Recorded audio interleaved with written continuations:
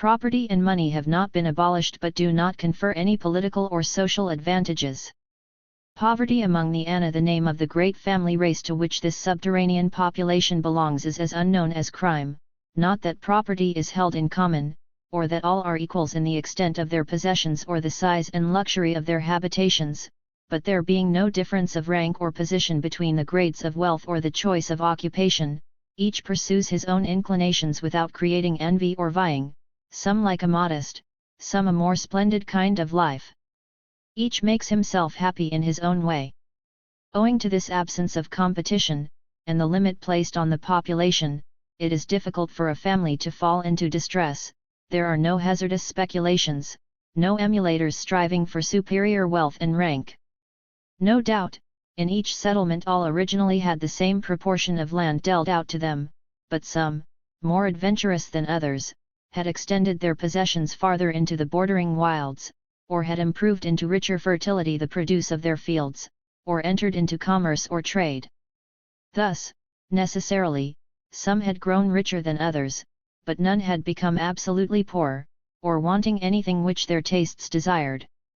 If they did so, it was always in their power to migrate, or at the worst to apply, without shame and with certainty of aid, to the rich, for all the members of the community considered themselves as brothers of one affectionate and united family.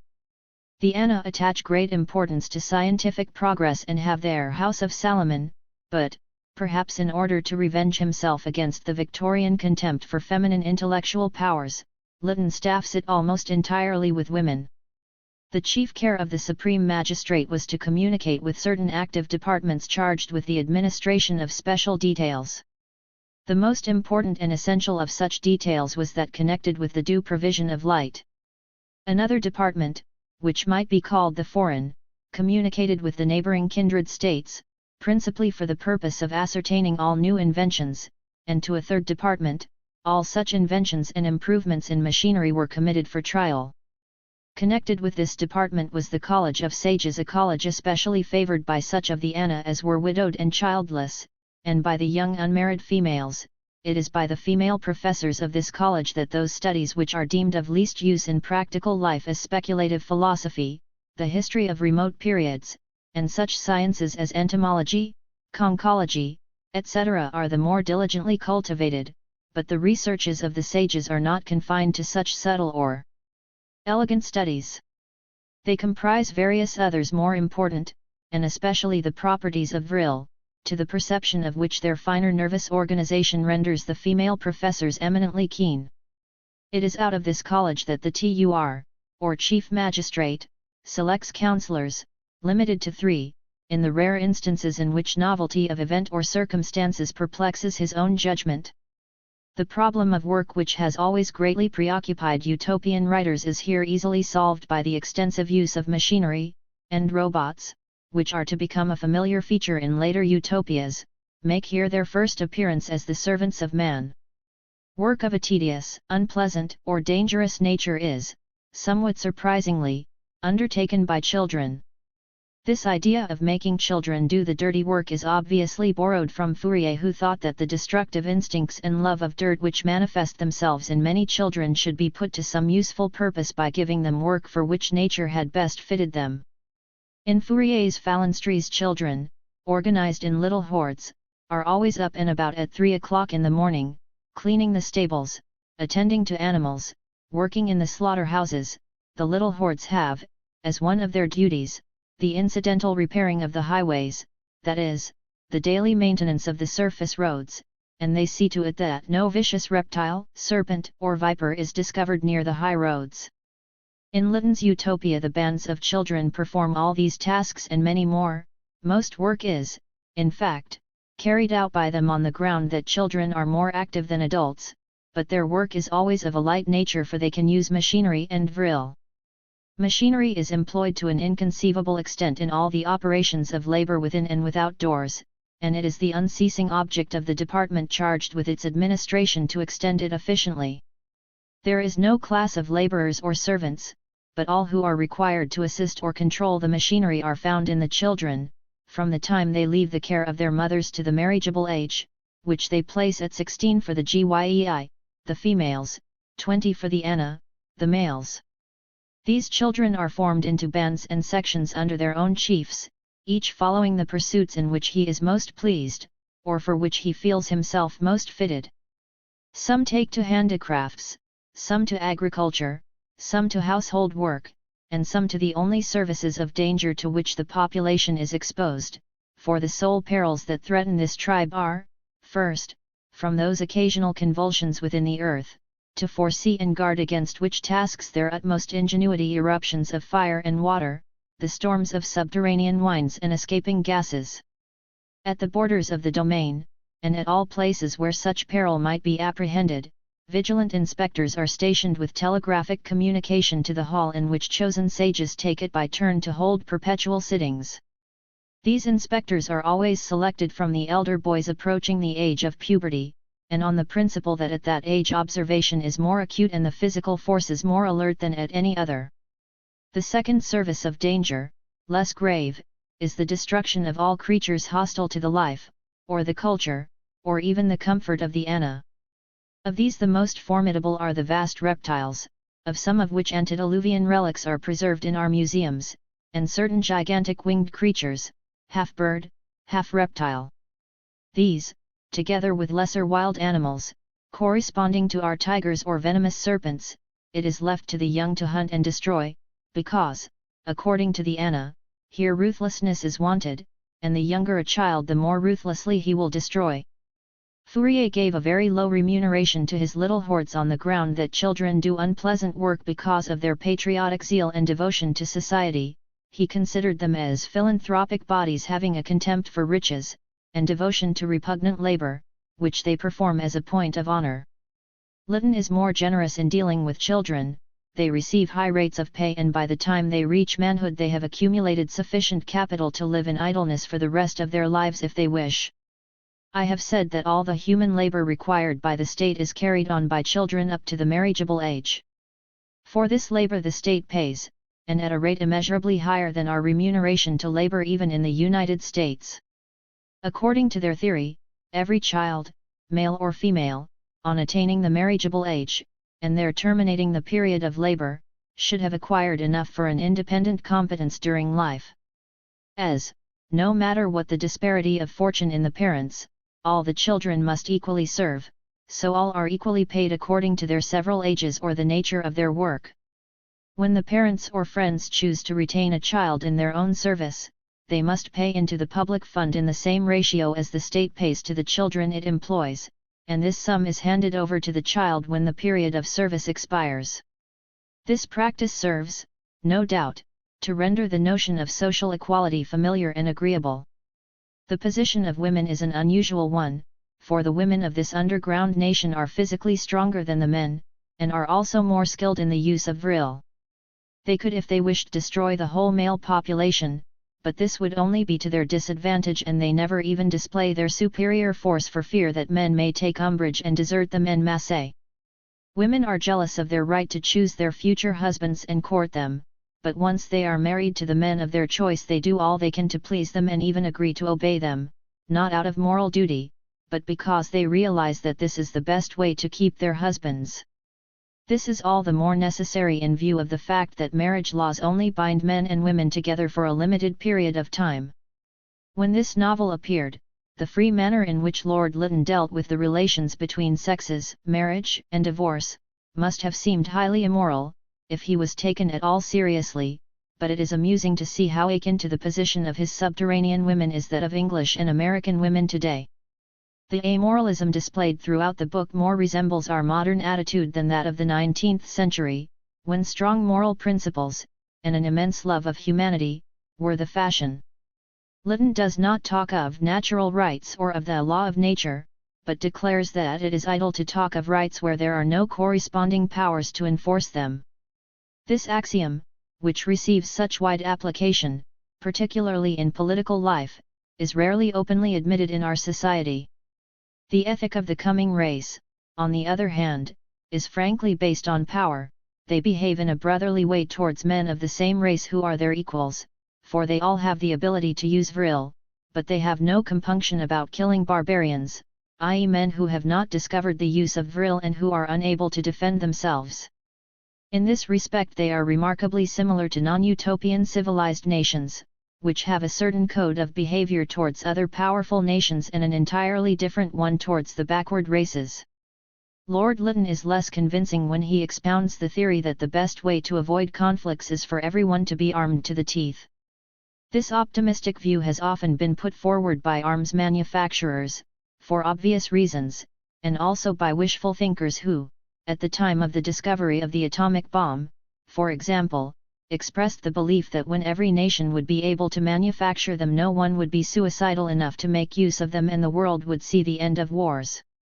Unfortunately, one may gather from past experience that even when a certain equilibrium of forces is achieved, there are always men ready to gamble their own life or that of others. The coming race is the kind of utopian romance which can only be treated with the greatest contempt by any scientific socialist, if indeed any of them would consent to read such petit bourgeois literature. It is certainly a curious attempt to reconcile certain socialist principles with laissez-faire capitalism. From William Godwin, who had exerted a considerable influence on him during his youth, Lytton probably borrowed his conception of a stateless society composed of a federation of small, independent communities, and from Fourier some of his ideas concerning work, the retention of profits and his liberal attitude towards idlers. The result of conflicting influences is a society where equality is admitted on principle, but where profits are made out of capital and where therefore exploitation persists, where riches do not confer any power and never corrupt, where there is no government to defend the interests of the privileged class. But this is an utopian romance and inconsistencies are de rigueur. In spite of them, or perhaps, thanks to them, the coming race is less dull than most of the more scientific utopias of the 19th century. Edward Bellamy. Looking Backward. I.F. Looking Backward is, in spite of its paradoxical title, a romance about the future. It is a future with which we are already familiar. The nationalization of industry, the conscription of labor, the importance of the managerial class, are all features which belong to the present rather than to the future, and we might be tempted to call Edward Bellamy a prophet, rather than an utopian, if he had not been sadly mistaken in thinking that these changes would bring us happiness. The public of the 90s, which had not tasted the reality of state control, received Bellamy's utopia with enthusiasm. Reviewing Looking Backward in La Revolte, at the end of 1889, 2 years after the book had first appeared in America, Peter Kropotkin mentioned that 139,000 copies of the American edition, and 40,000 of the English edition, had already been sold and that it had achieved many conversions. Darwin's great co-worker, A.R. Wallace, declared that he had only been in favor of the nationalization of the land, but Bellamy's book had convinced him that the United States were ready for socialism. Bellamy's clear and practical approach to economic problems was probably one of the chief causes for his success, while the sentimental romance, woven into his description of the society of the future, could not fail to appeal to the taste of the time. Bellamy was also very careful to disguise his authoritarianism in such a way as not to antagonize the individualist susceptibilities of the American bourgeoisie. Cabot wrote his utopia thinking of the unemployed and starving masses who, he presumed, would be more interested in food and shelter than in the luxury of being allowed to decide what to eat or what to wear. Bellamy obviously wrote with an eye to the middle classes, and in seeking to attract people who did not lack the essential amenities of life, he had to emphasize other attractions than food and shelter, such as the possibility of retiring at 45 and having no servant problems. It is also obvious that the cultured classes would not accept dictation in matters of taste or restriction in what they considered to be their intellectual freedom, and Bellamy ingeniously combined state control in matters of production and distribution with private initiative in literature and art, and allowed a greater degree of independence to the liberal professions than to the industrial workers. Mr. West, the hero of the story, lived in Boston at the end of the 19th century, when poverty and unemployment produced widespread industrial unrest. This wealthy young man, whose main preoccupation in life seems to have been that the building of a house for his future wife was held up by continuous strikes, suffered from insomnia and had an underground chamber specially constructed so that he could sleep without being disturbed by the noises of the town. But he had also on occasion to use the services of a doctor who sent him to sleep by hypnotism.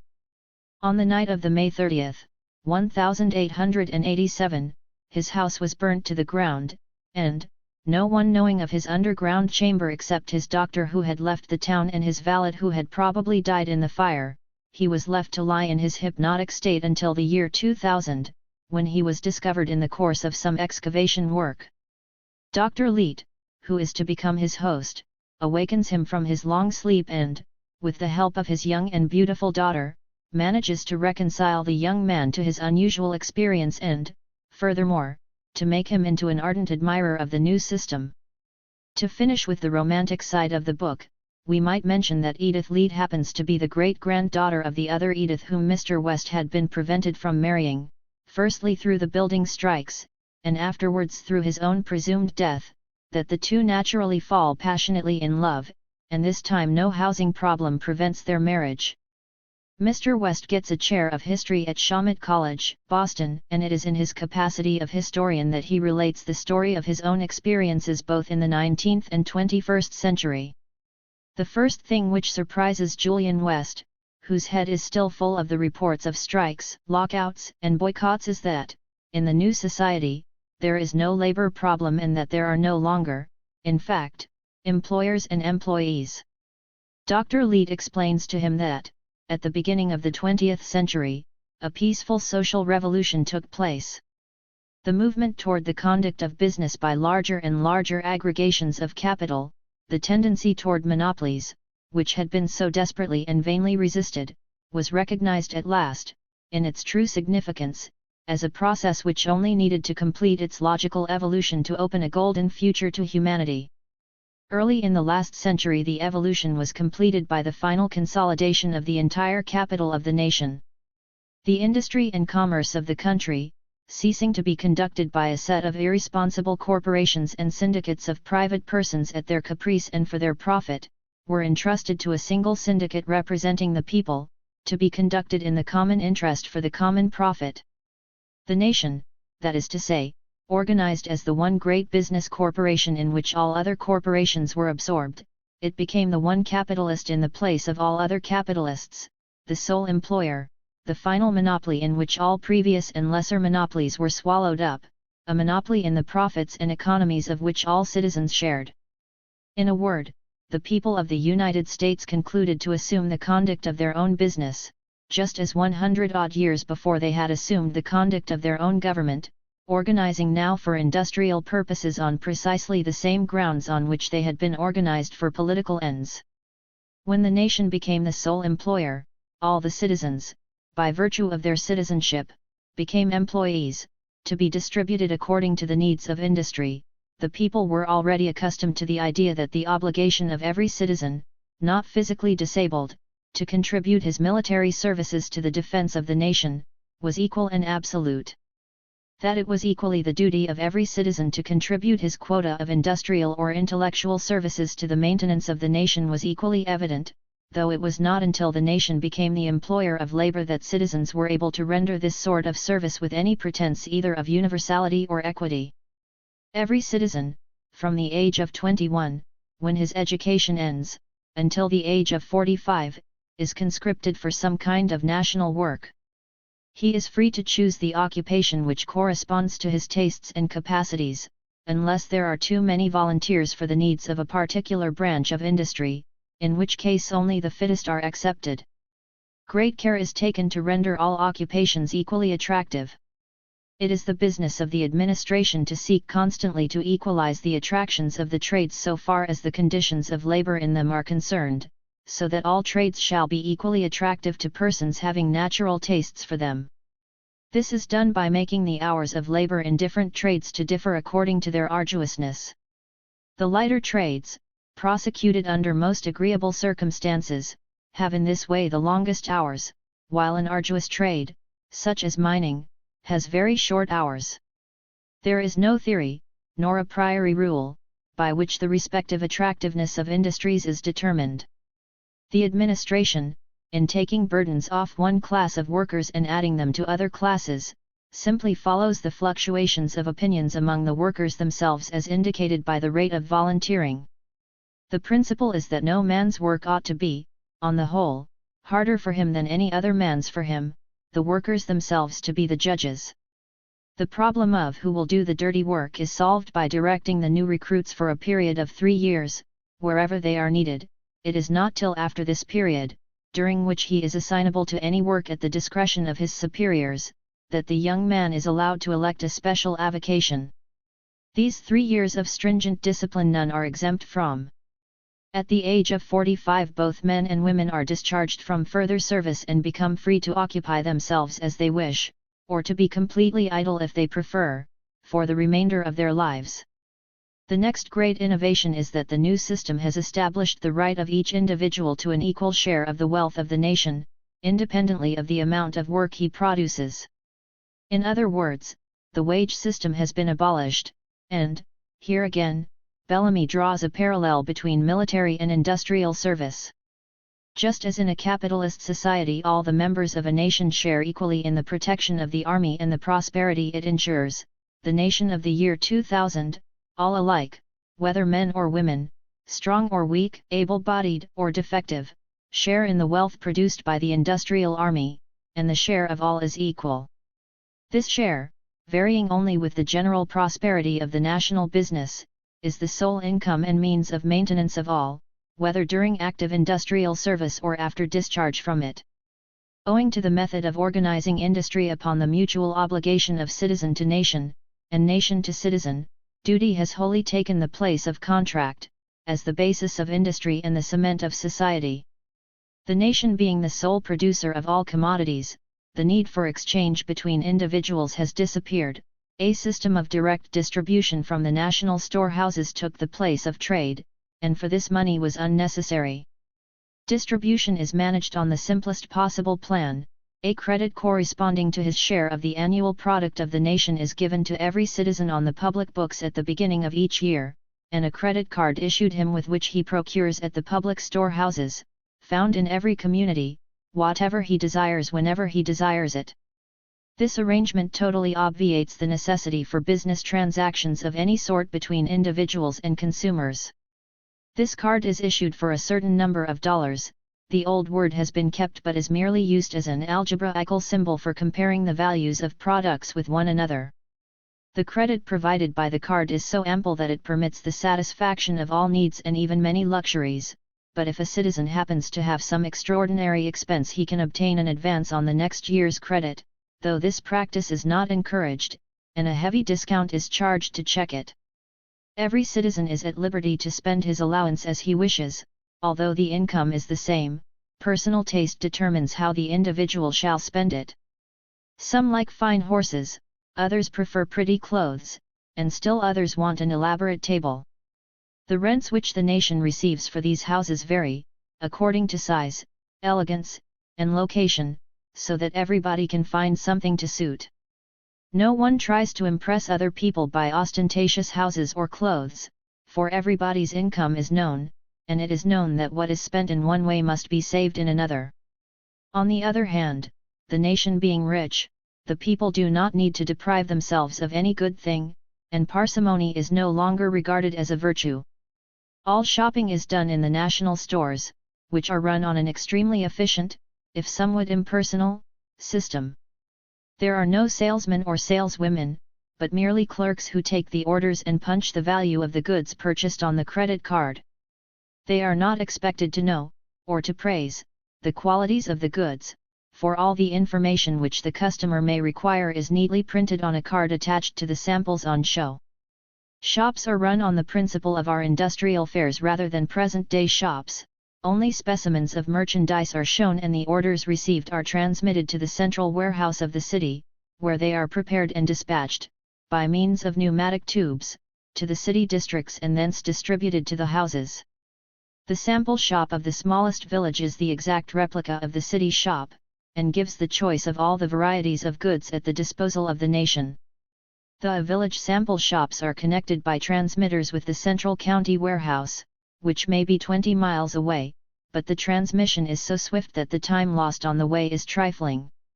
Meals can be taken at home or at a public restaurant, having all the grandiosity of our Lions Corner houses, but where each family in the ward can, for a small annual rent, have a room set aside for its permanent and exclusive use. People are not obliged to spend their allowance in the United States alone but can use it in Europe, Australia, Mexico, and parts of South America which are industrial republics like the United States.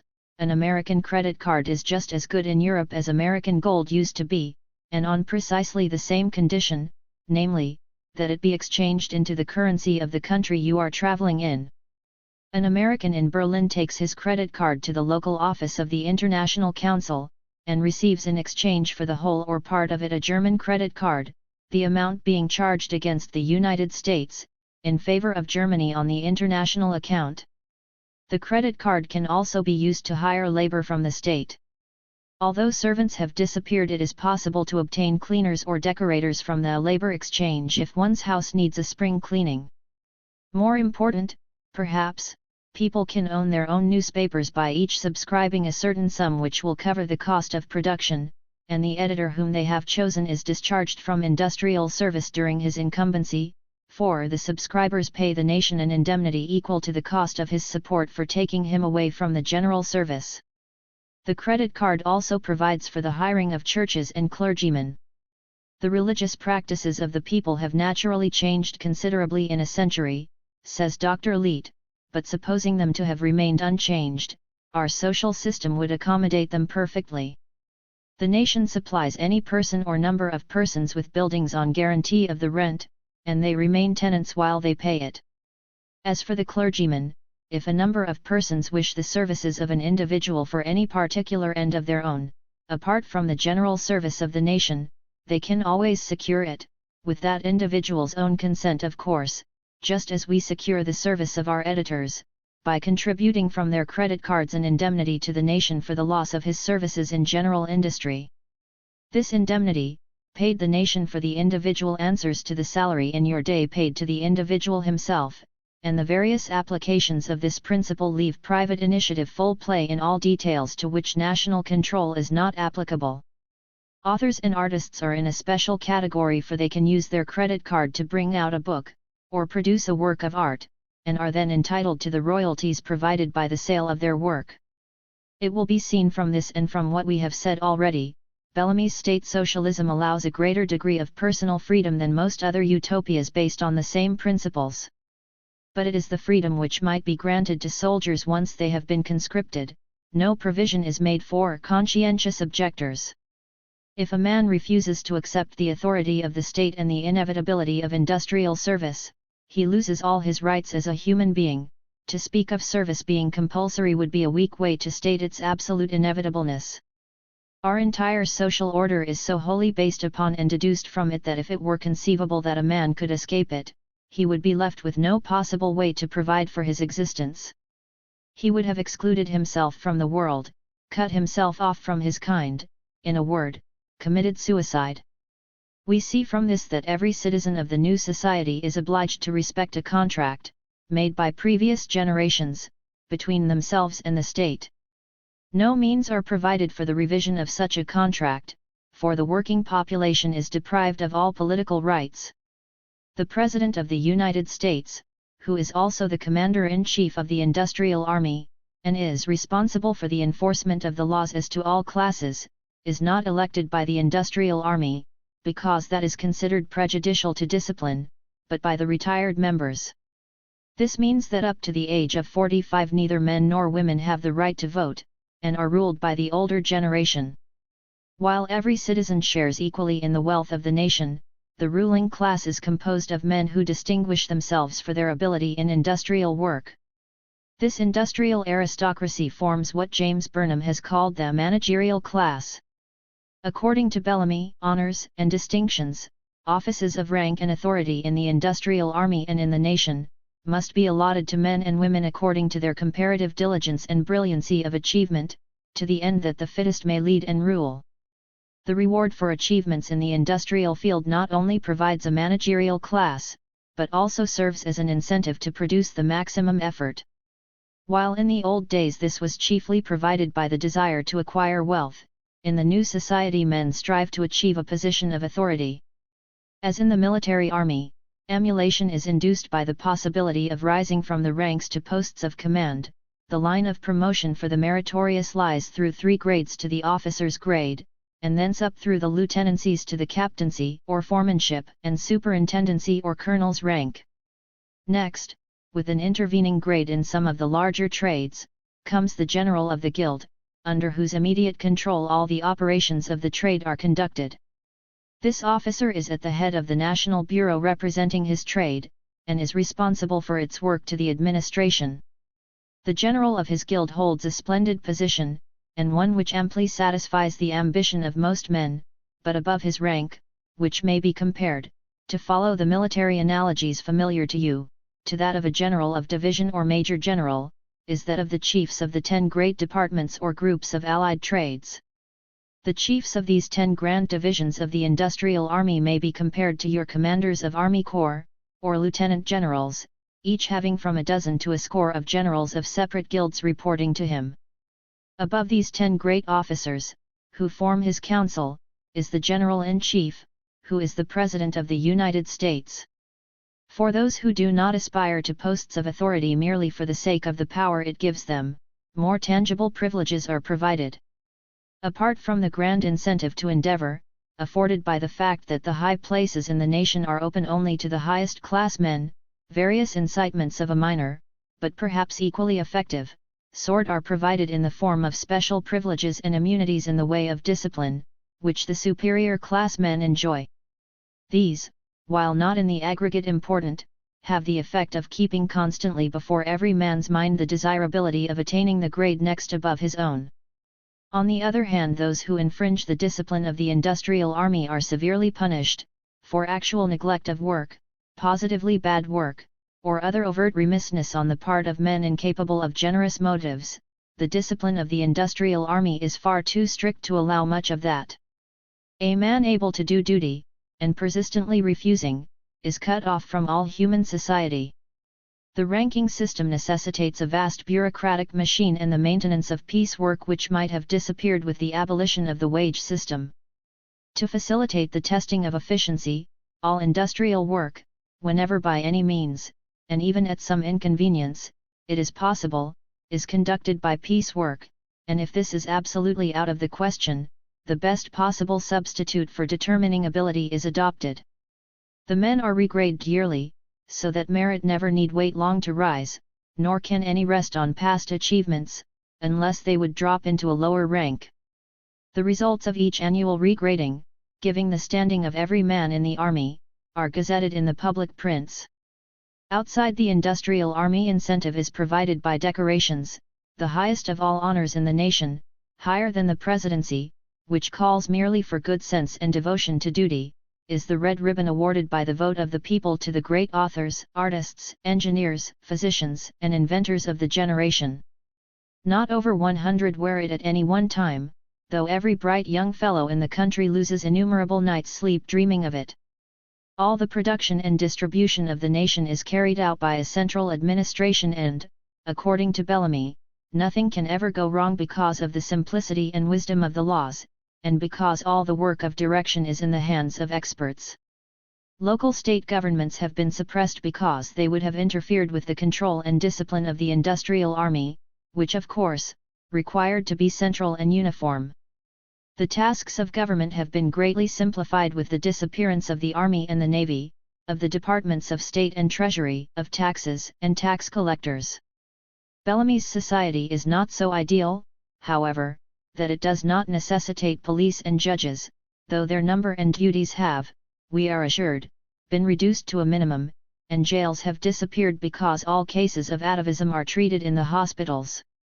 We might mention in passing that the jury system has been abolished and that judges are nominated by the President from among citizens over 45 years of age.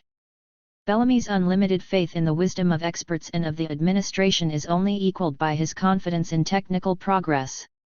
He seems to have conceived man's happiness in terms of an ever-increasing quantity of consumers' goods, of bigger and better restaurants, of a speedier delivery of goods from the stores, of skyscrapers and streets covered with waterproof material in bad weather. Bellamy's inventions, such as his music by telephone, are amusing to us as interesting anticipations, and if the following passage makes us aware of our good fortune, through the enthusiasm of a man of the 19th century for an invention which already we take for granted, we also feel that happiness cannot be found after all, in technical progress alone. "Come, then, into the music room," she said, and I followed her into an apartment finished, without hangings, in wood, with a floor of polished wood. I was prepared for new devices in musical instruments, but I saw nothing in the room which by any stretch of imagination could be conceived as such. It was evident that my puzzled appearance was affording intense amusement to Edith. "Please look at today's music," she said, handing me a card, "and tell me what you would prefer. It is now 5 o'clock, you will remember." The card bore the date September 12, 2000, and contained the largest program of music I had ever seen. It was as various as it was long, including a most extraordinary range of vocal and instrumental solos, duets, quartets, and various orchestral combinations. I remained bewildered by the prodigious list until Edith's pink fingertip indicated a particular section of it, where several selections were bracketed, with the words 5 p.m. against them. Then I observed that this prodigious program was an all-day one, divided into 24 sections answering to the hours. There were but a few pieces of music in the 5 p.m. section, and I indicated an organ piece as my preference.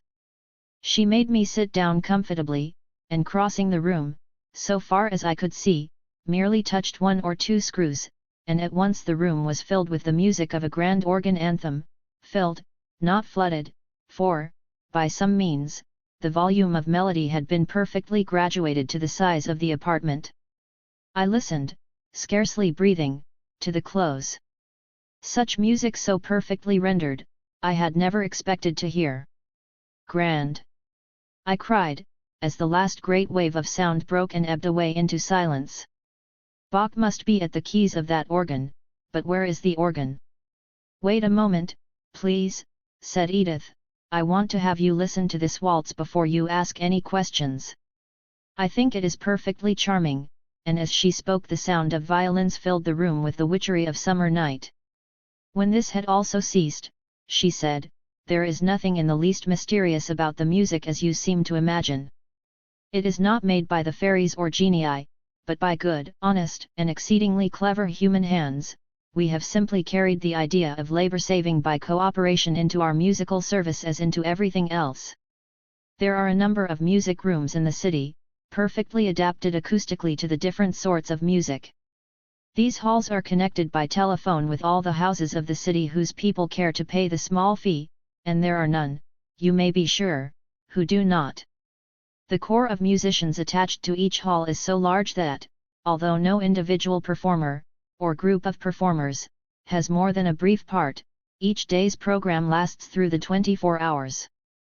There are on that card for today, as you will see if you observe closely, distinct programs of 4 of these concerts, each of a different order of music from the others, being now simultaneously performed, and any one of the 4 pieces now going on that you prefer, you can hear merely by pressing the button which will connect your house wire with the hall where it is being rendered. The programs are so coordinated that the pieces at any one time simultaneously proceeding in the different halls usually offer a choice, not only between instrumental and vocal, and between different sorts of instruments, but also between different motives from grave to gay, so that all tastes and moods can be suited. "It appears to me, Miss Leet," I said, "that if we could have devised an arrangement for providing everybody with music in their homes, perfect in quality, unlimited in quantity, suited to every mood, and beginning and ceasing at will, we should have considered the limit of human felicity already attained, and ceased to strive for further improvements. If we feel skeptical of the happiness which technical inventions might bring us, it also is difficult to feel very enthusiastic about the solution of the labor problem offered by Bellamy. Apart from the fact that recent experience has shown that industrial conscription does not always run as smoothly as he seems to have hoped, his rigid regimentation of men's lives takes little note of the differences in the psychological make-up of individuals. It is difficult to see why everyone should be obliged to study up to the age of 21, when many would prefer to engage in some kind of trade, and why everyone should retire at 45, when many only begin to gather the fruits of the experience acquired during their youth. Nor do we feel very comforted by the idea that after 3 years of dirty work we would be able to choose an occupation suited to our taste, since, in view of the development of mass production, most of the jobs available would probably involve working in factories on some kind of belt system. The joy with which the citizens of Bellamy's society greet their retirement is a sufficient indication that industrial conscription is resented as a burden. We all agree, says Dr. Leet, in looking forward to the date of our discharge as the time when we shall first enter upon the full enjoyment of our birthright, the period when we shall first really attain our majority and become enfranchised from discipline and control, with the fee of our lives vested in ourselves. Bellamy was convinced that 21 years of compulsory education and 24 years of conscripted labor was a very moderate demand on the part of the state, and that no one could possibly object to it. That life begins at 45 is, however, an opinion with which it is permissible to disagree. One might also feel little sympathy for the constant use Bellamy makes of compulsion. If the citizens of the new society are truly satisfied with their conditions, what need is there to compel them to do what, we are constantly assured, is light and even pleasant work? Is there not also a danger that work which can be pleasant when freely undertaken, becomes irksome when done under compulsion? Bellamy, however, was so convinced that he had found a solution to all the world's problems that he devoted the rest of his life to perfecting his system, and published several books to explain it in greater detail. That he had found a solution cannot be denied, but as we shall see in the next utopia, there could be a more attractive one. William Morris. News from Nowhere. FTER The stifling atmospheres of Cabet's and Bellamy's utopias, with their complicated bureaucratic machines run by an all-wise, all-pervading state, William Morris's utopian England appears like an oasis where we would like to stay, if not forever, at least for a long time. Here we can work without having a foreman at our elbow, we can sleep without having to set the alarm clock, eat what we like and not what the experts have decided to be best suited to our constitution, we can love without having to consider tyrannical laws or a no less tyrannical public opinion. Here we can dress as we like, read what we like and, above all, think what we like. Here we can live, because we have not been catalogued and directed, but left to arrange our lives as we think fit. News from Nowhere was published in serial form in the Commonweal, the journal of the Socialist League, founded and edited by William Morris, during the year 1890. It is likely that Morris was prompted to write his Utopia after reading Looking Backward, which had appeared in England a few years previously and for which he could have felt little sympathy. His work too is written in the form of a romance of the future, but to the highly centralized government of Bellamy's ideal society Morris opposed a society in which government has become unnecessary, for government is but the machinery of tyranny, and when tyranny comes to an end there is no longer need for such machinery. To the vast industrial organization of utopian America Morris opposed a federation of agrico-industrial communities working autonomously. To the military discipline of work he opposed the right of the individual to work when and how he pleased, to engage in machine mass production, or in handmade, limited, but beautifully finished goods. Indeed, there is hardly a single point on which News from Nowhere is not the antithesis of Looking Backward. William Morris differs also from most utopian writers of the 19th century in his desire to break away completely not only from the misery brought about by the Industrial Revolution but also from faith in industrial progress. Bellamy, with the majority of utopian writers, believed that once the system of private capitalism was abolished, technical progress would bring happiness to mankind, for it would satisfy all its ever-increasing wants. Morris, on the contrary, believed that happiness had nothing to do with increased production and that most of the progress made in that field would be discarded when the new society came into being. The 19th century saw itself as a man who has lost his clothes whilst bathing, and has to walk naked through the town. William Morris neither believed that the new society could be the work of some socialist Napoleon nor that it would evolve, by a kind of mechanical process, out of the old.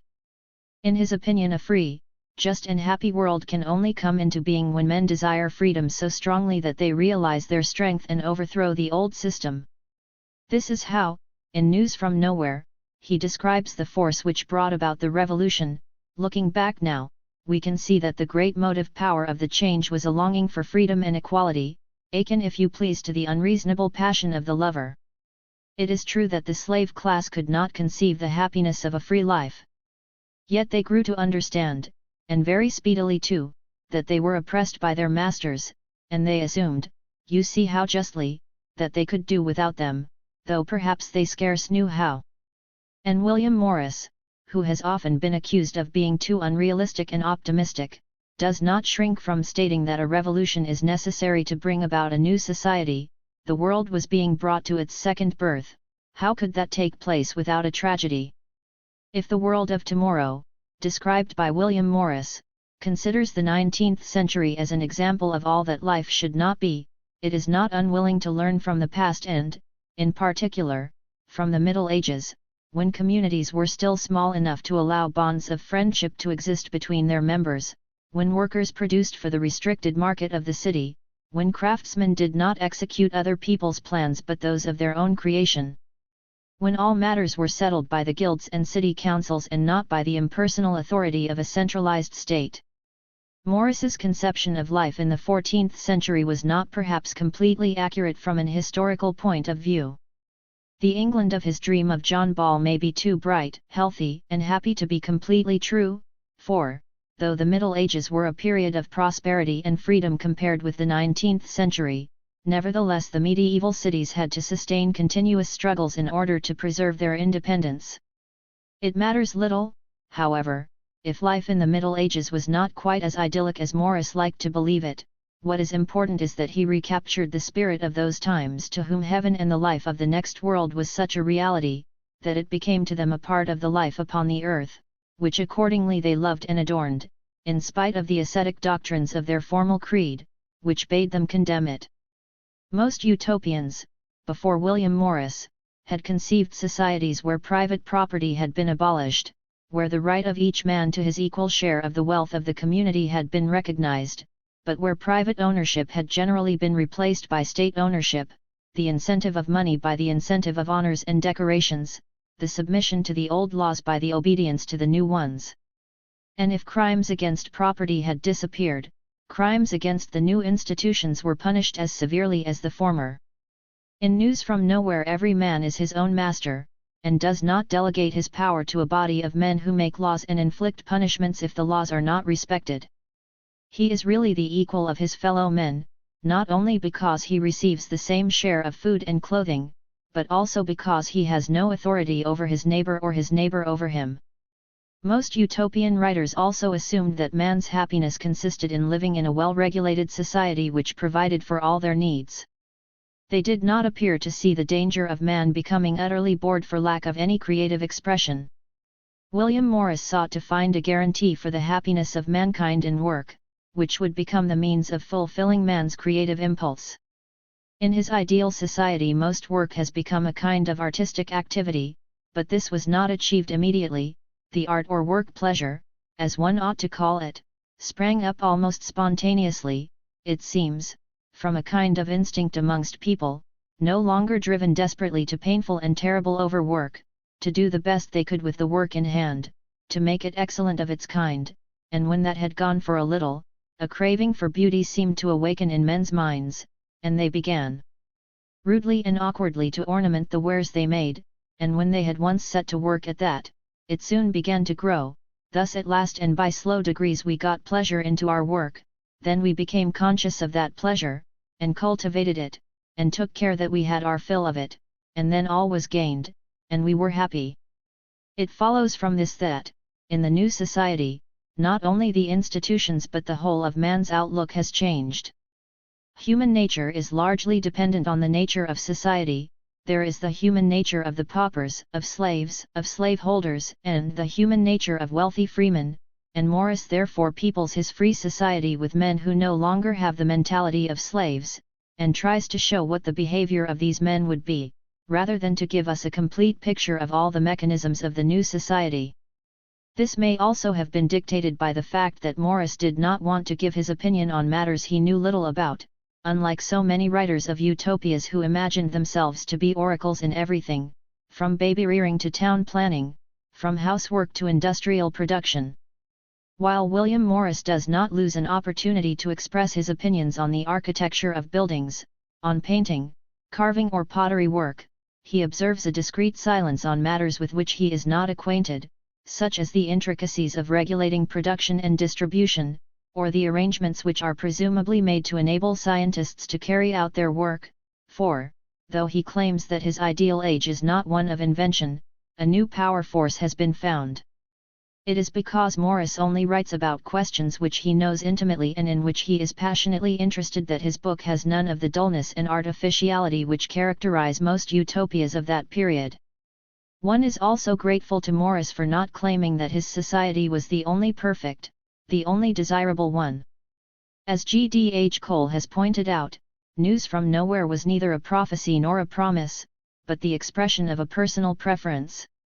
Morris was saying, here is the sort of society I feel I should like to live in. Now tell me yours. All utopias are, of course, the expression of personal preferences, but their authors usually have the conceit to assume that their personal tastes should be enacted into laws.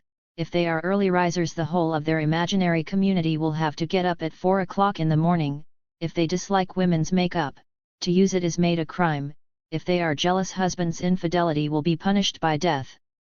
Morris freely confesses his likes and dislikes, but no one is obliged to accept them, and there are no punishments for those who have dissimilar tastes.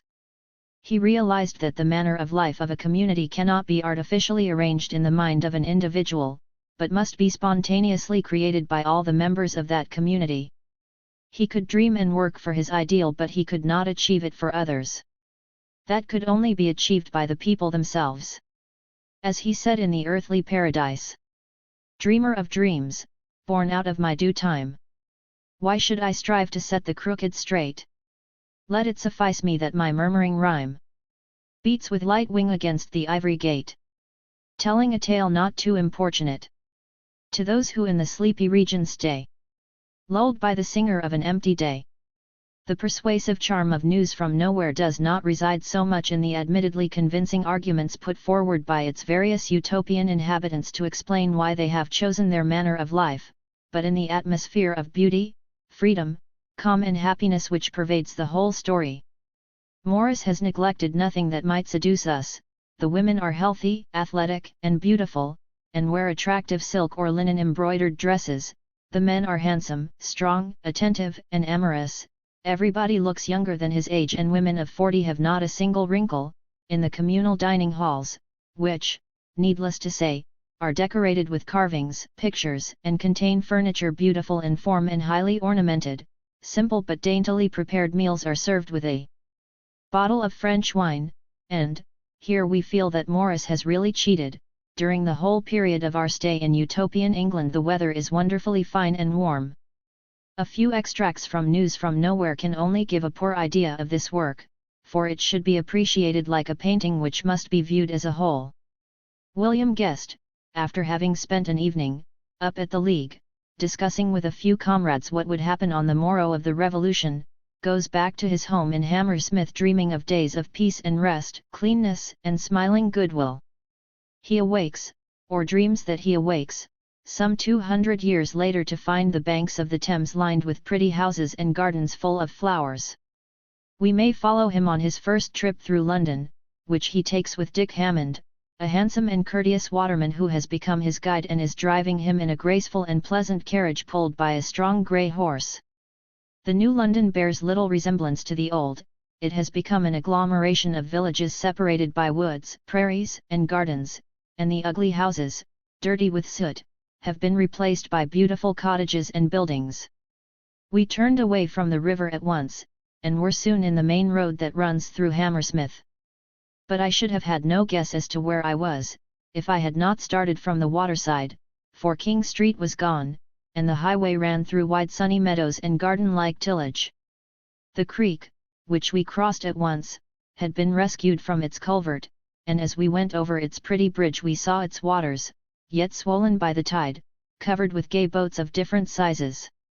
There were houses about, some on the road, some amongst the fields with pleasant lanes leading down to them, and each surrounded by a teeming garden. They were all pretty in design, and as solid as might be, but countrified in appearance, like yeomen's dwellings, some of them of red brick like those by the river, but more of timber and plaster, which were by the necessity of their construction so like medieval houses of the same materials that I fairly felt as if I were alive in the 14th century, a sensation helped out by the costume of the people that we met or passed, in whose dress there was nothing modern. Almost everybody was gaily dressed, but especially the women, who were so well-looking, or even so handsome, that I could scarcely refrain my tongue from calling my companion's attention to the fact. Some faces I saw that were thoughtful, and in these I noticed great nobility of expression, but none that had a glimmer of unhappiness, and the greater part, we came upon a good many people, were frankly and openly joyous. I thought I knew the Broadway by the lie of the roads that still met there.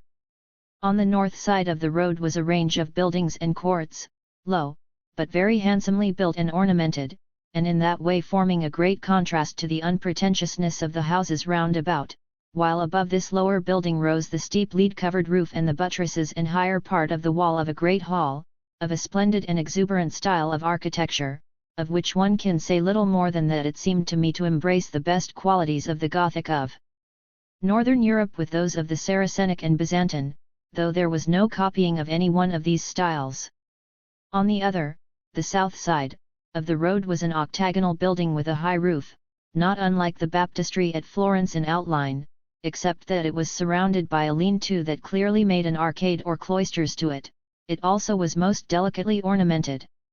This whole mass of architecture which we had come upon so suddenly from amidst the pleasant fields was not only exquisitely beautiful in itself, but it bore upon it the expression of such generosity and abundance of life that I was exhilarated to a pitch that I had never yet reached. I fairly chuckled for pleasure. My friend seemed to understand it, and sat looking on me with a pleased and affectionate interest. We had pulled up amongst a crowd of carts, wherein sat handsome healthy-looking people, men, women, and children very gaily dressed, and which were clearly market carts, as they were full of very tempting-looking country produce. I said, I need not ask if this is a market, for I see clearly that it is, but what market is it that it is so splendid? And what is the glorious hall there, and what is the building on the south side? Oh, said he, it is just our Hammersmith market, and I am glad you like it so much, for we are really proud of it. Of course the hall inside is our winter moat house, for in summer we mostly meet in the fields down by the river opposite Barn Elms. The building on our right hand is our theatre. After crossing Kensington, which is now covered by a wood of oaks, chestnuts, planes, and sycamores and where groups of children are camping, they reach Westminster. Just as we came to the top of a rising ground, down a long glade of the wood on my right I caught sight of a stately building whose outline was familiar to me, and I cried out, Westminster Abbey. Yes, said Dick, Westminster Abbey, what there is left of it. Why, what have you done with it? Quoth I in terror. What have we done with it? Said he, nothing much, save clean it. But you know the whole outside was spoiled centuries ago. As to the inside, that remains in its beauty after the great clearance, which took place over 100 years ago, of the beastly monuments to fools and knaves, which once blocked it up, as great-grandfather says. We went on a little further, and I looked to the right again, and said, in rather a doubtful tone of voice, why, there are the Houses of Parliament. Do you still use them? He burst out laughing, and was some time before he could control himself. Then he clapped me on the back and said, I take you, neighbour, you may well wonder at our keeping them standing, and I know something about that, and my old kinsman has given me books to read about the strange game that they played there. Use them? Well, yes, they are used for a sort of subsidiary market, and a storage place for manure, and they are handy for that, being on the water side.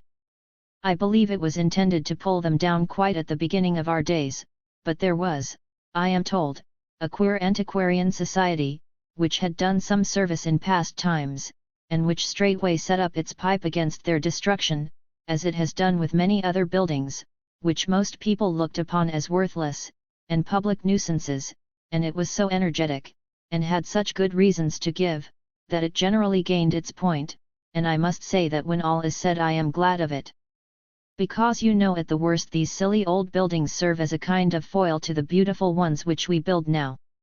The wonder of the man from the other world increases as they reach Piccadilly, which is still an elegant shopping centre where crowds like to gather, but where the shops are run by children and no money is asked in exchange for goods.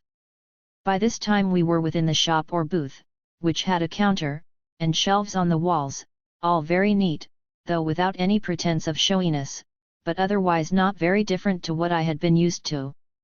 Within were a couple of children, a brown-skinned boy of about 12, who sat reading a book, and a pretty little girl of about a year older, who was also sitting reading behind the counter. They were obviously brother and sister. "Good morning, little neighbors," said Dick. "My friend here wants tobacco and a pipe, can you help him?" "Dear neighbor," said the girl, with the most solemn countenance of a child playing at keeping shop, "what tobacco is it you would like?" "Latakia," quoth I, feeling as if I were assisting at a child's game, and wondering whether I should get anything but make-believe. But the girl took a dainty little basket from a shelf beside her, went to a jar, and took out a lot of tobacco and put the filled basket down on the counter before me, where I could both smell and see that it was excellent Latakia. "But you haven't weighed it," said I, and how much am I to take?" "Why," she said, "I advise you to cram your bag, because you may be going where you can't get Latakia. Where is your bag?" Therewith she fell to cramming it with the tobacco, and laid it down by me and said, "Now for the pipe, there are 3 pretty ones just come in." She disappeared again, and came back with a big bold pipe in her hand, carved out of some hardwood very elaborately, and mounted in gold sprinkled with little gems. It was, in short, as pretty and gay a toy as I had ever seen, something like the best kind of Japanese work, but better. "Dear me," said I, when I set eyes on it, "this is altogether too grand for me, or for anybody but the Emperor of the world. Besides, one shall lose it, I always lose my pipes." The child seemed rather dashed, and said, "Don't you like it, neighbor?" "Oh yes," I said, "of course I like it." "Well, then, take it," said she, "and don't trouble about losing it. What will it matter if you do? Somebody is sure to find it, and he will use it, and you can get another." I took it out of her hand to look at it, and while I did so, forgot my caution, and said, "But however am I to pay for such a thing as this?" Dick laid his hand on my shoulder as I spoke, and turning I met his eyes with a comical expression in them, which warned me against another exhibition of extinct commercial morality, so I reddened and held my tongue, while the girl simply looked at me with the deepest gravity, as if I were a foreigner blundering in my speech, for she clearly didn't understand me a bit. I asked if children generally waited on people in the markets. "Often enough," said he, "when it isn't a matter of dealing with heavy weights, but by no means always. The children like to amuse themselves with it, and it is good for them, because they handle a lot of diverse wares and get to learn about them, how they are made, and where they come from, and so on. Besides, it is such very easy work that anybody can do it. It is said that in the early days of our epoch there were a good many people who were hereditarily afflicted with a disease called idleness, because they were the direct descendants of those who in the bad times used to force other people to work for them, the people, you know, who are called slaveholders or employers of labor in the history books. Well, these idleness-stricken people used to serve booths all their time, because they were fit for so little. Indeed, I believe that at one time they were actually compelled to do some such work, because they, especially the women, got so ugly and produced such ugly children if their disease was not treated sharply, that the neighbors couldn't stand it. However, I'm happy to say that all that is gone by now. The disease is either extinct, or exists in such a mild form that a short course of aperient medicine carries it off. It is sometimes called the Blue Devils now, or the Muley Grubs. Queer names, ain't they? Then they cross Trafalgar Square, which is now a large open space planted with an orchard mainly of apricot trees, in the midst of which was a pretty gay little structure of wood, painted and gilded, that looked like a refreshment stall. Memories of Bloody Sunday assail the visitor. It was here that in 1887 a peaceful demonstration was dispersed by the police, people were bludgeoned and taken to jail. The recollection of these incidents leads to a discussion on the behavior of men in the 19th century. "How strange to think," said Dick, "that there have been men like ourselves, and living in this beautiful and happy country, who I suppose had feelings and affections like ourselves, who could yet do such dreadful things." "Yes," said I, in a didactic tone, "yet after all, even those days were a great improvement on the days that had gone before them. Have you not read of the medieval period, and the ferocity of its criminal laws, and how in those days men fairly seemed to have enjoyed tormenting their fellow men, nay, for the matter of that, they made their God a tormentor and a jailer rather than anything else?" "Yes," said Dick, "there are good books on that period also, some of which I have read. But as to the great improvement of the 19th century, I don't see it. After all, the medieval folk acted after their conscience, as your remark about their God, which is true, shows, and they were ready to bear what they inflicted on others, whereas the 19th century ones were hypocrites, and pretended to be humane, and yet went on tormenting those whom they dared to treat so by shutting them up in prison, for no reason at all, except that they were what they themselves, the prison masters, had forced them to be. Oh, it's horrible to think of.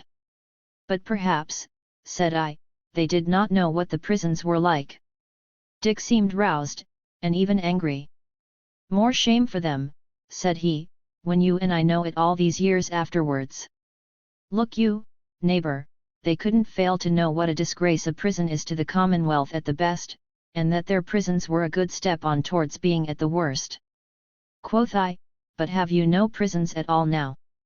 As soon as the words were out of my mouth, I felt that I had made a mistake, for Dick flushed red and frowned, and the old man looked surprised and pained, and presently Dick said angrily, yet as if restraining himself somewhat, "Man alive, how can you ask such a question? Have I not told you that we know what a prison means by the undoubted evidence of really trustworthy books, helped out by our own imaginations? And haven't you specially called me to notice that the people about the roads and streets look happy? And how could they look happy if they knew that their neighbours were shut up in prison, while they bore such things quietly? And if there were people in prison, you couldn't hide it from folk, like you may an occasional manslaying, because that isn't done of set purpose, with a lot of people backing up the slayer in cold blood, as this prison business is." "Prisons, indeed! Oh no, no, no." Dick and his companion then pass in front of a factory, and, from the short description of it, one gathers that industry has been decentralized thanks to the discovery of a new POWER1. We came by the gates of a big rambling building, in which work of some sort seemed going on. "What building is that?" said I, eagerly, for it was a pleasure amidst all these strange things to see something a little like what I was used to. "It seems to be a factory." "Yes," he said, "I think I know what you mean, and that's what it is, but we don't call them factories now, but banded workshops, that is, places where people collect who want to work together." "I suppose," said I, "power of some sort is used there." "No, no," said he. "Why should people collect together to use power, when they can have it at the places where they live, or hard by, any 2 or 3 of them, or any one, for the matter of that? No, folk collect in these banded workshops to do handwork in which working together is necessary or convenient. Such work is often very pleasant. In there, for instance, they make pottery and glass there, you can see the tops of the furnaces. Well, of course it's handy to have fair-sized ovens and kilns and glass pots, and a good lot of things to use them for, though of course there are a good many such places, as it would be ridiculous if a man had a liking for pot-making or glass-blowing that he should have to live in one place or be obliged to forego the work he liked." "I see no smoke coming from the furnaces," said I. "Smoke," said Dick, "why should you see smoke?" I held my tongue, and he went on, "It's a nice place inside, though as plain as you see outside. As to the crafts, throwing the clay must be jolly work, the glass blowing is rather a sweltering job, but some folk like it very much indeed, and I don't much wonder, there is such a sense of power, when you have got deft in it, in dealing with the hot metal. It makes a lot of pleasant work," said he, smiling, "for however much care you take of such goods, break they will, one day or another, so there is always plenty to do." The two now reach the British Museum, where lives an old kinsman of Dick, who has been a custodian of the books for many years and is well versed in history. The young man leaves his guest in the company of old Hammond, while he goes out with a beautiful woman who excites both the admiration and curiosity of the visitor.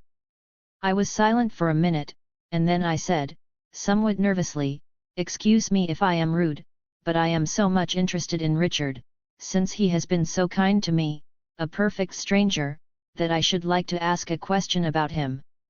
"Well," said old Hammond, "if he were not kind, as you call it, to a perfect stranger he would be thought a strange person, and people could be apt to shun him. But ask on, ask on.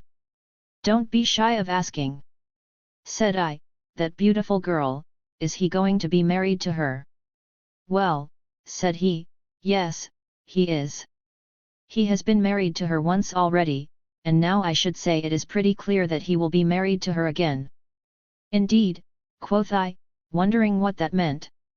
"Here is the whole tale," said old Hammond, "a short one enough, and now I hope a happy one. They lived together 2 years the first time, were both very young, and then she got it into her head that she was in love with somebody else. So she left poor Dick, I say poor Dick, because he had not found anyone else. But it did not last long, only about a year, then she came to me, as she was in the habit of bringing her troubles to the old carle, and asked me how Dick was, and whether he was happy, and all the rest of it. So I saw how the land lay, and said that he was very unhappy, and not at all well, which last at any rate was a lie. There, you can guess the rest. Clara came to have a long talk with me today, but Dick will serve her turn much better. Indeed, if he hadn't chanced in upon me today I should have had to have sent for him tomorrow." "Dear me," said I. "Have they any children?" "Yes," said he, "two, they are staying with one of my daughters at present, where, indeed, Clara has mostly been. I wouldn't lose sight of her, as I felt sure they would come together again, and Dick, who is the best of good fellows, really took the matter to heart. You see, he had no other love to run to, as she had. So I managed it all, as I have done with such like matters before." "Ah," said I, "no doubt you wanted to keep them out of the divorce court, but I suppose it often has to settle such matters." "Then you suppose nonsense," said he. "I know that there used to be such lunatic affairs as divorce courts, but just consider, all the cases that came into them were matters of property quarrels, and I think, dear guest," said he, smiling, "that though you do come from another planet, you can see from the mere outside look of our world that quarrels about private property could not go on amongst us in our days. Indeed, my drives from Hammersmith to Bloomsbury, and all the happy quiet life I had seen so many hints of, even apart from my shopping, would have been enough to tell me that the sacred rights of property, as we used to think of them, were now no more."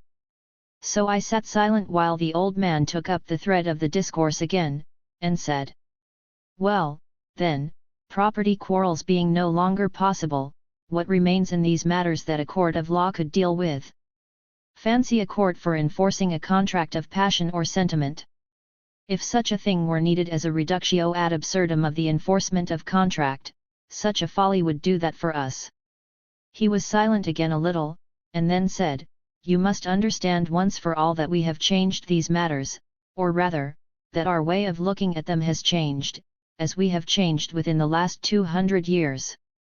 We do not deceive ourselves, indeed, or believe that we can get rid of all the trouble that besets the dealings between the sexes. We know that we must face unhappiness that comes of men and women confusing the relations between natural passion and sentiment and the friendship which, when things go well, softens the awakening from passing illusions, but we are not so mad as to pile up degradation on that unhappiness by engaging in sordid squabbles about livelihood and position, and the power of tyrannizing over the children who have been the results of love or lust. You did not seem shocked when I told you that there were no law courts to enforce contracts of sentiment or passion, but so curiously are men made, that perhaps you will be shocked when I tell you that there is no code of public opinion which takes the place of such courts, and which might be as tyrannical and unreasonable as they were. I do not say that people don't judge their neighbors' conduct, sometimes, doubtless, unfairly. But I do say that there is no unvarying conventional set of rules by which people are judged, no bed of Procrustes to stretch or cramp their minds and lives, no hypocritical excommunication which people are forced to pronounce, either by unconsidered habit, or by the unexpressed threat of the lesser interdict if they are lax in their hypocrisy. Are you shocked now?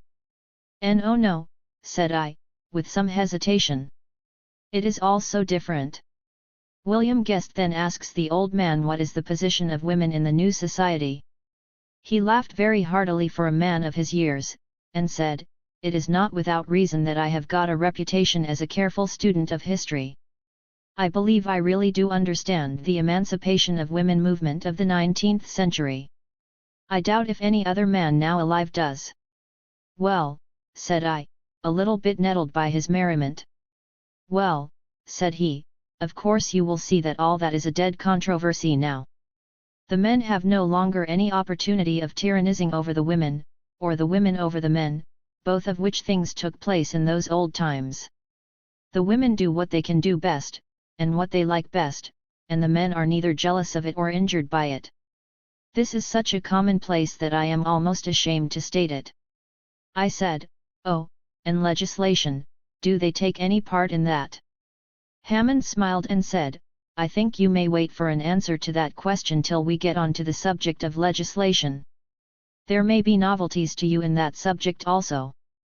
"Very well," I said, "but about this woman question? I saw at the guest house that the women were waiting on the men. That seems a little like reaction, doesn't it?" "Does it?" said the old man. "Perhaps you think housekeeping an unimportant occupation, not deserving of respect. I believe that was the opinion of the advanced women of the 19th century, and their male backers. If it is yours, I recommend to you an old Norwegian folklore tale called How the Man Minded the House, or some such title, the result of which minding was that, after various tribulations, the man and the family cow balanced each other at the end of a rope, the man hanging halfway up the chimney, the cow dangling from the roof, which, after the fashion of the country, was of turf and sloping down low to the ground. Hard on the cow, I think. Of course no such mishap could happen to such a superior person as yourself," he added, chuckling. "The visitor then wants to know what are the new ideas on education. He has already questioned Dick, who has given some curious answers and does not seem to know the meaning of the word school." "School?" Dick said, "Yes, what do you mean by that word? I don't see how it can have anything to do with children. We talk indeed, of a school of herring, and of a school of painting, and in the former sense we might talk of a school of children, but otherwise I must own myself beaten." When he tried to explain that he used the word in the sense of a system of education, the young man did not understand him any better. "Education," he said, "I know enough Latin to know that the word must come from educere, to lead out, and I have heard it used, but I have never met anybody who could give me a clear explanation of what it means." He then went on to say that children learn whether they go through a system of teaching or not. They learn things which require skill, such as cooking, carpentering, or keeping shop. As for book learning, most children, seeing books lying about, manage to read by the time they are 4 years old, but they are not encouraged to scrawl too early because it gets them into a habit of ugly writing. From this conversation the visitor concluded that children were left to run wild and were taught nothing. In short, he tells the old man, "You have so refined your education, that now you have none."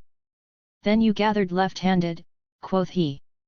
"But of course I understand your point of view about education, which is that of times past, when the struggle for life, as men used to phrase it, i.e., the struggle for a slave's rations on one side, and for a bouncing share of the slaveholder's privilege on the other, pinched education for most people into a niggardly dole of not very accurate information, something to be swallowed by the beginner in the art of living whether he liked it or not, and was hungry for it or not, and which had been chewed and digested over and over again by people who didn't care about it in order to serve it out to other people who didn't care about it. I stopped the old man's rising wrath by a laugh, and said, "Well, you were not taught that way, at any rate, so you may let your anger run off you a little." "True, true," said he, smiling. "I thank you for correcting my ill temper. I always fancy myself as living in any period of which we may be speaking. But, however, to put it in a cooler way, you expected to see children thrust into schools when they had reached an age conventionally supposed to be the due age, whatever their varying faculties and dispositions might be, and when they're, with like disregard to facts, to be subjected to a certain conventional course of learning. My friend, can't you see that such a proceeding means ignoring the fact of growth, bodily and mental? No one could come out of such a mill uninjured, and those only would avoid being crushed by it who would have the spirit of rebellion strong in them. Fortunately most children have had that at all times, or I do not know that we should ever have reached our present position. Now you see what it all comes to. In the old times all this was the result of poverty. In the 19th century, society was so miserably poor, owing to the systematized robbery on which it was founded, that real education was impossible for anybody. The whole theory of their so-called education was that it was necessary to shove a little information into a child, even if it were by means of torture and accompanied by twaddle, which it was well known was of no use, or else he would lack information lifelong. The hurry of poverty forbade anything else. All that is past, we are no longer hurried, and the information lies ready to each one's hand when his own inclinations impel him to seek it. In this as in other matters we have become wealthy, we can afford to give ourselves time to grow. Yes, said I, but suppose the child, youth, man, never wants the information, never grows in the direction you might hope him to do. Suppose, for instance, he objects to learning arithmetic or mathematics.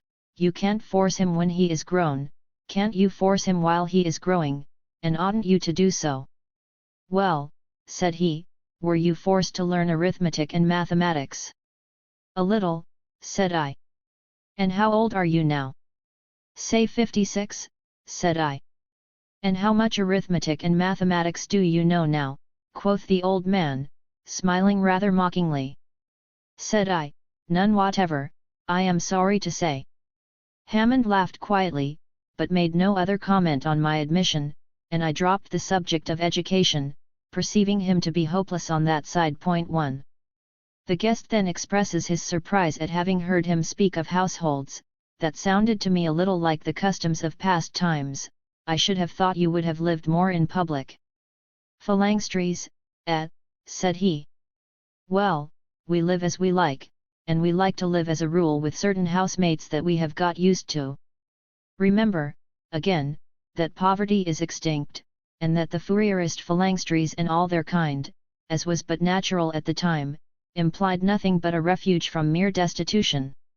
Such a way of life as that, could only have been conceived by people surrounded by the worst form of poverty. But you must understand therewith, that though separate households are the rule amongst us, and though they differ in their habits more or less, yet no door is shut to any good-tempered person who is content to live as the other housemates do, only of course it would be unreasonable for one man to drop into a household and bid the folk of it to alter their habits to please him, since he can go elsewhere and live as he pleases. After having heard the old man describe the new London, where slums have been demolished and covered with meadows or have been replaced by beautiful houses surrounded by gardens, the visitor wants to know about the other towns. To this Hammond replies, as to the big murky places which were once, as we know, the centres of manufacture, they have, like the brick and mortar desert of London, disappeared, only, since they were centres of nothing but manufacture, and served no purpose but that of the gambling market, they have left less signs of their existence than London. Of course, the great change in the use of mechanical force made this an easy matter, and some approach to their break-up as centers would probably have taken place, even if we had not changed our habits so much, but they being such as they were, no sacrifice would have seemed too great a price to pay for getting rid of the manufacturing districts, as they used to be called. For the rest, whatever coal or mineral we need is brought to grass and sent whither it is needed with as little as possible of dirt, confusion, and the distressing of quiet people's lives. There has been but little clearance, though much rebuilding, in the smaller towns. Their suburbs, indeed, when they had any, have melted away into the general country, and space and elbow room has been got in their centers, but there are the towns still with their streets and squares and marketplaces, so that it is by means of these smaller towns that we of today can get some kind of idea of what the towns of the older world were like, I mean to say at their best. This is how we stand.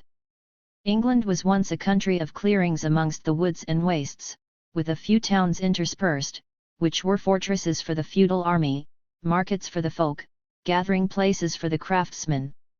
It then became a country of huge and foul workshops and fouler gambling dens, surrounded by an ill-kept, poverty-stricken farm, pillaged by the masters of the workshops. It is now a garden, where nothing is wasted and nothing is spoilt, with the necessary dwellings, sheds, and workshops scattered up and down the country, all trim and neat and pretty. Said I, that side of your change is certainly for the better. But though I shall soon see some of these villages, tell me in a word or two what they are like, just to prepare me. Perhaps, said he, you have seen a tolerable picture of these villages as they were before the end of the 19th century. Such things exist. I have seen several of such pictures, said I. Well, said Hammond, our villages are something like the best of such places, with the church or moat house of the neighbours for their chief building. Only note that there are no tokens of poverty about them, no tumble-down picturesque, which, to tell you the truth, the artist usually availed himself of to veil his incapacity for drawing architecture. Such things do not please us, even when they indicate no misery.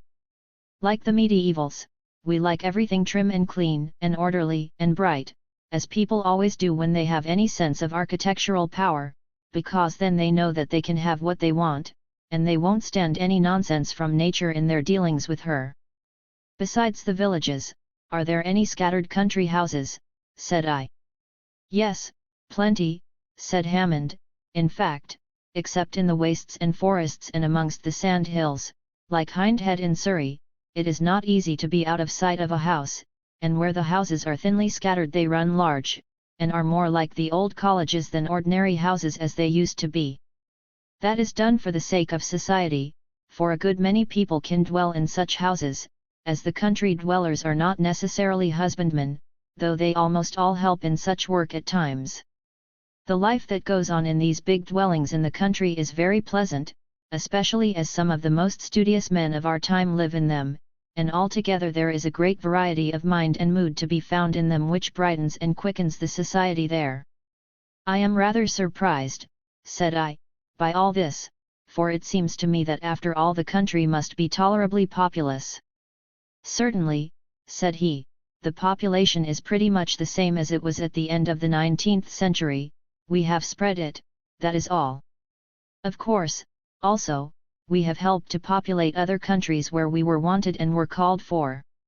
Even greater changes have taken place in the administration of the country, for government has disappeared altogether.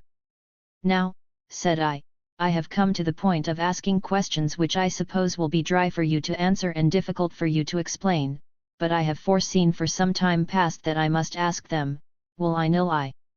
What kind of a government have you? Has republicanism finally triumphed?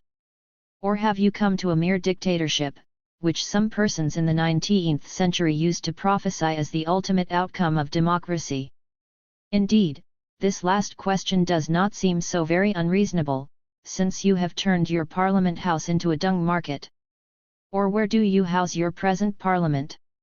The old man answered my smile with a hearty laugh, and said, well, dung is not the worst kind of corruption, fertility may come of that, whereas mere dearth came from the other kind, of which those walls once held the great supporters.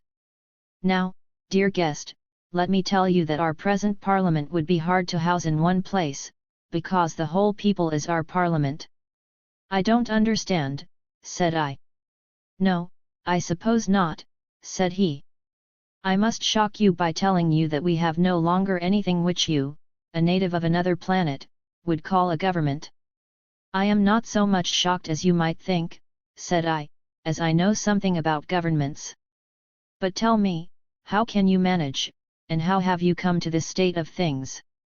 Said he, it is true that we have to make some arrangements about our affairs, concerning which you can ask presently, and it is also true that everybody does not always agree with the details of these arrangements, but, further, it is true that a man no more needs an elaborate system of government, with its army, navy, and police, to force him to give way to the will of the majority of his equals, than he wants a similar machinery to make him understand that his head and a stone wall cannot occupy the same space at the same moment. With the abolition of property and government, people have developed a new attitude towards their fellow beings. Strife and robbery are unknown and good fellowship has become a habit. This does not mean, however, that there are not occasional transgressions. But, said Hammond, when the transgressions occur, everybody, transgressors and all, know them for what they are, the errors of friends, not the habitual actions of persons driven into enmity against society. I see, said I, you mean that you have no criminal classes. How could we have them, said he, since there is no rich class to breed enemies against the state by means of the injustice of the state? Said I thought that I understood from something that fell from you a little while ago that you had abolished civil law. Is that so, literally? It abolished itself, my friend, said he. As I said before, the civil law courts were upheld for the defense of private property, for nobody ever pretended that it was possible to make people act fairly to each other by means of brute force. Well, private property being abolished, all the laws and all the legal crimes which it had manufactured of course came to an end. Thou shalt not steal, had to be translated into, thou shalt work in order to live happily. Is there any need to enforce that commandment by violence? Well, said I, that is understood, and I agree with it, but how about crimes of violence? Would not their occurrence, and you admit that they occur, make criminal law necessary? Said he, in your sense of the word, we have no criminal law either. Let us look at the matter closer, and see whence crimes of violence spring. By far the greater part of these in past days were the result of the laws of private property, which forbade the satisfaction of their natural desires to all but a privileged few, and of the general visible coercion which came of those laws. All that cause of violent crime is gone. Again, many violent acts came from the artificial perversion of the sexual passions, which caused overweening jealousy and the like miseries. Now, when you look carefully into these, you will find that what lay at the bottom of them was mostly the idea, a law-made idea, of the woman being the property of the man, whether he were husband, father, brother, or what not. That idea has of course vanished with private property, as well as certain follies about the ruin of women for following their natural desires in an illegal way, which of course was a convention caused by the laws of private property. Another cognate cause of crimes of violence was the family tyranny, which was the subject of so many novels and stories of the past, and which once more was the result of private property. Of course that is all ended, since families are held together by no bond of coercion, legal or social, but by mutual liking and affection, and everybody is free to come and go as he or she pleases. Furthermore, our standards of honor and public estimation are very different from the old ones. Success in besting our neighbors is a road to renown now closed, let us hope forever. Each man is free to exercise his special faculty to the utmost, and everyone encourages him in so doing. So that we have got rid of the scowling envy, coupled by the poets with hatred, and surely with good reason, heaps of unhappiness and ill blood were caused by it, which with irritable and passionate men, i.e., energetic and active, men often led to violence. I laughed, and said, so that you now withdraw your admission, and say that there is no violence amongst you. No, said he, I withdraw nothing, as I told you, such things will happen. Hot blood will err sometimes. A man may strike another, and the stricken strike back again, and the result be a homicide, to put it at the worst. But what then? Shall we the neighbors make it worse still? Shall we think so poorly of each other as to suppose that the slain man calls on us to revenge him, when we know that if he had been maimed, he would, when in cold blood and able to weigh all the circumstances, have forgiven his maimer? Or will the death of the slayer bring the slain man to life again and cure the unhappiness his loss has caused? Yes, I said, but consider, must not the safety of society be safeguarded by some punishment? There, neighbor, said the old man, with some exultation. You have hit the mark. That punishment of which men used to talk so wisely and act so foolishly, what was it but the expression of their fear?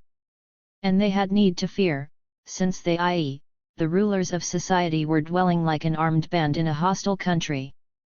But we who live amongst our friends need neither fear nor punish. Surely if we, in dread of an occasional rare homicide, an occasional rough blow, were solemnly and legally to commit homicide and violence, we could only be a society of ferocious cowards. Don't you think so, neighbor?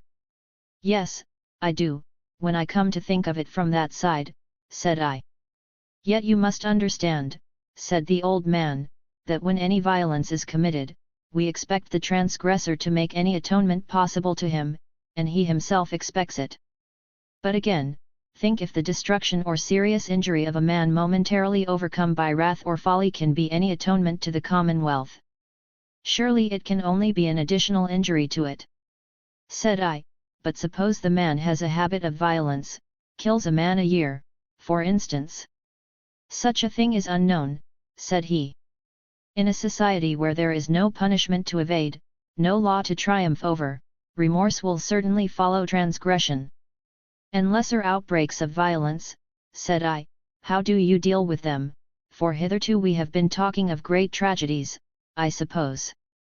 Said Hammond, if the ill-doer is not sick or mad, in which case he must be restrained till his sickness or madness is cured, it is clear that grief and humiliation must follow the ill deed, and society in general will make that pretty clear to the ill-doer if he should chance to be dull to it, and again, some kind of atonement will follow at the least, an open acknowledgement of the grief and humiliation.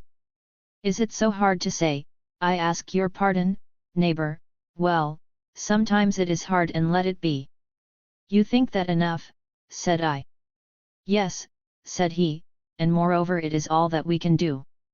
If in addition we torture the man, we turn his grief into anger, and the humiliation he would otherwise feel for his wrongdoing is swallowed up by a hope of revenge for our wrongdoing to him. He has paid the legal penalty, and can go and sin again with comfort. Shall we commit such a folly, then?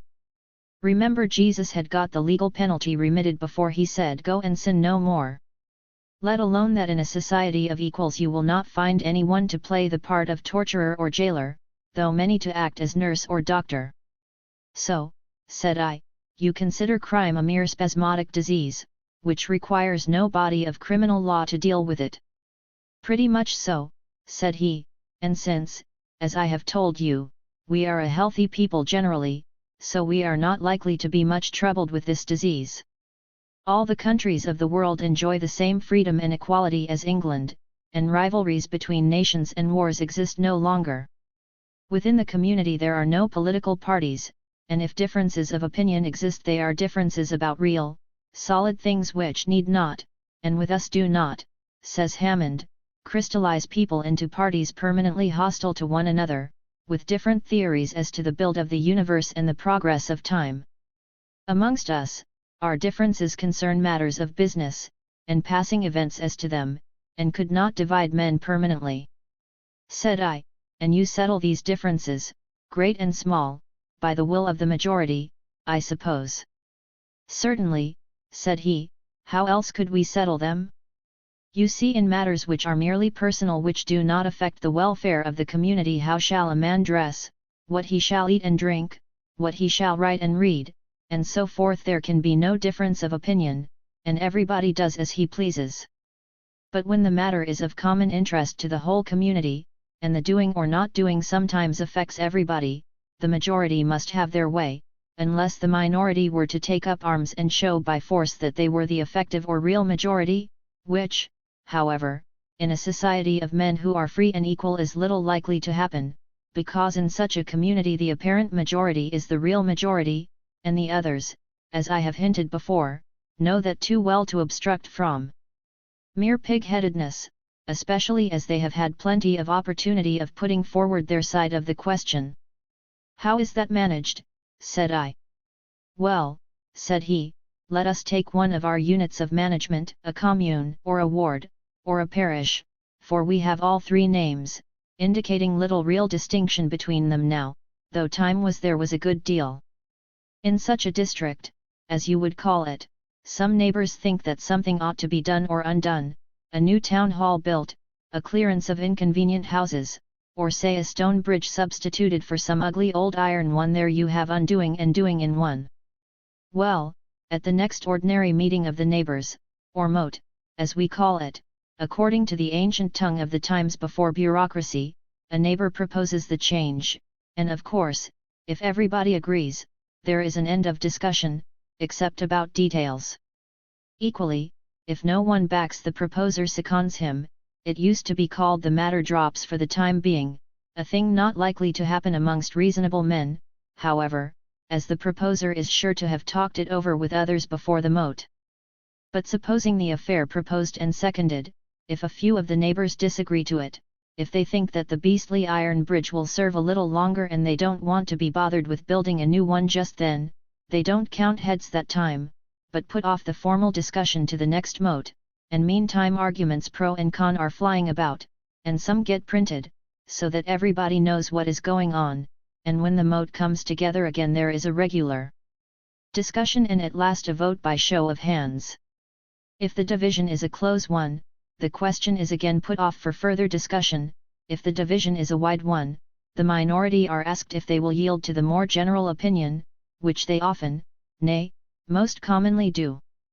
If they refuse, the question is debated a third time, when, if the minority has not perceptibly grown, they always give way, though I believe there is some half-forgotten rule by which they might carry it on further, but I say, what always happens is that they are convinced, not perhaps that their view is the wrong one, but they cannot persuade or force the community to adopt it. "Very good," said I, "but what happens if the divisions are still narrow?" Said he, "As a matter of principle and according to the rule of such cases, the question must then lapse, and the majority, if so narrow, has to submit to sitting down under the status quo. But I must tell you that in point of fact the minority very seldom enforces this rule, but generally yields in a friendly manner. In the new society work has ceased to be a penance and has become, on the contrary, a pleasurable activity. Even for especially good work there are no rewards in the sense of material gain or increase in authority. The only reward is that of creation, and, says the old man, if you are going to ask to be paid for the pleasure of creation, which is what excellence in work means, the next thing we shall hear of will be a bill sent in for the begetting of children. The use of incentives to get people to work implies that all work is suffering, and we are so far from thinking that there is a kind of fear growing amongst us that we shall one day be short of work. It is a pleasure which we are afraid of losing, not a pain. Labor which, in itself, is not pleasant has also become pleasurable because of the knowledge that it is useful. In the old society, when people were chiefly engaged in producing unnecessary goods, labor has become the ceaseless endeavor to expend the least possible amount of labor on any article made, and yet at the same time to make as many articles as possible. To get rid of these goods new wants had to be created artificially, and new markets had to be opened in uncivilized countries. In the new society man does not produce useless goods for the profit of some capitalist but only what is really needed by the community. As in the cities of the Middle Ages, there is an intimate relation between producer and consumer. The wares which we make are made because they are needed. Men make for their neighbors' use as if they were making for themselves, not for a vague market of which they know nothing, and over which they have no control, as there is no buying and selling, it would be mere insanity to make goods on the chance of their being wanted, for there is no longer anyone who can be compelled to buy them. So that whatever is made is good, and thoroughly fit for its purpose. Nothing can be made except for genuine use, therefore no inferior goods are made. Moreover, as aforesaid, we have now found out what we want, so we make no more than we want, and as we are not driven to make a vast quantity of useless things, we have time and resources enough to consider our pleasure in making them. All work which would be irksome to do by hand is done by immensely improved machinery, and in all work which it is a pleasure to do by hand machinery is done without. There is no difficulty in finding work which suits the special turn of mind of everybody, so that no man is sacrificed to the wants of another. From time to time, when we have found out that some piece of work was too disagreeable or troublesome, we have given it up and done altogether without the thing produced by it.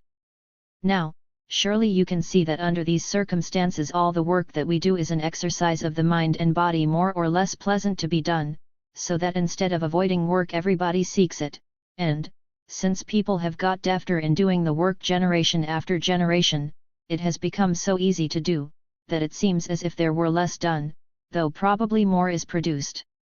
A truly happy people do not need to believe in a happier life after death or to find solace in the love of God. The Christian religion has been replaced by the religion of humanity, and men love their fellows not out of duty, but because they are worthy of their love. The belief in heaven and hell as two countries in which to live has gone, and now we do, both in word and in deed, believe in the continuous life of the world of men, and as it were, add every day of that common life to the little stock of days which our own mere individual experience wins for us, and consequently we are happy. Do you wonder at it? In times past, indeed, men were told to love their kind, to believe in the religion of humanity, and so forth. But look you, just in the degree that a man had elevation of mind and refinement enough to be able to value this idea, was he repelled by the obvious aspect of the individuals composing the mass which he was to worship, and he could only evade that repulsion by making a conventional abstraction of mankind that had little actual or historical relation to the race, which to his eyes was divided into blind tyrants on the one hand and apathetic degraded slaves on the other. But now, where is the difficulty in accepting the religion of humanity, when the men and women who go to make up humanity are free, happy, and energetic at least, and most commonly beautiful of body also, and surrounded by beautiful things of their own fashioning, and a nature bettered and not worsened by contact with mankind? Eugene Richter. Pictures of the Socialistic Future. W. Hen. Eugene Richter's Pictures of the Socialistic Future appeared in Germany. In the early 1890s, the socialist plans for the future society had more than an academic interest. The strength of the socialist movement led many to believe that the socialist utopia would soon become a reality. This accounts for the bitterness which underlines the satire of Eugene Richter, the leader of the Liberal Party in the German Reichstag. It may also account for the success of this little book, which sold in hundreds of thousands in a few months, and was immediately translated into English. Although the weakness of the socialist movement in England prevented it from being considered as a serious menace either by the Liberals or the Conservatives, they must have viewed with considerable alarm the popularity which the socialist utopias had been enjoying, and the press gave a warm welcome to Richter's book. The National Observer declared, "It deserves to be read by every working man with a stiver to lose, as also by many well-meaning busybodies that rank considerably higher," and the Sydney Morning Herald, "This will be a counter-irritant to the Bellamy Remedies for Society, for it depicts the miseries of the socialistic regime and its final overthrow." While the Spectator more soberly stated, "There could be no other end to socialism than that which he sets forth."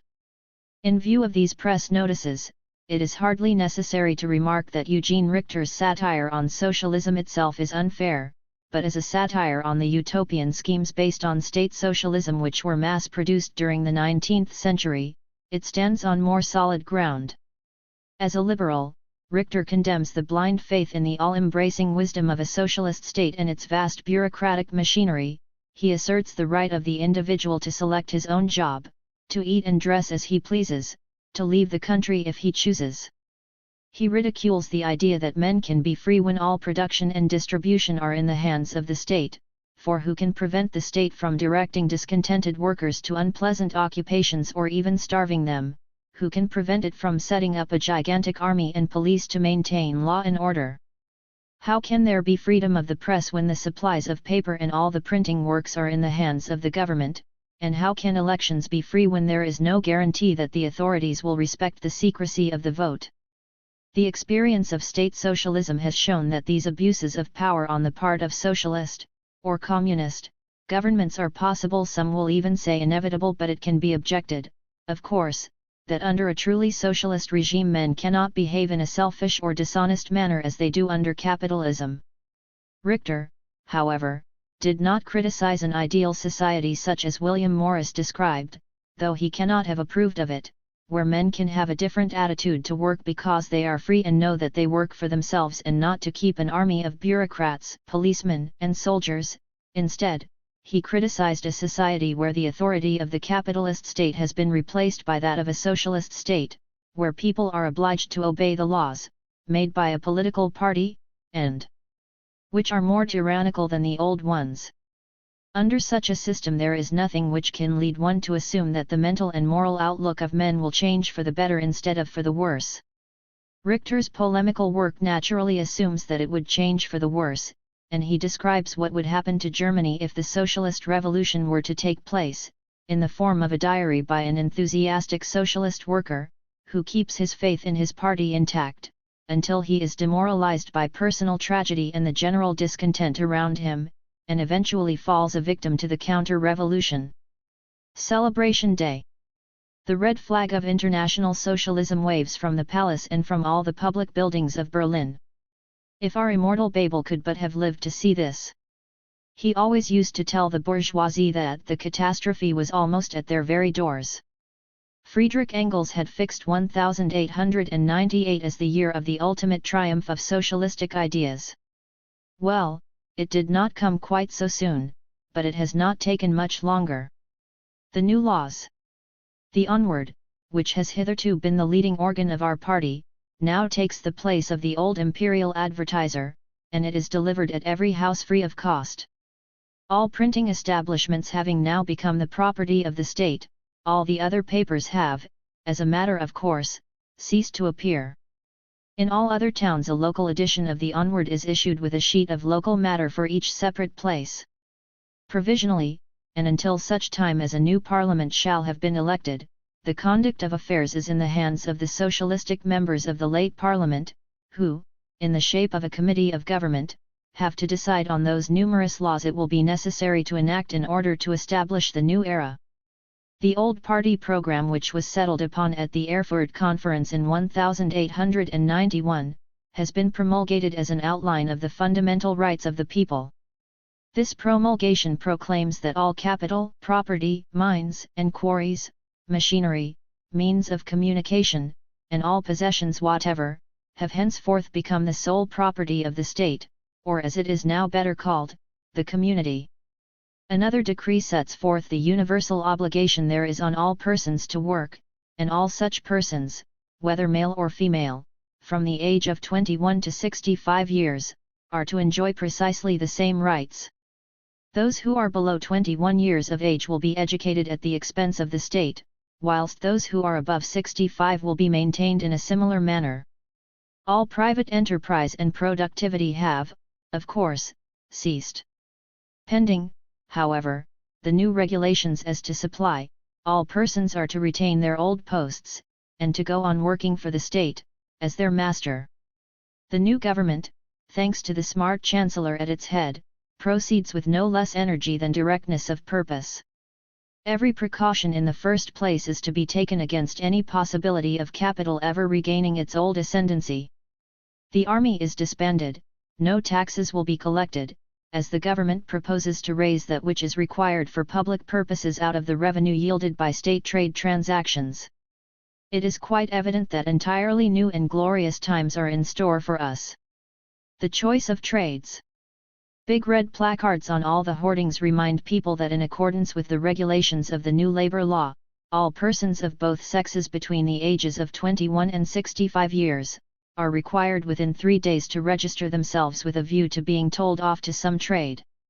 The old police stations and various other public offices come in nicely for this purpose. The attention of women and girls is especially called to the fact that on their entering upon work in one of the numerous state workshops, they are forthwith relieved from all household toil, such as taking care of children, the preparation of meals, nursing the sick, washing, etc., etc. All children and young people are to be brought up in state maintenance houses and in public schools. The chief meal of each day will be taken at the state cook shop of the district. Sick people must all be sent to the hospitals. Washing can be done solely at the great central wash houses of the state. The hours of work, for both sexes, both in trades and in state or public departments, are fixed at 8 hours for the present. Assignment of work. The union between Franz and Agnes is suddenly put off indefinitely. The police have today distributed the orders relating to the occupations of the people, which orders are based partly upon the registration lately made, and partly upon the plan organized by the government for regulating production and consumption. True, Franz is to remain a compositor, but, unfortunately, he can't stay in Berlin, but is sent to Leipzig. Berlin requires now hardly 1/20th part of the number of compositors it formerly employed. None but absolutely reliable socialists are allowed on the onward. Now Franz, through some unguarded expressions in Palace Square over that unfortunate savings bank business, is regarded with some suspicion. Franz will have it, too, that politics have had something to do with the assignment of labor, and he says, for instance, that in Berlin the Junkers have been completely scattered as a party. One had to go as a paper hanger to Enora's law because there was a scarcity of paper hangers there, whereas in Berlin there are too many. Franz quite lost all patience, and said it seemed to him that the old law against the socialists, with its expatriation, had come to life again. Well, we must excuse a little haste in an engaged young man who sees himself suddenly, and for an indefinite period, cut off from the girl of his heart. I tried to offer Franz a little comfort by remarking that in the very next house a married couple had been separated by the action of this law. The wife goes to Oppeln in the capacity of nurse, the husband to Magdeburg as a bookkeeper. This set my wife going, and she wanted to know how anyone dared to separate husband and wife. It was infamous, and so on. The good soul entirely forgot that in our new community marriage is a purely private relationship, as Babel lucidly explained in his book on woman. The marriage knot can at any time, and without the intervention of any official whatever, be tied and again untied. The government is hence not at all in a position to know who is married, and who is not. In the registries of names we find, therefore, as might be logically expected, that all persons are entered in their Christian names, and the maiden names of their mothers. In a well-considered organization of production and consumption, the living together of married couples is clearly only practicable where the scale of occupation allows of such an arrangement, not vice versa. It would never do to make the organization of labor in any way dependent upon a private relationship which might be dissolved at any moment. In order to pacify them somewhat, I read to them out of the onward a statement in tabular form dealing with the selections of tradespeople had made, and with the labor assignments to them. A greater number of persons had registered themselves as gamekeepers than there are hares within 40 miles circumference of Berlin. From the number of entries made the government would have no difficulty in posting a hall porter at every single door in Berlin, every tree could have its forester, every horse its groom. There are a great many more nurse girls than kitchen maids registered, more coachmen than ostlers. The number of young women who have put their names down as waitresses and public singers is very considerable, but this superabundance is balanced by the paucity of those who desire to become sick nurses. There is no lack of salesmen and saleswomen. The same remark applies to inspectors, managers, foremen, and similar positions. There is even no scarcity of acrobats. The entries for the more arduous labors of the pavior, the stoker, the smelter are more sparse. Those who have manifested a desire to become cleansers of sewers are, numerically not a strong body. Under these circumstances, what has the government to do in order to bring their scheme for organizing production and consumption into some sort of harmony with the entries made by the people? For the present no other plan seemed feasible than that of a lottery. The entries for each trade were set apart by themselves, and from these entries the appointments required for each branch of trade by the government organization scheme were settled by a simple drawing of lots. Those who drew blanks in the first lottery cast lots again and again until they got a trade, and in this way the vacancies were filled up in these branches of labor for which there had been a scarcity of applicants. I understand that a kind of labor they do not at all relish, has, in this way, fallen to the lot of a good many people. Franz says there always have been horse raffles and dog raffles and all kinds of raffles, but this is the first time that man raffles have taken place. News from the provinces. All young men of the age of 20 are required to enroll themselves within 3 days. The National Bulwark, as it is called, is to be organized and armed with all speed. The internal affairs of the country render it necessary that the National Bulwark should be called out earlier than had been intended, and also that the organization be on a far larger scale than had been at first contemplated. The new provincial councillors are constantly sending urgent requests for military assistance to aid them in the work of establishing the new laws in country districts and in small towns. Hence, it has been decided to establish at convenient centres all over the country, a battalion of infantry, a squadron of cavalry, and a battery. In order to ensure better security, the troops are composed of men chosen from districts lying far asunder. These country boors and louts must be brought to reason. They actually go the length of objecting to the nationalization, or as the official term runs, the communalization of their private means, their possessions in the shape of acres, houses, cattle, farm stock, and the like. Your small owner in the country will insist on remaining where he is, and sticking fast to what he has got, in spite of all you can tell him of the hard lot he has from sunrise to sunset. People of this sort could be left quietly where they are, but then the mischief is, it would greatly interfere with the vast scheme for the organization of production. So there is no other way than to compel these thick-headed people by sheer force to see what is to their advantage. It would unquestionably have been better if those regulations which have only just been issued had been issued at the very first. According to these regulations, no one can now temporarily leave his place of residence without first providing himself with a leave of absence ticket, and no one can make a permanent removal without receiving such directions from higher quarters.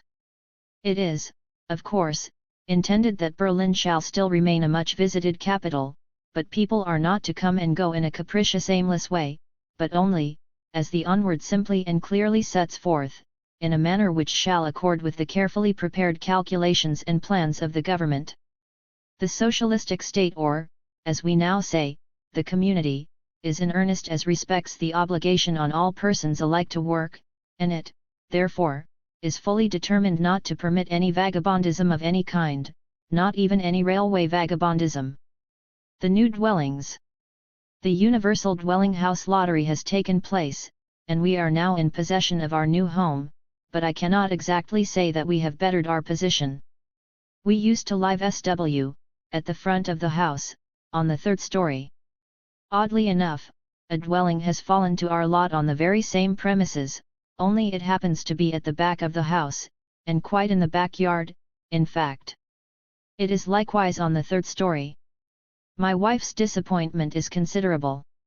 She had given up all thought of a small villa, but she still clung to the hope of getting a neat suite of rooms on an elegant flat. At the commencement of the new regime it was found, as already stated, that in round numbers 1 million rooms were at the disposal of the authorities.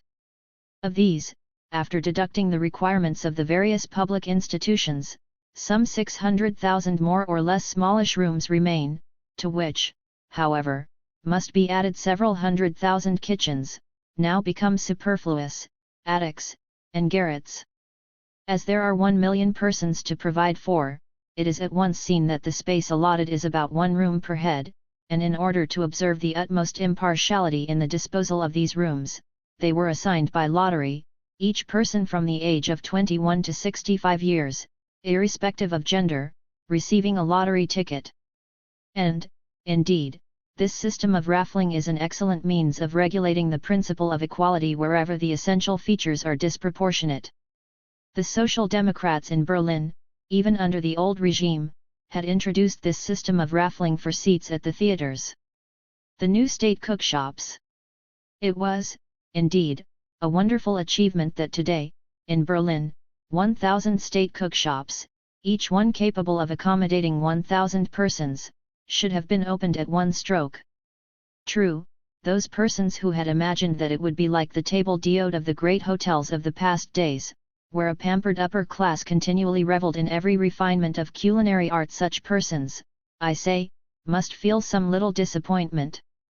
As a matter of course, we have here likewise no trim, swallow-tailed waiters, no bills of fare a yard long, and no such paraphernalia. In the state cookshops everything, even to the smallest details, has been anticipated and settled beforehand. No one person obtains the smallest preference over others. The picking and choosing amongst the various state cookshops cannot, of course, be tolerated. Each person has the right to dine at the cookshop of the district in which his dwelling is situated. The chief meal of the day is taken between 12 o'clock and 6 in the evening. Everyone has to report himself at the cookshop of his district, either during the midday rest or at the close of the day. I am sorry to say that I can now no longer take my meals with my wife except on Sundays, as I have been accustomed to do for the last 25 years, inasmuch as our hours of labor are now entirely different. Upon entering the dining room an official detaches the dinner coupon from your book of money certificates, and hands you a number which indicates your turn. In the course of time others get up and go away, and your turn comes, and you fetch your plate of victuals from the serving tables. The strictest order is maintained by a strong body of police present. The police today, their number has now been augmented here to 12,000, rather gave themselves airs of importance in the state cookshops, but the fact is, the crowd was a very big one. It seems to me that Berlin proves itself to be on too small a scale for the vast undertakings of socialism. As each one takes his place as he comes from his work, the groups sometimes have a somewhat motley appearance. Opposite to me today sat a miller, and his neighbor was a sweep. The sweep laughed at this more heartily than the miller. The room at the tables is very cramped, and the elbows at each side hinder one much.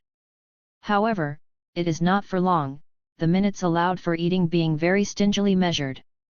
At the expiration of the meagerly apportioned minutes, and a policeman with a watch in his hand stands at the head of each table to see that time is strictly kept, you are remorselessly required to make room for the next. It is an inspiring thought to reflect that in every state cookshop in Berlin on one and the same day exactly the same dishes are served. As each establishment knows how many visitors it has to count upon, and as these visitors are saved all the embarrassment of having to choose from a lengthy bill of fare, it is clear that no time is lost, whilst there is also none of that waste and loss consequent upon a lot of stuff being left, which circumstance used so much to enhance the price of dining at the restaurants of the upper classes. Indeed, this saving may well be reckoned amongst the most signal triumphs of the socialistic organization. All the portions served out are of the same size. One insatiable fellow today who asked for more was rightly served by being heartily laughed at, for what more deadly blow could be levelled at one of the fundamental principles of equality? For the same reason the suggestion to serve out smaller portions to women was at once indignantly rejected. Big, bulky men have to put up with the same sized portions, and to do as best they can. But, then, for such amongst them who, in their former easy circumstances, used to stuff themselves, this drawing in of their belt is quite a good and wholesome thing. Emigration. The ministerial crisis called forth by the boot-polishing question is not yet over. Meantime, a decree has been issued against all emigration without the permission of the authorities. Socialism is founded upon the principle that it is the duty of all persons alike to labor, just as under the old regime the duty to become a soldier was a universally recognized one. And just as in the old days young men who were ripe for military service were never allowed to emigrate without authority, so can our government similarly not permit the emigration from our shores of such persons as are of the right age to labor. Under these circumstances the government is to be commended for stringently carrying out its measures to prevent emigration. In order to do so all the more effectually, it has been deemed expedient to send strong bodies of troops to the frontiers, and to the seaport towns. The frontiers towards Switzerland have received especial attention from the authorities. It is announced that the standing army will be increased by many battalions of infantry and squadrons of cavalry. The frontier patrols have strict instructions to unceremoniously shoot down all fugitives. The election stir. The general election is at last to take place, and next Sunday is fixed as the polling day. This choice of a day of rest and leisure deserves the highest commendation, as nowadays 100 times more issues depend upon the result of an election than was formerly the case. Laws are everything in a socialistic state. The law has to prescribe to each separate individual how long he must labor, how much he has to eat and drink, how he must be dressed, housed, and what not. The opposition parties complain bitterly of the scarcity of persons who, when it comes to the test, have the requisite courage to boldly face the government as opponents, either as candidates for parliament or as speakers at election meetings. The fact that every obnoxious person may be unceremoniously told off by the government to some other occupation, or sent away to a distant part of the country, may have something to do with this hanging back. Such sudden changes involve frequently the endurance of many unpleasantnesses and hardships, particularly to people of riper years. Of course, everybody has the right to protest against a transfer which looks like mere caprice on the part of the government. But how can an individual undertake to prove that the transfer was not a well-advised step, and not justified by other alterations elsewhere in the general labor scheme, which rendered this particular appointment necessary? The voting takes place by means of voting papers, which bear the official stamp, and which are handed in sealed envelopes. But in view of the system of espionage in the hands of the government, which penetrates into everyone's most private affairs, in view of the publicity which everybody's life now has, and the system of control that all are subject to, in view of these things, many persons seem to mistrust the apparent security and secrecy of the voting papers, and not to vote according to their inmost convictions. In former times, somewhat of this sort of thing prevailed in small electoral districts. Now, however, every single individual is a spy on his neighbor. The result of the elections. Franz has proved to be right in his forecast of the results of the elections. In his last letter he expressed his belief that, in a community in which there was no longer any personal or commercial freedom, even the freest form of government would fail to restore any political independence. He considered that those subjects who are so dependent upon the government, even in the most ordinary affairs of life, as is now the case with us, would only in very rare instances have the courage to vote, no matter how secret that voting might be, in opposition to the known wishes of those in power. The right of voting, Franz wrote, could have no more serious significance in our socialistic state of society than such a right has for soldiers in barracks, or for prisoners in jail.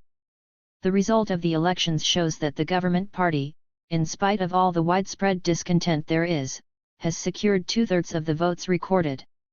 Weighed down by the load of adversity which has befallen us as a family, I relinquished my original intention of giving an adverse vote, and sided with the government. Whatever would have become of my wife and me if, in our present frame of mind, I had been sent away to some far-off little place in the provinces? Great strike and simultaneous outbreak of war. All the iron workers in Berlin and the neighborhood came out on strike this morning, upon the refusal of their demands to receive the full reward of their labor. The government met the strike with a prompt order to at once stop the dinners and suppers of all those on strike. In all the state cook shops the officials have the strictest instructions not to honor the coupons of the iron workers. The same suspension of the coupons applies to all restaurants, and all shops whence, in accordance with the government regulations, these persons in ordinary times derive their supplies. The various shops and places in question are closely watched by strong detachments of police. By these means it is hoped that those on strike will, in a very short time, be starved into submission, inasmuch as the few crumbs and parings which their wives and friends will be able to give them from their rations will be of very little avail. There is more bad news to follow. An order has just been issued to reduce the bread rations of the entire population by 1/2, and to do away with the meat rations altogether. It is hoped by these measures to effect such a saving as will enable the government to, at least to some extent, provision the frontier fortresses. 4. In the meantime, the threatened distraints in Germany have actually begun to take place. From the Grand Duchy of Luxembourg, French cavalry has advanced across the German frontier. The police force has of late been fixed at 30,000 men. None but fanatical socialists may serve, and these are chosen from all parts of the country. The force is also supported by strong detachments of artillery and cavalry. Detachments of police, some on foot and some mounted, are continually hurrying with all possible speed towards the center of the city. From all appearance the whole of the armed force available is being drawn together in the neighborhood of the palace and Unter den Linden. What will be the end of it all? 1. The subject of Hawthorne's novel, The Blithedale Romance. 1. Quoted in A History of Economic Doctrines by C. Gide and C. Rist. 1. Preface to the second edition of Voyage Anacary, 1842. 1. Translated from the first edition of 1839. 1. A longer description of an ideal factory will be found in Morris's essay A Factory as It Might Be, in the volume of his works published by the Nonsuch Press. 1. O. F. William Morris's Ideas on Education, Ethel Manon, in Bread and Roses, remarks, everything which Morris wrote of the futility of enforced school subjects could have been written by A. S. Neal today. 6. Modern Utopias. T. He fashion for utopian schemes so prevalent in the 19th century seems to be dying out. The utopias written after 1900 are mostly hangovers from the 19th century, pale, or sometimes, elaborate versions of past ideal commonwealths, but bringing little that is new and causing none of the stir that the works of Cabot, Bellamy, or Morris had created in their time. The two first mentioned were dull works, yet they arrested the attention of the public, for they crystallized a certain trend of social thought. No comparable impression has been made by the utopias published in the last 50 years. Anatole France's utopian sketch in La Pierre Blanche has been rightly ignored, as it is one of his dullest pieces of writing. Gabriel Tard's Underground Man was more concerned with the discussion of philosophical ideas than the presentation of an ideal commonwealth, while Sebastian Faur's L'Ébéniste Universal had a limited appeal as a piece of sentimental propaganda. H. G. Wells made a more important contribution to utopian literature with A Modern Utopia and Men Like Gods, but the former is, in spite of its title, very much indebted to the utopias of the past. In his Modern Utopia Wells, however, breaks with the utopian tradition by refusing to describe a perfect society. In A Modern Utopia, he says, there will, indeed, be no perfection. In utopia there must also be friction, conflicts, and waste, but the waste will be enormously less than in our world. His utopia is a state of affairs at once possible and more desirable than the world in which we live, but it will be most distinctly impracticable by every scale that reaches only between today and tomorrow. A Modern Utopia appeared in 1905, in Men Like Gods, published in 1923.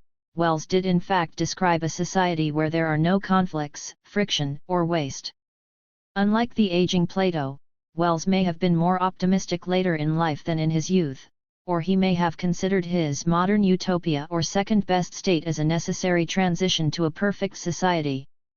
With a modern utopia we leave behind the national utopias or even federations of utopias. Wells claims that the time has passed for frontiers and barriers created by languages. Only a whole planet can serve the purpose of a modern utopia. 4. A state powerful enough to keep isolated under modern conditions would be powerful enough to rule the world, would be, indeed, if not actively ruling, yet passively acquiescent in all other human organizations, and so responsible for them altogether. World state, therefore, it must be.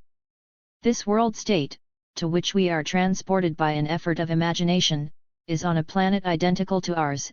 Every river, lake, or mountain of our Earth has its equivalent in utopia, and each earthly inhabitant has his counterpart among the population of the utopian planet which is located somewhere beyond Sirius. The difference between utopia and our Earth is that, at some fairly recent period, its social organization has rapidly improved and reached a level considerably superior to ours. Into the imagining of this new social organization goes a great deal of knowledge of the utopias of the past. Some of their features are criticized, and this is by no means the least interesting part of the book. Others are incorporated in the Welschian scheme. Plato and Auguste Comte provide much of the psychological structure, while Theodore Herzog provides the economic. But Wells claims that there is a need for an entirely new scheme, on the grounds that the utopias of the past did not give enough freedom to the individual. He rightly remarks that, to the classical utopias, freedom was relatively trivial. Clearly they considered virtue and happiness as entirely separable from liberty, and as being altogether more important things. But the modern view, with its deepening insistence upon individuality and upon the significance of its uniqueness, steadily intensifies the value of freedom, until at last we begin to see liberty as the very substance of life, that indeed it is life, and that only the dead things, the choiceless things, live in absolute obedience to law. To have free play for one's individuality is, in the modern view, the subjective triumph of existence, as survival in creative work and offspring is its objective triumph. From this, however, Wells goes on to assert, individual liberty in a community is not, as mathematicians would say, always of the same sign. To ignore this, is the essential fallacy of the cult called individualism. But in truth, a general prohibition in a state may increase the sum of liberty, and a general permission may diminish it. It does not follow, as these people would have us believe, that a man is more free where there is least law and more restricted where there is most law. This assumption that laws are the best guardians of freedom is at the basis of nearly all utopias, and in spite of his plea for freedom, Wells commits the fault of his forerunners by introducing a vast amount of legislation into his utopia. He puts forward the childish view that murders are avoided by the loss of the common liberty to kill, as if people would start butchering one another if all punishment for murder were suddenly abolished. While most previous utopias had pointed out that the aim of legislation should be to remove the cause of crime, Wells sees the only corrective in punitive legislation. Wells's conception of freedom turns out to be a very narrow one.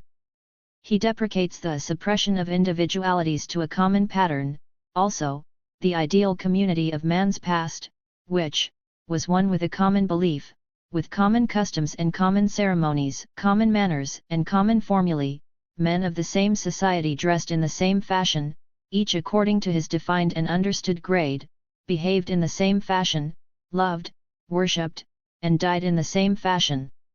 But after having condemned this ideal, he goes on to elaborate a similar one by describing a ruling class having all the characteristics mentioned before. The freedom of creative work is only possible for those who have private means or happen to choose work which is useful to the state. Wells's freedom is the result of a compromise between socialism and laissez-faire capitalism, and it is unsatisfactory, like all compromises, to the onlooker. He says, both individualism and socialism are, in the absolute, absurdities. The one would make men slaves of the violent and the rich, the other the slaves of the state official, and the way of sanity runs, perhaps even sinuously, down the intervening valley. We have to provide not only for food and clothing, for order and health, but for initiative. This ideal compromise between individualism and socialism was the aim of the Austrian economist Theodor Herzog, whose plan for a better society, put forward in Freeland, A Social Anticipation, published in 1891, was received with great enthusiasm in this country.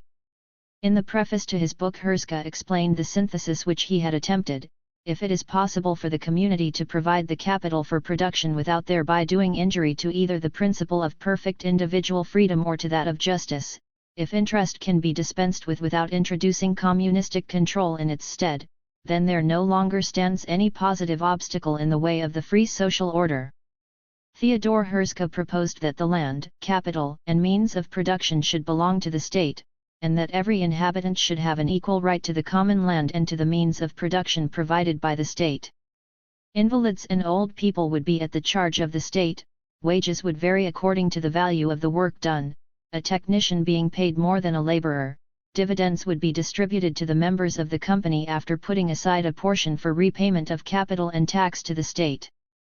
If an association of men wished to devote themselves to industry or agriculture, they could obtain land and capital on demand from the state. Personal objects, houses, and gardens would be considered as private property.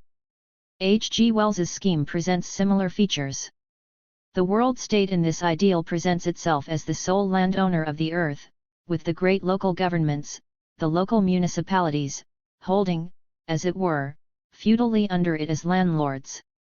The trend in modern thought is entirely against private property in land or natural objects or products, and in utopia these things will be the inalienable property of the world state. Subject to the right of free locomotion, land will be leased out to companies or individuals, but in view of the unknown necessities of the future never for a longer period than, let us say, 50 years. The state, or the local governments and municipalities, holds all the sources of energy, and either directly or through its tenants, farmers, and agents, develops these sources, and renders the energy available for the work of life. It or its tenants will produce food, and so human energy, and the exploitation of coal and electric power, and the powers of wind and wave and water will be within its right. It will pour out of this energy, by assignment and lease and acquiescence and what not, upon its individual citizens. It will maintain order, maintain roads, maintain cheap and rapid locomotion and be the common carrier of the planet, convey and distribute labor, control, let, or administer all natural productions, pay for and secure healthy births and a healthy and vigorous new generation, maintain the public health, coin money and sustain standards of measurement, subsidize research, and reward such commercially unprofitable undertakings as benefit the community as a whole, subsidize when needful chairs of criticism and authors and publications, and collect and distribute information. Though the state is the source of all energy, and the final legatee, it is essential that private property should be maintained for, according to Wells, a man without some negotiable property is a man without freedom, and the extent of his property is very largely the measure of his freedom. The object of modern utopian statesmanship will be to secure a man the freedom given by all his legitimate property, that is to say, by all the values his toil or skill or foresight and courage have brought into being. Whatever he has justly made he has a right to keep, that is obvious enough, but he will also have a right to sell and exchange. The state will limit the right of a man's property when it reaches such proportions that his freedom oppresses the freedom of others. Wells does not tell us when exploitation begins to become oppression, and on this question, as on many others, he is guilty of much loose thinking. Money is also considered essential to freedom, and H. G. Wells's utopia reverses the general attitude of utopias, which consider money as the source of all evil, by making an apology for money.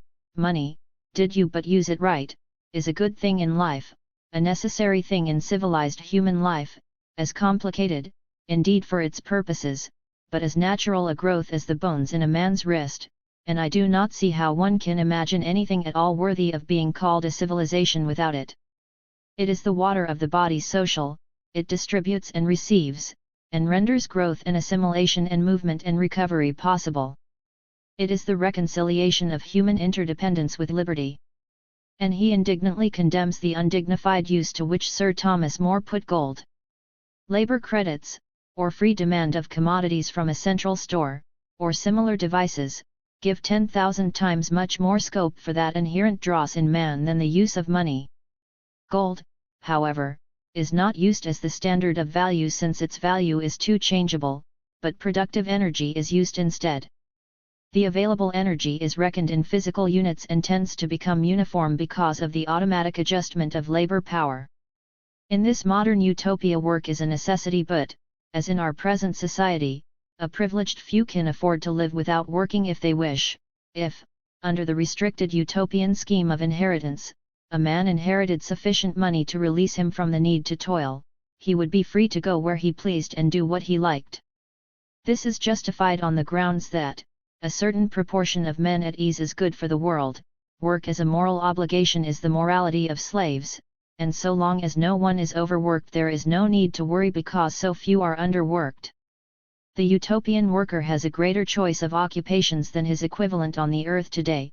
He is also able to move much more freely from one place to another thanks to the rapid means of transport.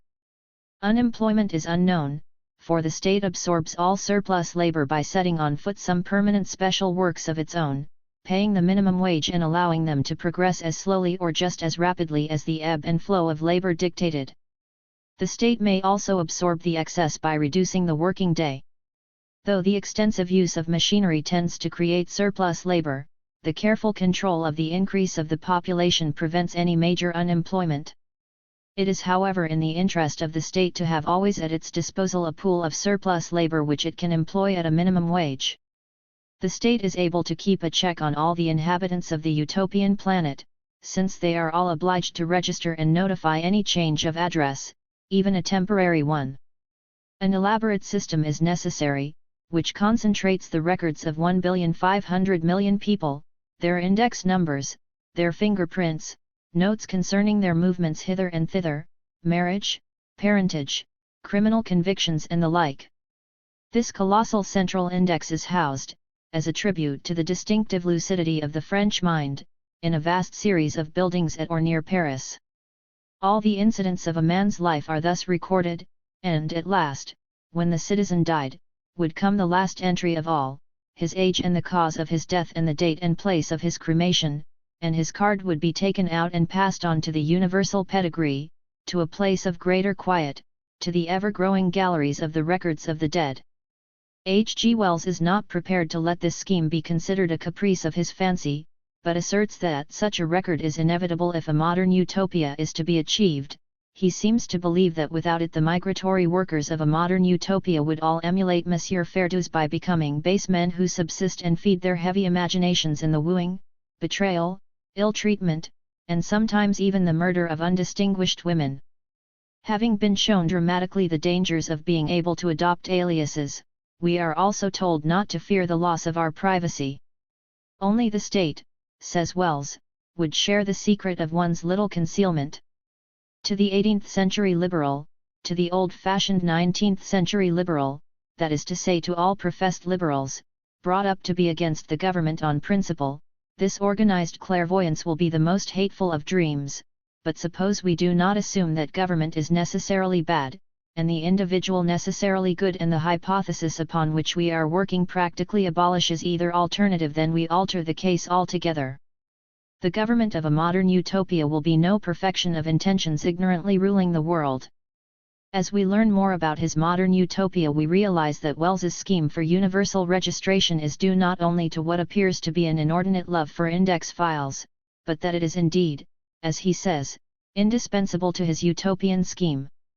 The state would be unable to control the world population if it did not have such a machinery at its disposal. This is indispensable, not only to regulate labor, but also to control the increase in the population and the improvement in the quality of the people. Wells rejects state breeding of the population, which was a reasonable proposal for Plato to make, in view of the biological knowledge of his time and the purely tentative nature of his metaphysics, but for anyone in the days after Darwin, it is preposterous. But while rejecting compulsory pairing, he gives the state the right to maintain certain general limiting conditions. The state is justified in saying, before you may add children to the community for the community to educate and in part to support, you must be above a certain personal efficiency, and this you must show by holding a position of solvency and independence in the world. You must be above a certain age, and a certain minimum of physical development, and free of any transmissible disease. You must not be a criminal unless you have expiated your offense. Failing these simple qualifications, if you or some person conspire and add to the population of the state, we will, for the sake of humanity, take over the innocent victim of your passions, but we shall insist that you are under a debt to the state of a peculiarly urgent sort, and one you will certainly pay, even if it is necessary to use restraint to get the payment out of you. It is a debt that has in the last resort your liberty as a security, and, moreover, if this thing happens a second time, or if it is disease or imbecility you have multiplied, we will take an absolutely effectual guarantee that neither you nor your partner offend again in this matter.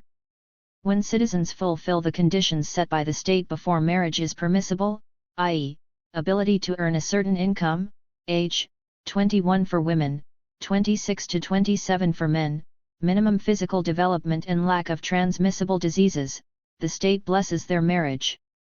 The card index plays, of course, an important part here. Each of the parties to a projected marriage would be supplied with a copy of the index card of the projected mate, on which would be recorded his or her age, previous marriages, legally important diseases, offspring, domiciles, public appointments, criminal convictions, registered assignments of property, and so forth. Possibly it might be advisable to have a little ceremony for each party, for each in the absence of the other, in which the record could be read over in the presence of witnesses, together with some prescribed form of address of counsel in the matter. There would then be a reasonable interval for consideration and withdrawal on the part of either spouse.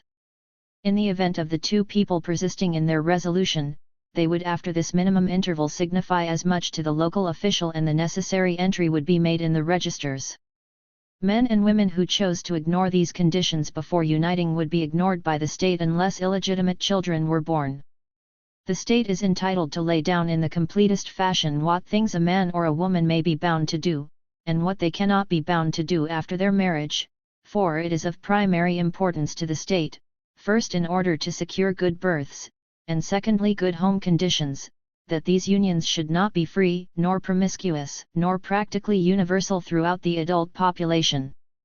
Since the aim of marriage is primarily that of reproduction, childless marriages are allowed to lapse after a period of years, but unions which result in children would continue, since children are brought up in the most favorable conditions when in the family. In the modern utopia, motherhood is considered a service of the state, and a mother receives a certain gratuity upon the birth of a child. The state also pays her at regular intervals sums sufficient to keep her and her child in independence. Wells imagines a curious system of bonuses by which the state would pay more when the child rises markedly above certain minimum qualifications, physical or mental. This is supposed to make thoroughly efficient motherhood a profession worth following, and if the child falls below the minimum standard of health and physical and mental development, the state allowance is discontinued. Wells's utopian state will do all in its power to eliminate inferior people, for nature's process of having the strong murder the weak in cold blood will be substituted the ways and means of the modern men. The utopian society must eliminate the idiots and lunatics, perverse and incompetent persons, drunkards, drug addicts, persons tainted with transmissible diseases, thieves, cheats and criminals, but it will not resort to capital punishment and there will be no jails in utopia. The state will send its exiles to islands lying apart from the ocean highways, and will make sure that they cannot have children, for women will be segregated from men and there will be island monasteries and island nunneries. The complexity of utopian organization demands a more powerful and efficient method of government than the electoral system can give. As in Plato's Republic, a class of guardians, the samurai, are entrusted with the task of governing the country. They owe their position neither to elections or to inheritance, they are a voluntary nobility. All the real power of the world resides in the hands of the samurai. All head teachers and disciplinary heads of colleges, all judges, barristers, employers of labor beyond a certain limit, all medical men and legislators, must be samurai. All the executive committees which play an important role in running the affairs of the society are drawn by lot exclusively from them. The samurai are volunteers. Any intelligent adult in a reasonably healthy and efficient state may, at any age after 25, become one of the samurai, and take a hand in the universal control. The samurai must be willing and able to follow the rule, designed to exclude the dull, and to be unattractive to the base.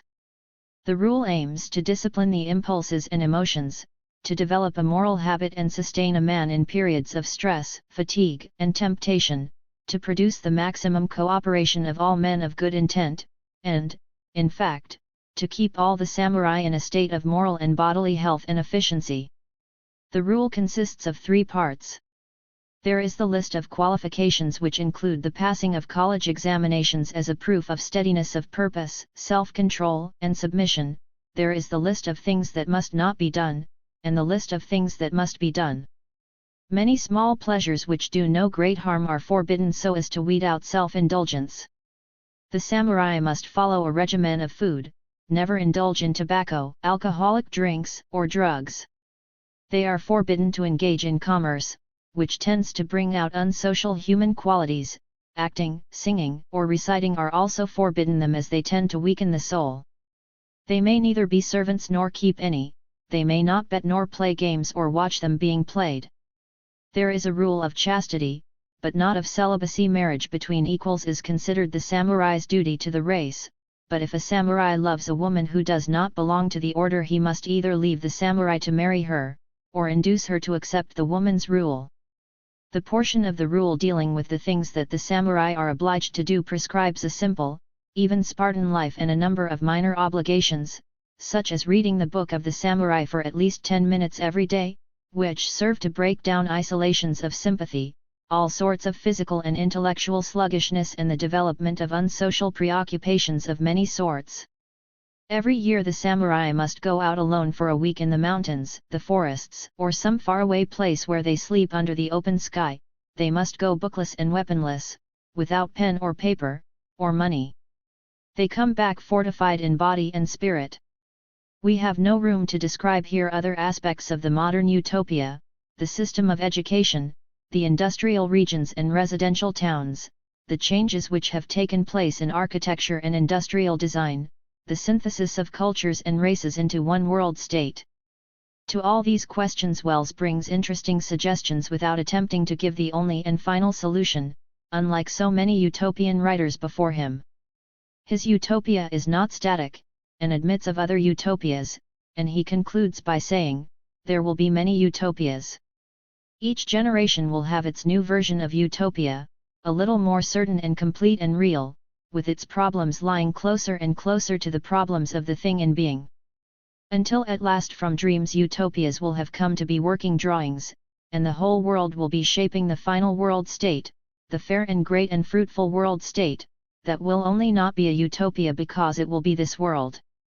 H. G. Wells himself fulfilled this prophecy by describing another utopia in Men Like Gods, which is written in the form of a romance, and in which he leaves behind many of the practical considerations which had been present in his former book. In a modern utopia, he had said, were we free to have our untrammeled desire, I suppose we should follow Morris to his nowhere, we should change the nature of man and the nature of things together, we should make the whole race wise, tolerant, noble, perfect, wave our hands to a splendid anarchy, every man doing as it pleases him, and none pleased to do evil, in a world as good as its essential nature, as ripe and sunny, as the world before the fall. Men Like Gods is Wells's news from nowhere, a nowhere which would have been too scientific and streamlined for Morris's taste, but which gets rid of much of the bureaucracy, coercion, and moral compulsion that pervade a modern utopia. The utopia of Men Like Gods is also on another planet similar to our own. It is a sister universe a little advanced in time in relation to our own, but unlike the modern utopia, it has no central government at all. There is no council or bureau with which the final decision rests in cases of collective action for the common welfare, no ultimate seat and organ of sovereignty, no concentration of authority. In the past there had been, but it had long since diffused back into the general body of the community. Decisions in regard to any particular matter are made by the people who know most about it. There are no laws as we know them, and no power to enforce them. If someone refused to observe a regulation concerning public health, for example, the regulation would not be enforced, but if they would inquire why he or she did not conform, it might be found that there is some exceptional reason. Failing that, an inquiry would be made into his mental and moral health. The ruling class of the samurai has no equivalent in this utopia, where all men have the same rights and duties, and where property, which was before considered essential to freedom, has disappeared. The activities of our world, said the utopian spokesman, are all coordinated to secure the general freedom. We have a number of intelligences directed to the general psychology of the race and to the interaction of one collective function upon another. Well, isn't that group of intelligences a governing class? Said one of the earthlings. Not in the sense that they exercise any arbitrary will, said the utopian. They deal with general relations, that is all. But they rank no higher, they have no more precedence on that account than a philosopher has over a scientific specialist. We found at last that private property in all but very personal things was an intolerable nuisance to mankind.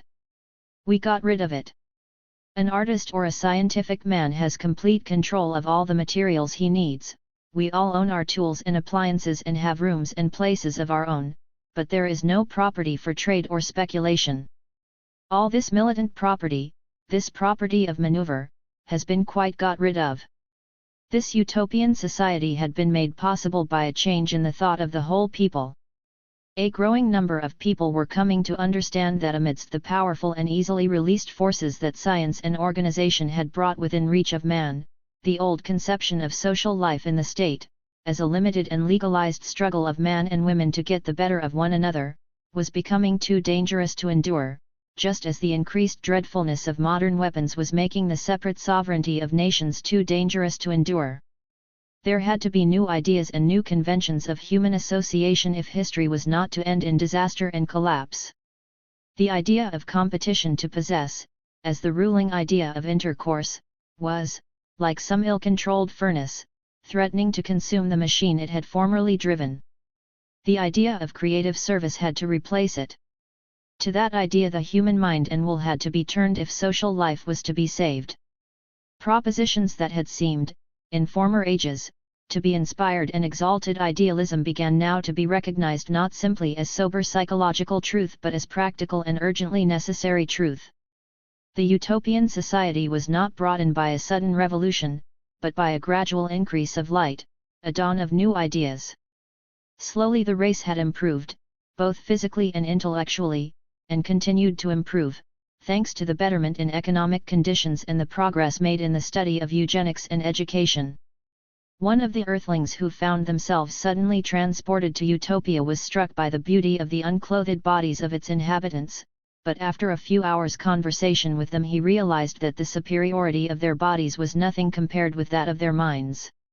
Innately better to begin with, the minds of these children of light had grown up uninjured by any such tremendous frictions, concealments, ambiguities, and ignorances as cripple the growing mind of an earthling. They were clear and frank and direct. They had never developed that defensive suspicion of the teacher, that resistance to instruction, which is the natural response to teaching that is half aggression.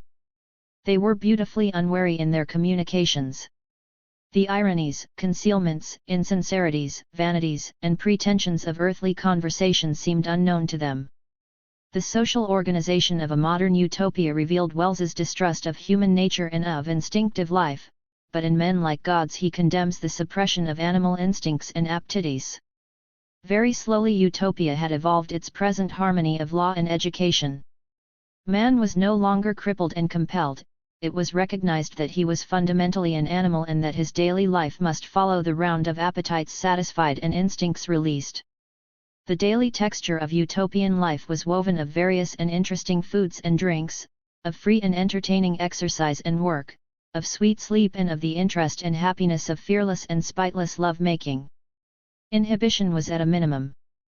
But where the power of utopian education began was after the animal had been satisfied and disposed of.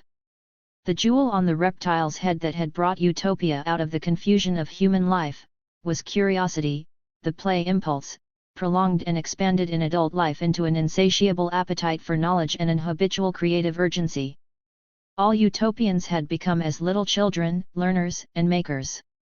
Education no longer aims at developing self-control and submission in the child, but its natural impulses to play and learn are gratified. The growth of its imagination is watched and encouraged, it goes to work that attracts it and chooses what it will do. This is not to say that all instincts are allowed to follow their natural course. Wells makes a liberal use of what psychoanalysts would call sublimation. The sexual passions of the child are turned against its selfishness, its curiosity flowers into scientific passion, its combativeness is set to fight disorder. Its inherent pride and ambition are directed towards an honorable share in the common achievement. The crude methods of regulation of a modern utopia have been replaced by the subtlest educational methods. For example, there is no punishment for idlers in utopia, but they will find no lovers, because no one in utopia loves those who have neither energy nor distinction. Strict marriage laws are non-existent here, unions are contracted freely and freely terminated. Women have no obligation to bear children and do so only after due thought and preparation. In utopia there are no bonds. Physical love is regarded as something natural and beautiful, and children talk about it without any feeling of self-consciousness. Education, in utopia, has replaced government. Utopia has no parliament, no politics, no private wealth, no business competition, no police, nor prisons, no lunatics, no defectives nor cripples, and it has none of these things because it has schools and teachers who are all that schools and teachers can be. Politics, trade, and competition are the methods of adjustment of a crude society. Such methods of adjustment have been laid aside in utopia for more than 1,000 years. There is no rule nor government needed by adult utopians because all the rule and government they need they have had in childhood and youth. Children are brought up on large educational estates where they are carefully sheltered from fear, evil suggestions, or shocks to the imagination, and are taught habits of cleanliness, truth, helpfulness, confidence in the world and a sense of belonging to the great purpose of the race. After 9 or 10 the children go out into the world, and while up to that age their education is largely in the hands of nurses and teachers, after that time the parents play a larger part in the education of their children. Though parents have practically no power over a son or daughter, they become naturally the advocates and friends of their children. Every young utopian learns the 5 principles of liberty. The first is the principle of privacy, this is, that all individual personal facts are private between the citizen and the public organization to which he entrusts them, and can be used only for his convenience and with his sanction. Such facts are available for statistical uses, but not as individual personal facts. This principle is made all the more necessary because, as in a modern utopia, Wells insists on everyone being indexed and noted, and the whereabouts of every soul upon the planet has to be known to the utopian organization. The obvious dangers of interference and blackmail on the part of people in possession of the intimate facts concerning individuals has to be obviated by making privacy a sacred right. The second principle is that of free movement. A citizen, subject to the due discharge of his public obligations, may go without permission or explanation to any part of the utopian planet. All the means of transport are freely at his service. Every utopian may change his surroundings, his climate, and his social atmosphere as he will. The third principle is that of unlimited knowledge. All that is known in utopia, except individual personal facts about living people, is on record and as easily available as a perfected series of indices, libraries, museums, and inquiry offices can make it. The fourth principle of liberty is that lying is the blackest crime. The inexact statement of facts and even the suppression of a material fact is considered as a lie in utopia. The fifth principle is that of free discussion and criticism. Any utopian is free to criticize and discuss anything in the whole universe provided he tells no lies. He can be as disrespectful as he pleases and propose anything, however subversive. Though in men like God's Wells sacrifices many of his bourgeois conceptions, he cannot reconcile himself to adopting a system of communism. Money in the form of coins or notes is no longer used, as all transactions are done through banks. Every child receives from the common fund at his birth a sum sufficient to educate and maintain him up to the age of 25. But then he is expected to choose some occupation and replenish his account. Energetic and creative people are often given big grants to carry out their work, and artists sometimes grow rich if there is a great demand for their work. The retention of wages appears to play a small role in utopia, and seems merely due to Wells's unwillingness to give in to communists like William Morris. He seems however to have surrendered on an equally fundamental question, for, in spite of what he had said in a modern utopia, he has described a wise, tolerant, noble, perfect race which is not however, fundamentally different from our own. In utopia there had been, he says, a certain deliberate elimination of the ugly, malignant, narrow, stupid, and gloomy types during the past dozen centuries or so, but except for the fuller realization of his latent possibilities, the common man in utopia was very little different from the ordinary energetic and able people of a later Stone Age or early Bronze Age community. They were infinitely better nourished, trained, and educated, and mentally and physically their condition was clean and fit, but they were the same flesh and nature as we are. Men like God's is the last utopia in the classical tradition, and one may well ask oneself if Wells will not prove to be the last of utopian writers. The interest in utopian literature, on the other hand, is far from dying out. Lewis Mumford has dedicated a comprehensive study to the story of utopias, combining a critical analysis with some interesting suggestions of his own. More recently, Ethel Mannon in Bread and Roses has surveyed various conceptions of utopias and given us the vision of her own utopia. These writers continue to assert the will to utopia, and echo Oscar Wilde's famous remark, "A map of the world that does not include utopia is not worth even glancing at, for it leaves out the one country at which humanity is always landing. And when humanity lands there, it looks out, and seeing a better country, sets sail." Progress is the realization of utopias. Nevertheless, the trend of modern literature is becoming increasingly anti-utopian. Utopia is no longer considered as an ideal and impossible dream, but as having been partly realized already or as being in process of realization. It no longer spells happiness, perfection, and progress. For many the dream has become a nightmare. The prediction of Nicolas Berdyaev seems to be coming true. Utopias, he said, appear to be much more capable of realization than they did in the past. And we find ourselves faced by a much more distressing problem: how can we prevent their final realization? Utopias can be realized. Life advances towards utopia. And perhaps a new century is beginning, a century in which the intellectuals and the cultivated classes will dream of the means by which utopias can be avoided and how we can return to a non-utopian society, less perfect and more free. It is perhaps unjust to say that the 20th century is living the utopias of the past. A world which has experienced 2 major wars in the span of 30 years, a world ravaged by epidemics and starvation, can hardly be compared with the utopias which claim to abolish poverty, unemployment, and even establish a world government that would put an end to wars. But it is true to say that, to a large extent, the structure of the societies advocated by past utopians has become a reality, and as the results bear little resemblance to those which they had led us to expect, one may be justified in thinking that the structure is a faulty one. When the 20th century has tried to carry out the utopian plans of the past, it has failed miserably.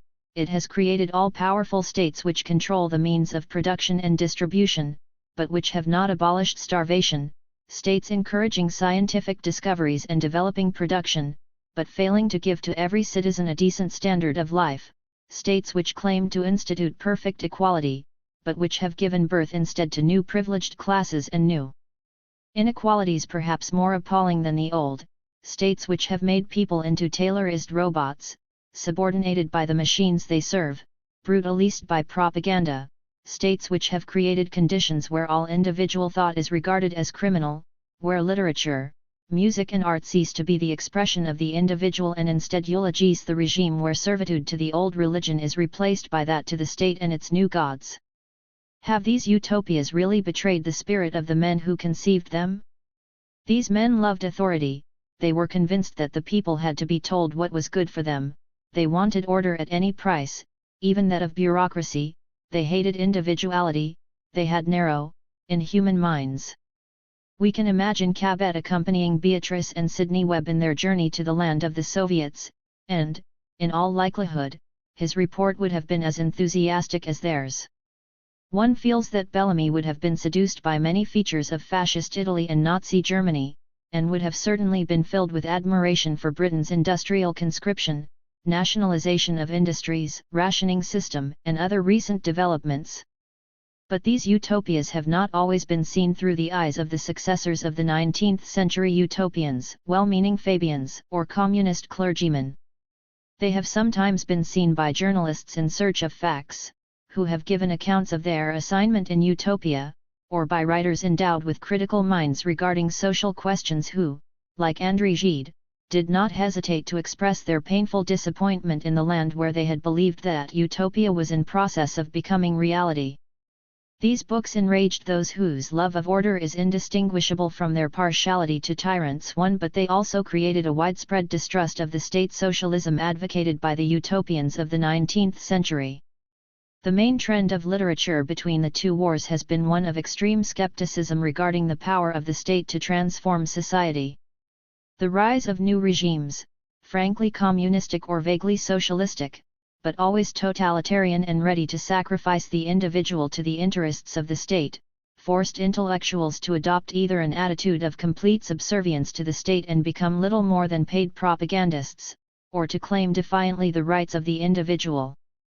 There has also been a turning away from the faith in the inevitability of progress. For most writers of the 19th century, scientific discoveries and industrial development were going to increase automatically the happiness of mankind, but modern generations see the dangers as well as the advantages which progress can bring. The machines no longer appear as the liberators of mankind by becoming, as Oscar Wilde had dreamt, the slaves of men; they appear more often as the masters of men. The modern worker recognizes himself in Charlie Chaplin fighting desperately against the infernal machinery of modern times. And we fear that even Lord Lytton's obedient robots may get out of hand. That fear has been expressed in scores of novels, films, plays, and even comic strips, from Capix RUR to a recent American story entitled Folded Hands, which described the invasion of the Earth by robots belonging to another planet. They obey a prime directive which compels them to take over all the unpleasant and dangerous tasks carried out by men. Humanity becomes free to idle, but is overcome by despair. This is not the place to discuss the problem of man versus the machine, but merely to point out that the faith in the machine as an agent of human happiness, which plays such an important role in the utopias of the 19th century, has been displaced by a distrust in and even fear of the machine, and has deprived these utopias of much of their glamour. Another blow has been dealt to utopian literature by the insistence of modern writers on discussing the problem of man versus the state. The majority of utopias assumed that the interests of the individual coincided with those of the state and that a conflict between the two was unthinkable. Modern writers have dealt, on the contrary, with all kind of possible conflicts between the state and the individual. The individual may be one of the Caffani described by Ignazio Siloni, or one of the starving, malaria-stricken peasants whom Carlo Levi had known in southern Italy. He may be a poet committing suicide rather than becoming a clog in the propaganda machine. He may be a soldier Schweik. He may be an old revolutionary reduced to betraying his ideals. He may be a civil servant or a stormtrooper, or he may be one of Kafka's characters fighting against authority, against the blind stupidity of the law and bureaucracy. All of us have, at some time or other, felt like K in the trial, lost and defenseless, completely unable to comprehend the meaning of the machinery which regulates, and often dominates, our lives. Kafka's criticism of society is not directed against any particular state, but the struggles of K are those of any modern man. Utopians have been apt to forget that society is a living organism and that its organization must be an expression of life and not a dead structure.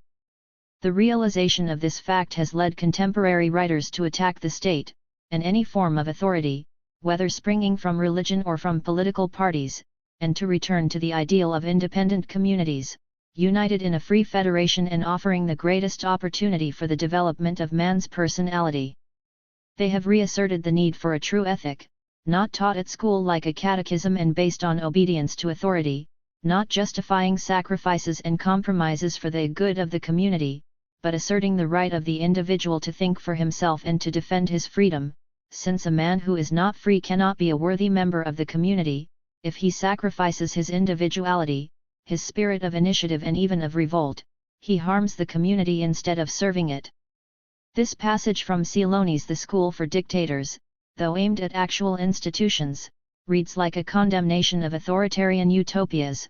Machines, which ought to be man's instrument, enslave him, the state enslaves society, the bureaucracy enslaves the state, the church enslaves religion, parliament enslaves democracy, institutions enslave justice, academies enslave art, the army enslaves the nation, the party enslaves the cause, the dictatorship of the proletariat enslaves socialism. Even more forcibly, Herbert Reed says, I believe that the only idea of a society which is capable of guaranteeing the integrity of the person is the negation of the idea of society. Every advance towards community must be countered by an affirmation of individual freedom. Every law must allow for its violation. The greatest power must be vested in the humblest men. Every act of government must involve a limit of service and an impermanency of office.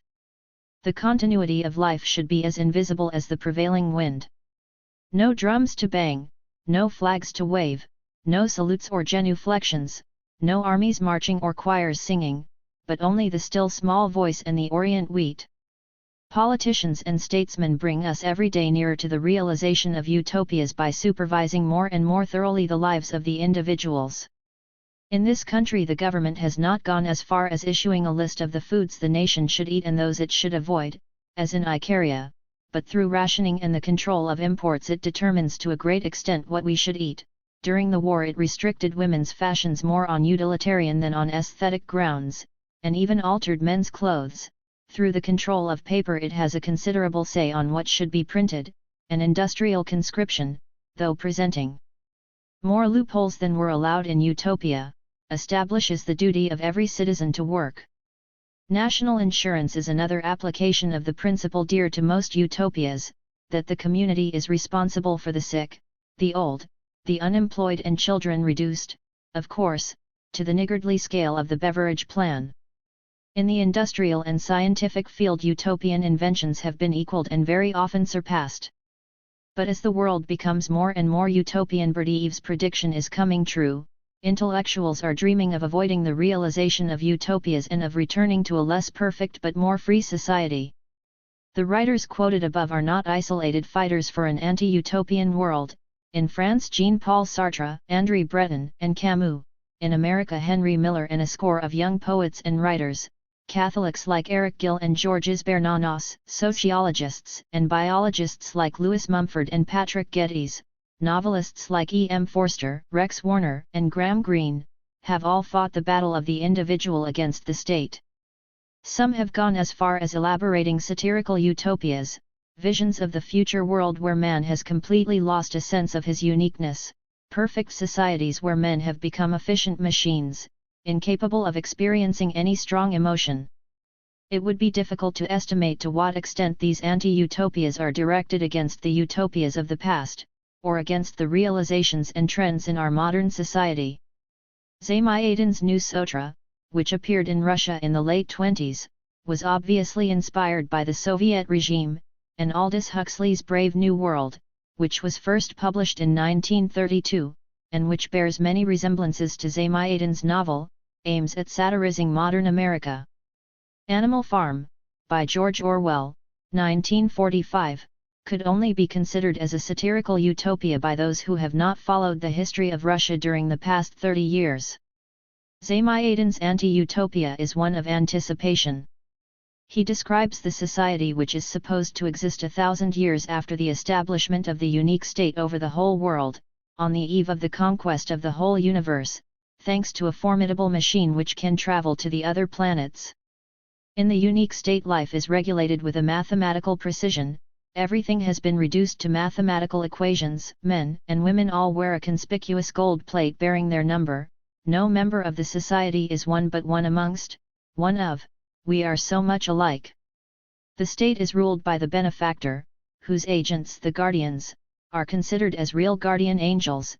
They know every movement and even every thought of each citizen, for they fulfill both the role of the confessor and that of the police spy. A timetable has replaced the icon in every room. Working, eating, sleeping, sexual intercourse, are all strictly regulated by the timetable.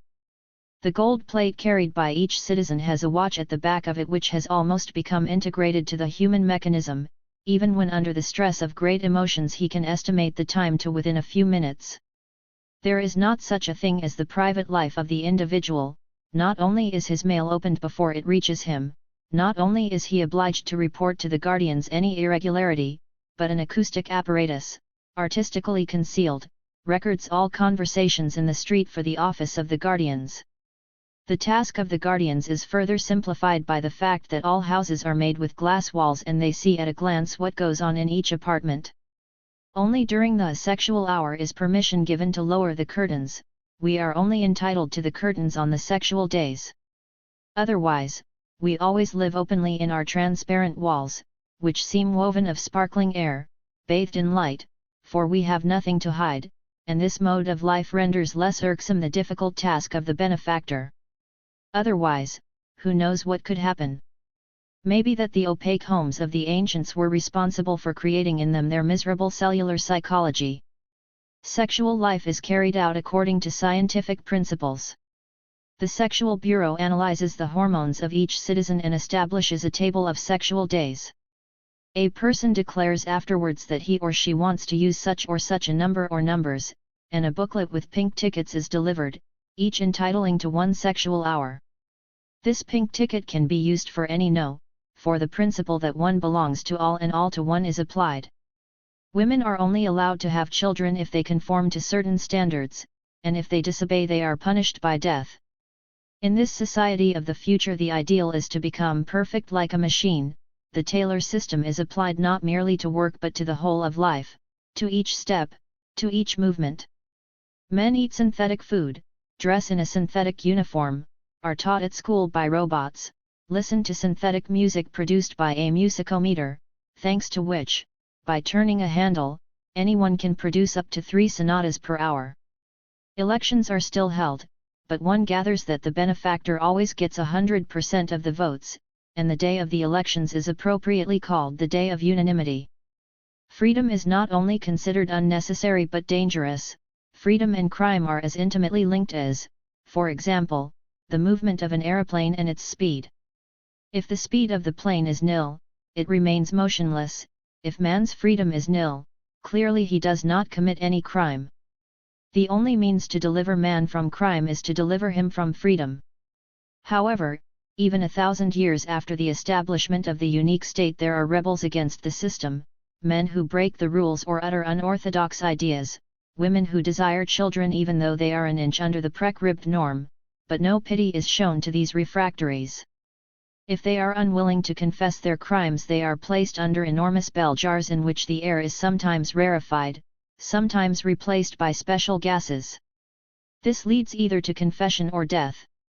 More spectacular executions are carried out in public by the machine of the benefactor, a kind of monumental electric chair which reduces the human body to a few drops of water in a few seconds. It is operated by the benefactor himself, who fills the role of the executioner. One of the most curious features of the unique state is that each city is surrounded by a green wall and no one is allowed outside it. In the no man's land which separates the various cities live men and women who seem to belong to a different species, remnants of the old civilization. They are the survivors of the free, instinctive life, and they have their allies inside the walls of the city, men and women possessed of a longing for the past, of a desire for dangers, suffering and excitement. When these attempt to revolt, the state applies a long overdue reform, the compulsory destruction of man's imagination, a simple operation of the brain which eradicates forever any longing for freedom, any unsatisfied desire, any scruple or remorse. Zamayadan's satire has a violence and bitterness which is not to be found in Huxley's Brave New World, and which suggests that it was more than an academic anticipation. The role played by the police, the methods of torture and execution, the oppressing atmosphere of official and not so official informers, are described with what seems to amount to almost intimate knowledge. Though the book ends with the complete victory of the unique state, which succeeds in destroying the imagination of all its citizens, the recourse to this extreme measure shows the weakness of totalitarianism. 1,000 years of propaganda have not succeeded in transforming men into perfect machines. An operation on their brain is necessary to carry this out. The stability of Huxley's Brave New World is obtained by even more drastic means. There is first the conditioning of the bottled babies, then the conditioning by hypnopedia, the teaching of moral education during sleep, the neo-Pavlovian conditioning of reflexes in infants, and for grown ups, the use of soma, the wonderful drug which cures all discontent, ill humor, resentment or bitterness. The result is that corrective methods can be much milder than in Zamayadan's unique state. There are no instruments of torture or executioners. The offenders against the state are dispatched to some faraway island where, one gathers, life is unattractive. Riots are suppressed by the use of soma gas and recorded pep talks. Utopias had often instituted rigid timetables for their inhabitants and had even planned their leisure. In Brave New World a man is, in theory, free to use his leisure as he thinks fit, but, because of his conditioning he is incapable of remaining alone with himself or using his own initiative to seek a personal pleasure. All pleasures are enjoyed passively. Even the effort of imagination which is required to enjoy a love scene on the screen is rendered unnecessary for, through certain apparatus, the visual images are automatically translated into sensations of touch, hearing, or smell. Love must, of course, disappear in a society where strong passions are regarded as a danger to the stability of the state. It is replaced by promiscuous sexual intercourse, carried out as a hygienic measure or merely for fun rather than any strong passion. But even the marvelous system of conditioning is not always completely successful, and there are a few people dissatisfied with society, an occasional individual who wants to feel more himself, more on his own, not just a cell in the social body. There is also a savage who has by chance come out of the reserves where the remnants of the old civilization are kept in the interest of science. The savage is, of course, very much like a modern, civilized man with an unnatural desire for suffering, a belief in self-inflicted frustration, a contempt for the flesh which finally drive him to hang himself. Both Zamiatin and Huxley are extremely successful in their satire on the compulsory happiness decreed by the totalitarian states, but instead of demanding the right to free happiness which would result from the expression of man's personality, they ask for the right to suffer. The idea that suffering and frustration are necessary to creation, that the soul needs to be mortified, lies at the bottom of their criticisms of utopia. They would like to see a return to the past, or the present, when men believe in atonement, when physical love is considered sinful, when jealousy, ambition, and other base passions spur men to action. These writers criticize utopia because there is no room for Hamlet or Othello in it, forgetting that between Hamlet and a robot-like man there is room for an individual who would neither have Hamlet's neurotic temperament nor be a robot. The authoritarian utopias of the 19th century are chiefly responsible for the anti-utopian attitude prevalent among intellectuals today. But utopias have not always described regimented societies, centralized states, and nations of robots. Diderot's Tahiti or Morris's Nowhere gave us utopias where men were free from both physical and moral compulsion, where they worked not out of necessity or a sense of duty but because they found work a pleasurable activity, where love knew no laws and where every man was an artist. Utopias have often been plans of societies functioning mechanically, dead structures conceived by economists, politicians, and moralists, but they have also been the living dreams of poets. London. January-July 1948. A Tramp's Utopia *. The Big Rock Candy Mountains. One evening as the sun went down, and the jungle fire was burnin', down the track came a hobo hikin'. And he said, "Boys, I'm not tinnin'. I'm headed for a land that's far away, beside the crystal fountains. So come with me, we'll all go see the Big Rock Candy Mountains. In the Big Rock Candy Mountains, there's a land that's fair and bright, where the handouts grow on bushes, and you sleep out every night, where the boxcars are all empty, and the sun shines every day on the birds and the bees and the cigarette trees, and the lemonade springs where the bluebird sings. In the Big Rock Candy Mountains. In the Big Rock Candy Mountains, all the cops have wooden legs. The bulldogs all have rubber teeth. And the hens lay soft-boiled eggs. The farmers' trees are full of fruit. And the barns are full of hay. Oh, I'm bound to go where there ain't no snow, where the rain don't pour, the wind don't blow. In the Big Rock Candy Mountains. In the Big Rock Candy Mountains, you never change your socks. And the little streams of alcohol come trickling down the rocks. There the brakemen have to tip their hats. And the railroad bulls are blind. There's a lake of stew and of whiskey too. You can paddle all around 'em in a big canoe. In the Big Rock Candy Mountains. In the Big Rock Candy Mountains, all the jails are made of tin. And you can bust right out again as soon as you are in. There ain't no short-handled shovels. No axes, saws or picks. I'm going to stay where you sleep all day. Where they hung the Turk that invented work. In the Big Rock Candy Mountains. Bibliography.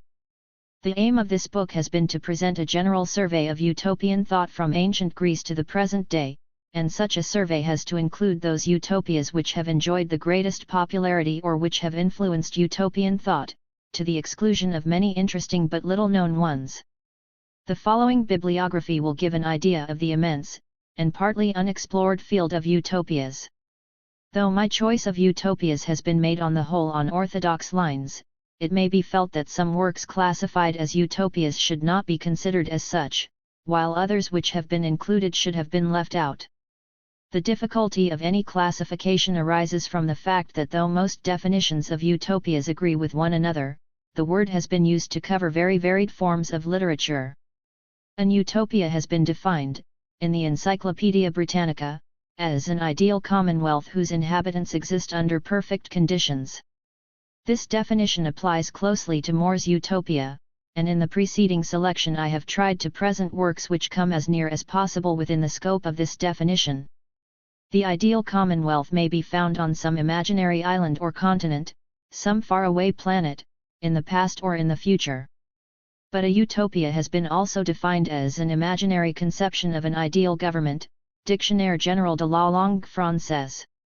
This is a definition which has been less frequently adopted, and would apply more to works describing ideal constitutions, such as Harrington's Oceana, or theoretical works on government as Hobbes's Leviathan.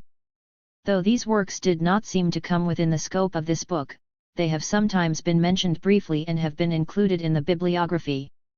Any classification is bound to be somewhat arbitrary, but I have tried to avoid the obvious pitfalls of classifying as utopian whatever seemed to me impossible of realization. Curiously, this is a criterion of classification which has often been adopted. Marxists have classified as utopian any unscientific scheme, while non-Marxists tend to include socialist programs among utopias. Ironically, while Engels wrote a book to demonstrate the difference between utopian, that is to say pre-Marxist, unscientific thought, and scientific socialism, Marx has sometimes been included among utopian writers, as in the Reverend M. Kaufman's Utopias, or Schemes of Social Improvement. P. J. Proudhon, who is included along with Marx, would have equally resented the classification. There is hardly any scheme of social betterment which has not, at some time or other, been described as utopian. Even political programs, such as the Babouvist Manifesto of the Equals figures sometimes in bibliographies of utopias.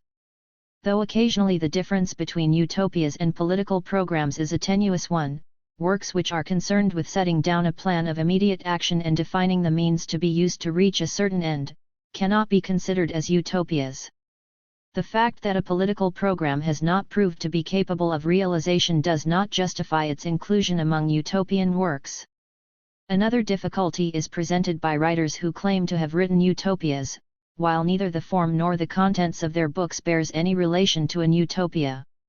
One may consider it a tribute to More that so many writers should have tried to cash in on the success of his work, by using its title for all kinds of writings which have little in common with the original production.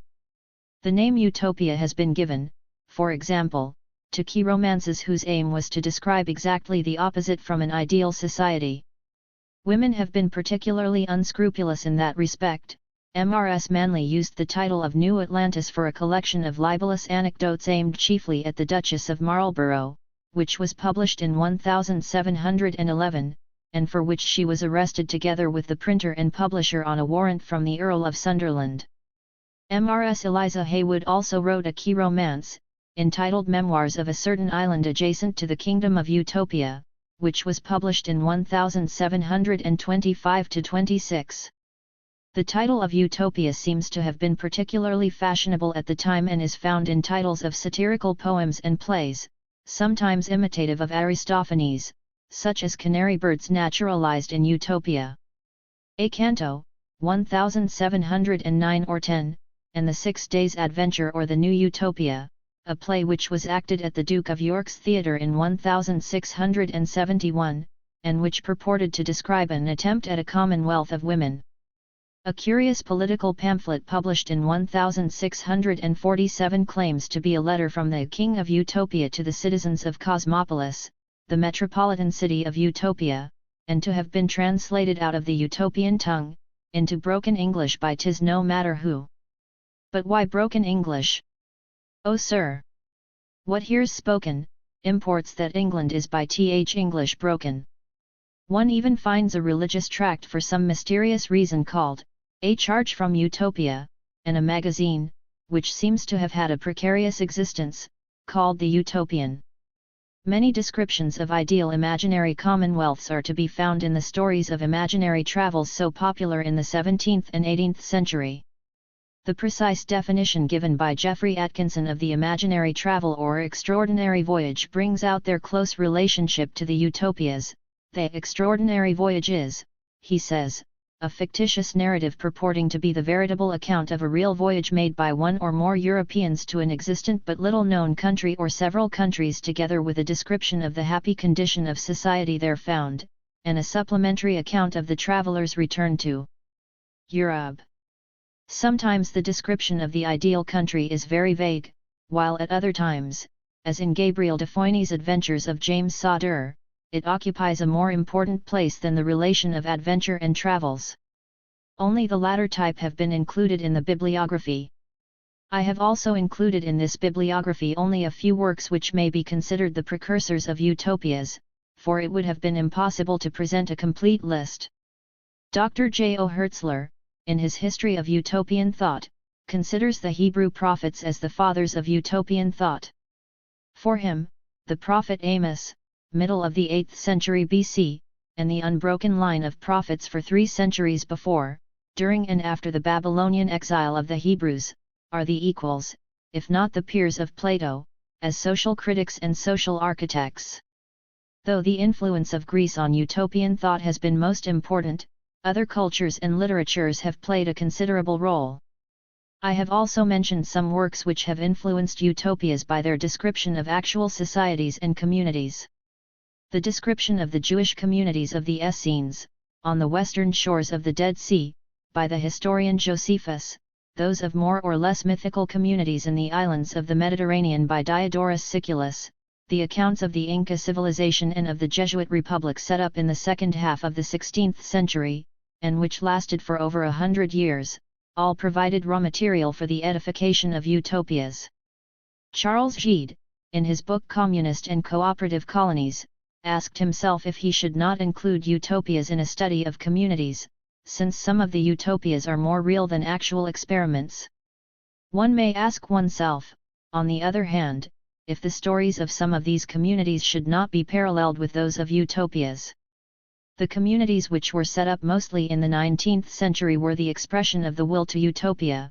They were, or, rather, were intended to be, utopias in miniature, and the constitutions of some of these communities strongly resemble those of some utopian commonwealths. In many cases utopias inspired the founders of communities, while the results of these practical experiments were incorporated in some of the modern utopias. This bibliography also includes some of the critical works on utopias which have been published during the past 100 years.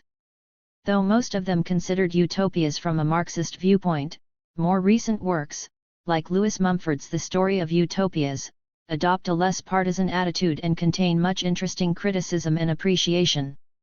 Finally, I have included in the bibliography books such as Rudolf Rocker's Nationalism and Culture, Kropotkin's Mutual Aid, and Alexander Gray's The Socialist Tradition, which, though not dealing specifically with utopias, contain much material relevant to the discussion of the subject.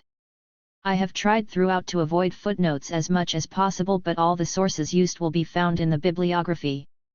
Afterword. Rhiannon Firth. Introduction.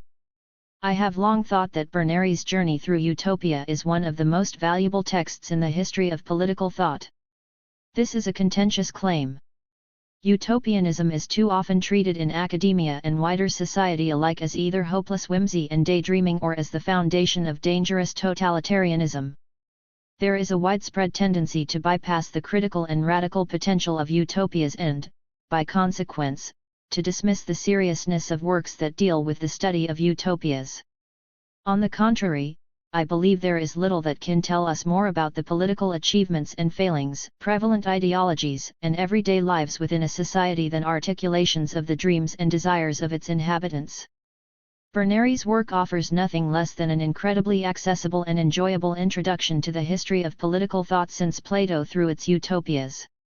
I hope that this new edition will lead to a resurgence of interest in her work and in utopianism, which shows every sign of becoming more poignant in our anti-utopian times. Berneri takes a critical approach to utopias, tending to present them in a negative light, as totalizing and authoritarian phenomena. In some ways, this is analogous to common-sense understandings of utopias that permeate society, which reference perfection and impossibility. Berneri's reticence reflects her context. She was highly critical of the communism of Soviet Russia, exploring the impact of its authoritarian bureaucracy on the everyday lives of workers in her book Workers in Stalin's Russia. 1 Yet there is nuance in her critique that supersedes colloquial vilification of those who dare to dream of a better society. She consistently deals with her carefully chosen utopians with empathy and humor, linking their biographies with historical context to provide multifaceted portrayals of the conditions that gave rise to their dreams.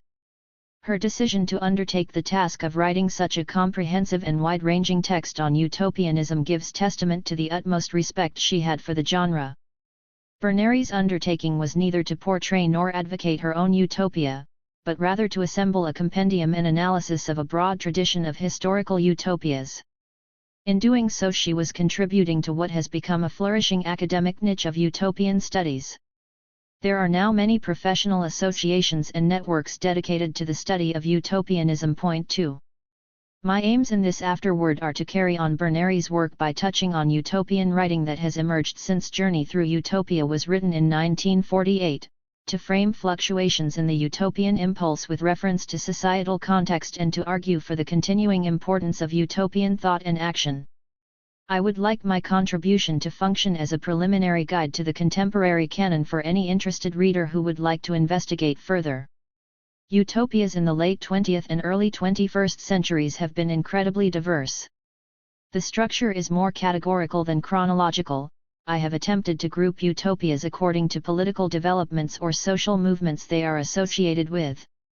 Nevertheless, there is a historical narrative to be told of the proliferation and diversification of utopias since the demise of Soviet communism and the disintegration of the positive utopian impulse under accelerating neoliberalism. I begin with an overview of the widespread distrust of utopianism during and immediately after Berneri's life and the rise of utopian studies as an interdisciplinary field. I then turn to the definition of utopia, which posed a dilemma for Berneri and continues to be the subject of debate. 3 This has implications for what will be included and excluded from later sections. I then outline various categories of utopias that have arisen in the last 70 years. There are almost certainly overlaps and omissions using this approach, but I hope what follows will provide sufficient avenues for interested readers to continue their research. Post-war anti-utopianism and the development of utopian studies. Berneri died on April 13, 1949. During her life she was active in the anarchist movement in France and the UK. She travelled to Spain to visit her father, Camillo Berneri, and during the Spanish Civil War she worked in support of the struggle while living in Paris and London. She was an editor of the paper War Commentary during and after the Second World War. 4 In the 1940s, when Berneri was active, Stalinism had established itself as the dominant revolutionary ideology. The Stalinists were intolerant of dissent, and in a polarized environment with the fascists had managed to stamp out most other revolutionary strands of Marxism, socialism, and anarchism across Europe. Utopian thought therefore came to be associated with either Marxism or fascism, creating a situation where non-radicals tended to be critical of the idea of utopia in its entirety, leading to a widespread anti-utopianism in society. In Western industrial nations, the post-war economic boom meant the utopian impulse was co-opted into a consumerist culture that channeled populations' desires for a better life into individual purchasing power. 5. As Berneri notes, Marx and Engels had themselves been critical of utopianism, and their portrayal of historical materialism as scientific was undertaken through a direct contrast with the utopians. 6. It was in the context of Stalinism that the Austrian-British philosopher Karl Popper wrote The Open Society and Its Enemies. For Popper, utopias from Plato to Marx were definitively totalitarian. Utopias portray a fixed vision of society and therefore necessitate a strategy to be executed all at once by a strong centralized leadership. 7. For Popper, utopias were blueprints, impervious to change, therefore oppressive of dissidents. The only possible form of government that could allow for institutional improvement without violence and bloodshed was liberal democracy. This sentiment was echoed in the United States, where the right-wing McCarthyite witch hunts produced a social ideology that equated all kinds of radical or progressive politics with Stalinist communism. The perceived threat of totalitarianism was taken as a pretext to persecute subversives without proper evidence, which amounted to widespread social policing of critical thought. Berneri was an outspoken critic of Stalin and was one of the first radicals to publish this dissent in the English language, at a time when many on the left turned a blind eye to his atrocities. She recounted the appalling conditions faced by most workers, the inequality of women, and the entrenched privilege and hierarchy of the bureaucracy. 8 10 years later Khrushchev denounced Stalin publicly in the Soviet Union, and the left in Europe and America was forced to come to terms with the cruelties of actually existing communism. 9. While mainstream society was distinctly anti-utopian during Berneri's life and immediately following her death, the embryonic field of utopian studies was forming. Issuing from the dominance of Marxism in radical thought, yet in reaction to its totalitarian tendencies, Karl Mannheim's ideology and utopia became the foundation for both utopian studies and the sociology of knowledge. 10 Mannheim presents utopia as a transformative impulse that has the potential to raise consciousness and change society. Mannheim was an antecedent of the New Left and the Frankfurt School, an assortment of libertarian and social democratic academic Marxists working in Western Europe to revise Marxism in response to the failure of its historical predictions. The ascendancy of consumerist ideology and manipulative advertising strategies in Western industrial societies highlighted the importance of culture in the production of consent. Discovering the importance of pleasure and hope in revolutionary activity led these scholars to revive interest in the idea of utopia, reflected in texts such as Ernst Bloch's 3-volume magnum opus The Principle of Hope and Herbert Marcuse's Eros and Civilization. 11 These thinkers showed how the utopian impulse can be located within art and pleasure, which can be anticipatory and prefigurative. There is an emphasis on the potential of utopia to arouse political affects such as hope and desire as a basis for revolutionary praxis. Early utopian studies was largely a Marxist enterprise, yet this is not to say that there has not been a distinctly anarchist history of utopias. The intersection between anarchism and utopianism has historically been one of the most generative and resonant approaches to experimental social change. 12 Nonetheless, Berneri's anarchist approach to the study and analysis of utopian literature was both unprecedented and premonitory, for, as we shall see in this chapter, anarchist-inspired utopias and anarchist approaches to the study and analysis of utopianism have proliferated during the late 20th and early 21st centuries. I will not provide a special section on anarchist utopias, since many or all of the themes that I cover are inspired or infused by the becoming anarchist of utopia. Defining utopia. Berneri follows the definition of utopia in the Encyclopaedia Britannica, an ideal commonwealth whose inhabitants exist under perfect conditions, though she admits this is somewhat arbitrary. 13 It is commonplace in contemporary utopian studies to reject the conflation of utopia with perfection, because it excludes works that ought to be included in the genre. 14 Not least Thomas More's Utopia itself. 15 Berneri also finds that utopias cannot be defined by their form, which can encompass political programs, literature, and actual communities. 16 Utopias in the late 20th and early 21st centuries have tended to play on this ambiguity, often transgressing the boundaries between the different forms that Lyman Tower Sargent construes as the three faces of utopianism: utopian literature, intentional societies, and utopian social theory. 17 Contemporary utopian studies therefore seeks a broader definition of utopia than was common in Berneri's time. Ruth Levitas draws on Mannheim, Bloch, and Marcuse to argue that utopia must be defined by its function, the expression and exploration of desire. 18 While desire is sometimes combined with hope that utopias might be actualized in practice, this is not always the case. Sargent echoes this in his definition of utopianism as social dreaming. 19 Utopias are specific instances of this broader phenomenon of utopianism, which Sargent believes to be universal to all human societies. 20 Other scholars of utopia stress its transgressive and creative functions. The imaginal space opened up by utopia presents a challenge to conventional forms of knowledge and modes of theorizing that enable us to think, feel, and desire differently. 21 Utopia creates a sense of estrangement from present arrangements, opening a gap between thought and the categories of the existing system, which has a subversive political function. 22 Darko Sovin echoes the emphasis on estrangement, defining utopia as a radical otherness. 23 Utopia is a society in which institutions, norms, and relationships are organized according to a radically different principle. It is the emphasis on socio-political relationships that distinguishes utopias from science fiction, where the difference may rest on biological or geological factors. 24 In what follows I will adopt this broad definition of utopianism as the articulation of desire for radically other socio-political arrangements. Dystopias. Dystopia is a category of utopia that has implications for our understanding of the definition and function of utopianism in general. The dys stems from Greek and signifies a bad place, as a contrast to the utopia, good place, of Thomas More's original pun. The term was first coined in the 18th century, but its use did not become commonplace until after the two world wars, worldwide economic depression, and disease epidemics of the early 20th century. This context gave rise to the literary form that Berneri begins to cover in her final chapter on modern utopias. 25 Dystopias were written as literary critiques of the hegemonic social forms of the time, for example, the anti-Nazi dystopia Swastika Night by Catherine Buttigieg under the pseudonym Marie Constantine, Yevgeny Zamyatin's We, Aldous Huxley's Brave New World, and George Orwell's 1984.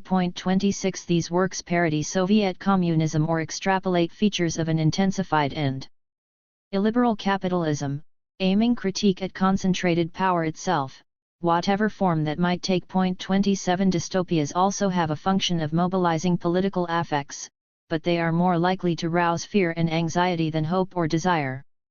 Dystopia continues to be an important and popular genre, and many of its literary devices were adopted by the more critical and self-reflective utopias of the late 20th and early 21st centuries. The line between utopia and dystopia has now become blurred. Contemporary utopias, rather than being straightforwardly good or bad, tend to shift between the two to offer multiple or fragmented visions of a world open to potential. 28. 1968 Revival of Utopianism and Utopias of Everyday Life. In the 1950s and 1960s, as the atrocities of Stalinism were decisively exposed, uprisings against communist regimes began to spread. A definitive turning point was reached during the renowned events of May 1968 in France, which ushered in an unprecedented period of social unrest and creativity, including general strikes, occupations by students and workers of universities and factories, mass protests and demonstrations, and the emergence of a radical protest-based artistic movement. 29 This radical optimism signaled the rise of the New Left and with it a profusion of new political ideologies and a revival of utopias. This included neo-Marxist ideas that rejected Stalinism and appeared to be closer to anarchism. Early figures in this movement included André Breton and the Surrealist and Lettrist movements, which later fed into situationism and autonomia. What distinguishes these perspectives from orthodox Marxism was an emphasis on reclaiming utopia in everyday life.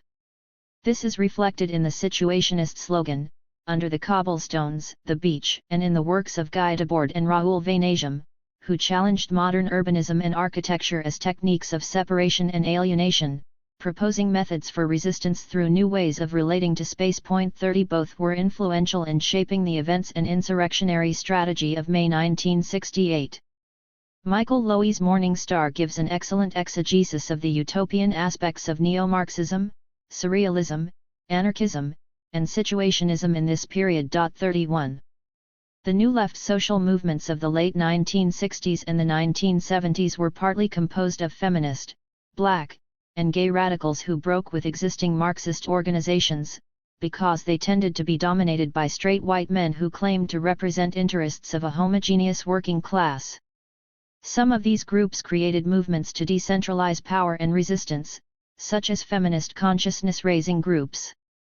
These were small, voluntary women-only discussion groups that met regularly to discuss the political aspects of personal relationships and everyday life. 32 The movement encompassed hundreds of thousands of women at the height of their popularity. 33 Consciousness-raising groups themselves were sometimes criticized for being exclusive or homogeneous and failing to account for intersectionality, referring to the ways in which the multiple oppressions experienced by black and other women of color are not just additive, tagging race onto gender, but lead to a qualitatively different structural location. This led, among others, a group of lesbian black feminists to organize the Combahee River Collective in 1974 to address their particular needs and struggles. 34 This was reflective of a broader concern to create movements that would allow many and diverse people to express their desires without being represented by a vanguard. In the following decade in France and throughout Europe, a number of theories now called postmodernism or post-structuralism began to take shape in reaction to the critique of Marxism. They focused on critiquing universalism and grand narratives, the power of language on structuring thought, the binary construction of gender difference, and on theorizing horizontal organization and decentralizing power. 35 At this time, many left-wing thinkers believed utopianism died when the Berlin Wall fell in 1989. Enthusiasm for a rupture or insurrection was abandoned in favor of more modest, tactical gains in the present. 36 While many post-structural theorists did not identify their work as utopian nor deal with utopianism explicitly, there are utopian themes in their work. In particular, they articulate desire for a less exploitative and alienating society, and they valorize the process of desiring production. 37 Postmodernism and post-structuralism have had a strong influence on the utopian tradition and on its analysis and interpretation in utopian studies. The anarchist tradition, in which Berneri was firmly situated, has always located utopian change in everyday life and the here and now. Berneri's thesis was that there were two conflicting strands of utopianism, one that subordinated individuals to authoritarian blueprints, and another that encouraged the free expression of man's personality. 38 Berneri does not cover any explicitly anarchist utopias, yet it is clear she believes that the Diggers, the utopian socialists, and William Morris all had an affinity with this tradition. Without centralized government, such utopias allow for the free expression of desires in the here and now without deferring to centralized authority. The theme of anarchy in everyday life was taken up by Colin Ward, a prolific British anarchist writer active in Berneri's circle, who presented examples of already existing everyday anarchy throughout his works, with the most comprehensive and succinct articulation of this ethos in Anarchy in Action. 39 For Ward, anarchy is not something that needs to be deferred to the future but is, in fact, the modus operandi of most people functioning in their daily lives most of the time. The purpose of anarchism therefore is not to stage a revolution or insurrection in order to usher in the new society, but rather to cultivate and expand autonomous spheres of self-organized activity. This approach was not new but continued the tradition of earlier anarchists, including Peter Kropotkin, Martin Buber, and Gustav Landauer.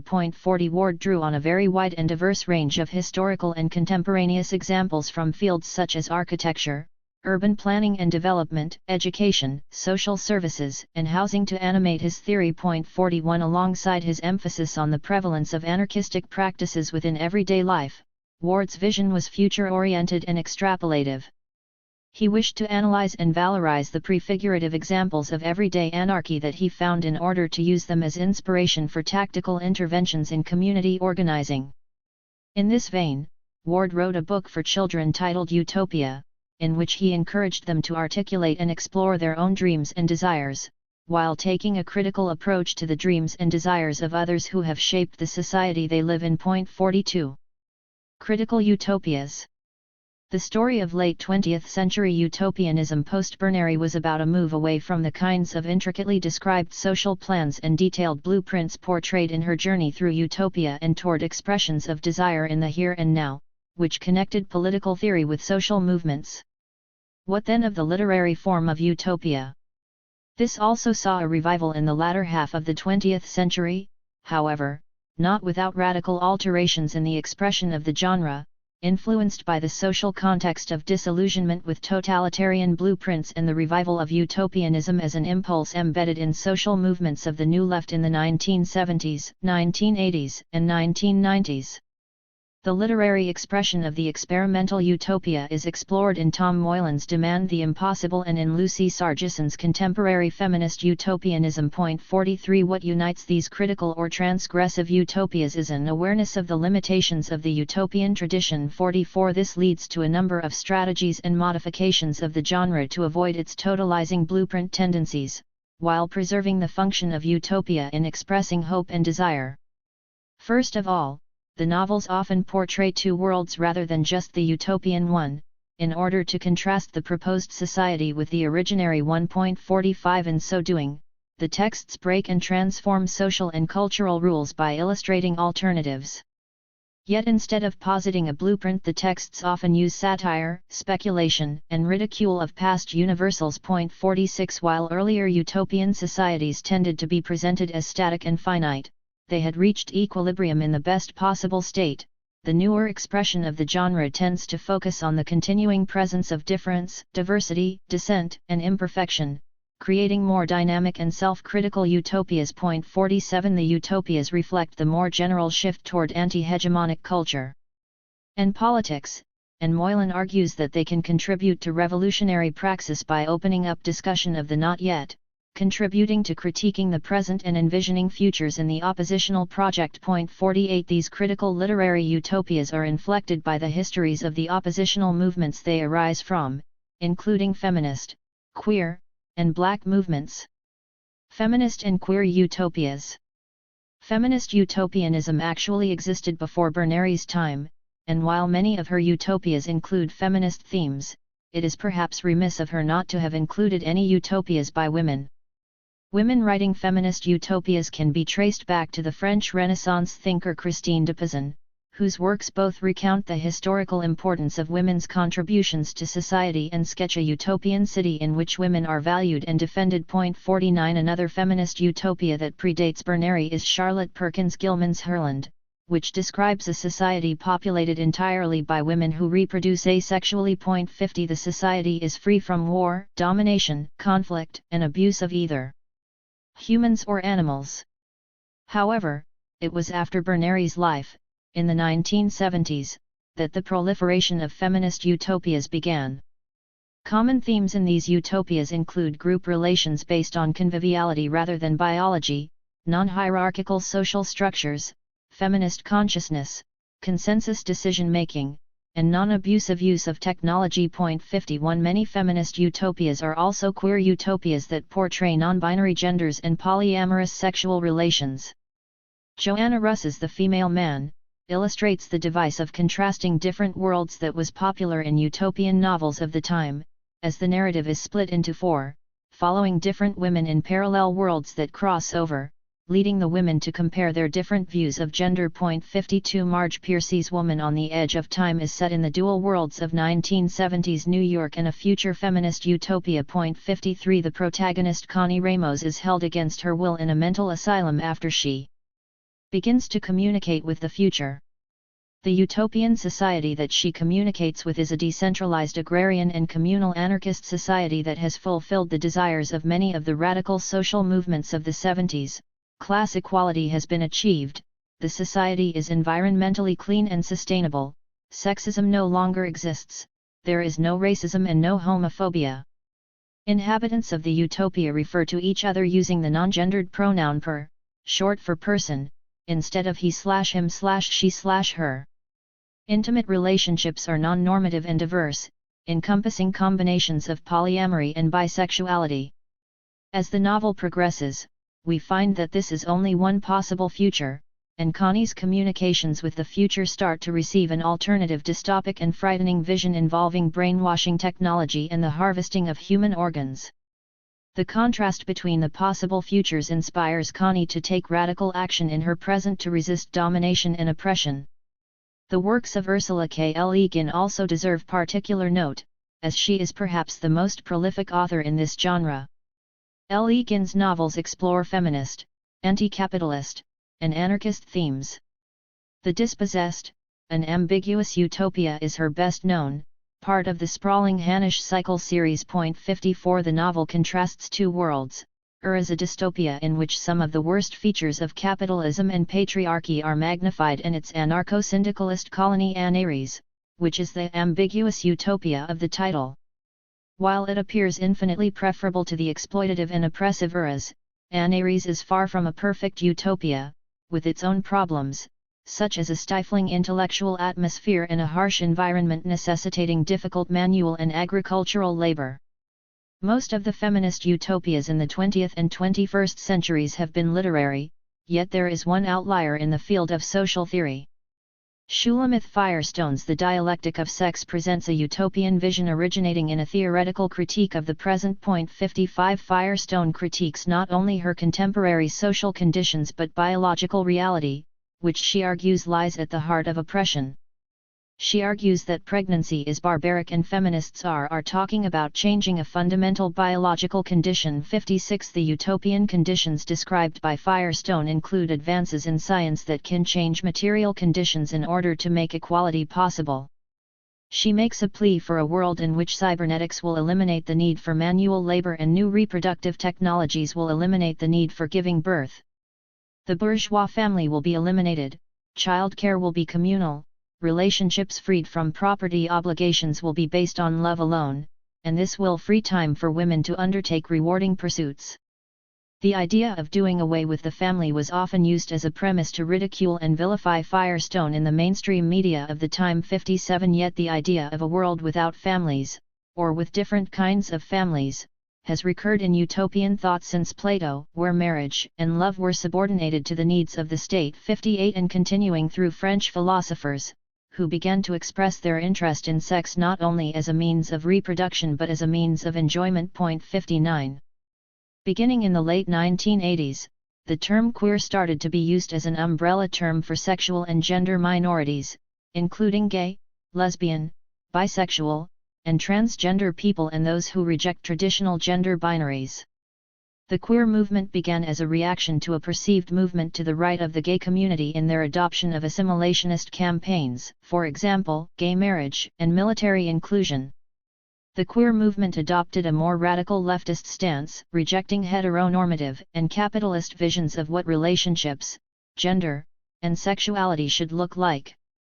Many of the critical utopias discussed above should also be read as queer utopias, because they transgress traditional gender roles and expression and explore alternatives to mainstream understandings of sexuality and sexual acceptability. There is also an emerging literature that takes a utopian studies approach to queer utopias.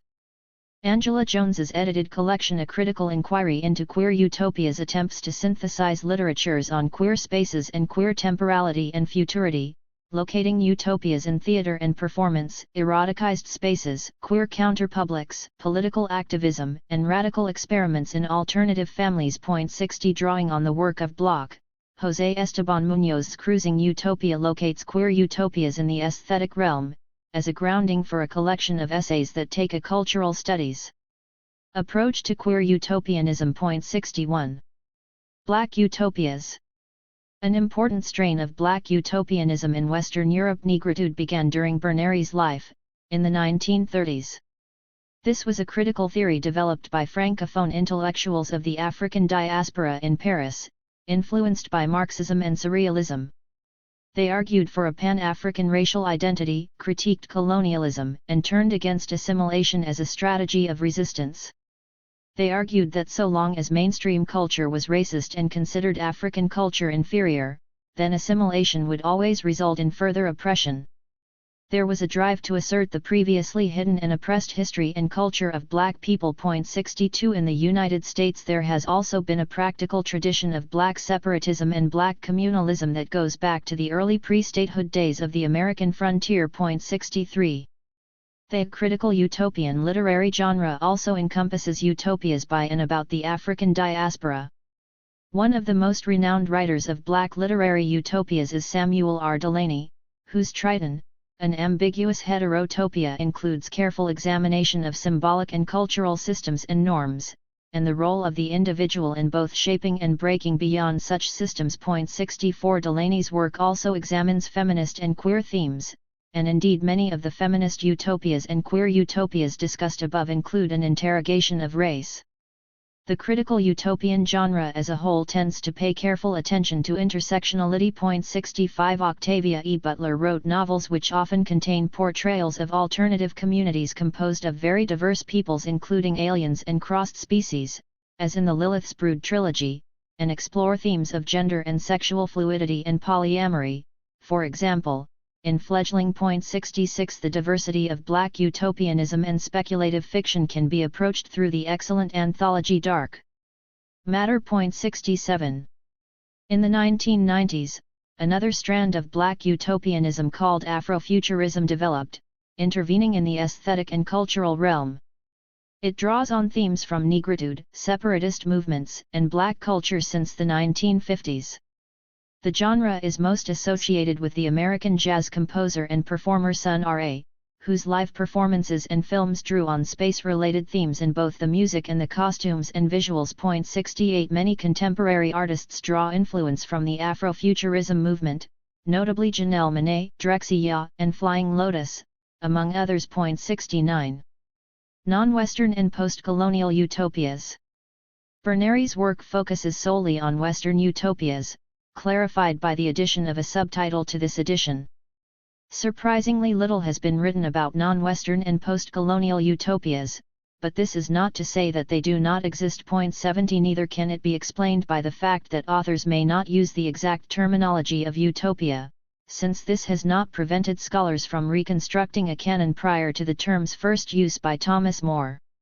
Nevertheless, utopias from outside the West can be difficult to identify since utopian studies developed as a field of study in European and American universities, and therefore definitions and development of the utopian canon has been heavily influenced by Western traditions and worldviews, while the Western sense of cultural supremacy has often led to the marginalization of histories and cultural artifacts beyond the West. 71 In an effort to trace intercultural threads in the utopian tradition, Jacqueline Dutton adopts Sargent's expansive definition of utopia as social dreaming to give an overview of Jewish, Islamic, Hindu, Chinese, Japanese and indigenous Australian ideals of a better existence on Earth. 72 Aziz Al-Azmeh provides an excellent chapter on Islamic utopias covering a period of over 1,000 years.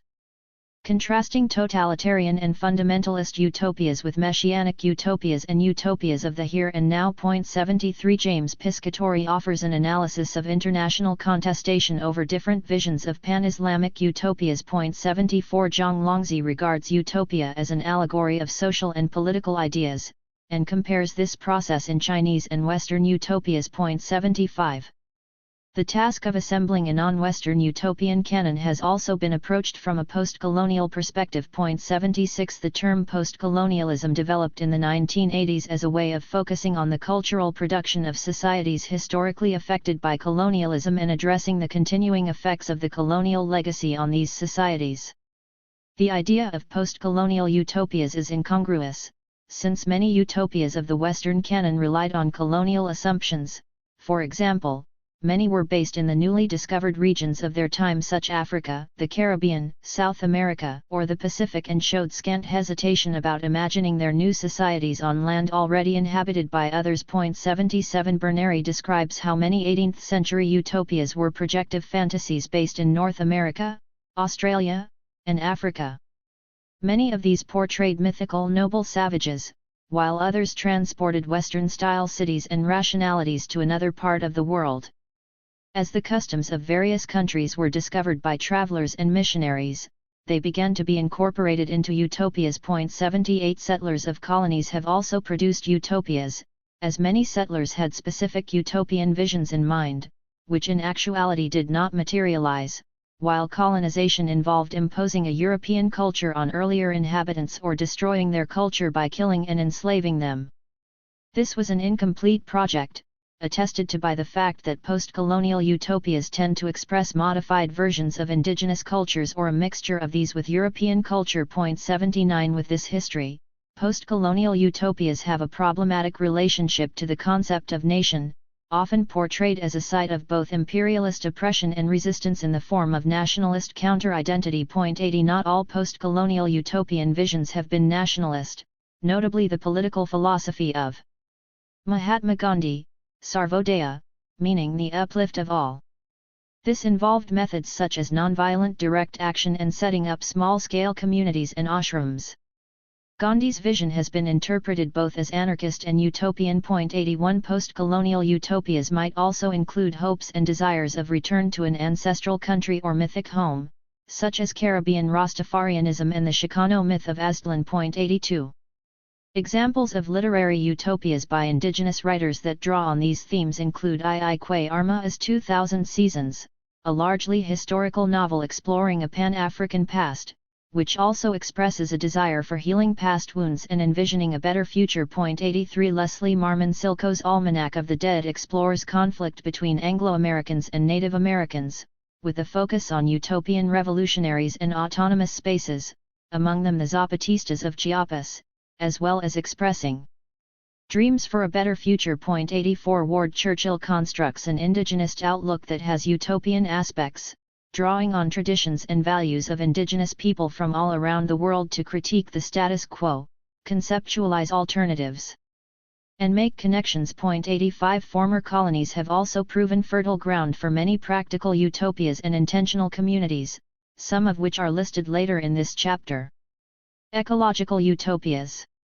Ecological themes of respect for nature and animals and the desire for a less alienated relationship between humans and the land have been features of utopian visions through the centuries.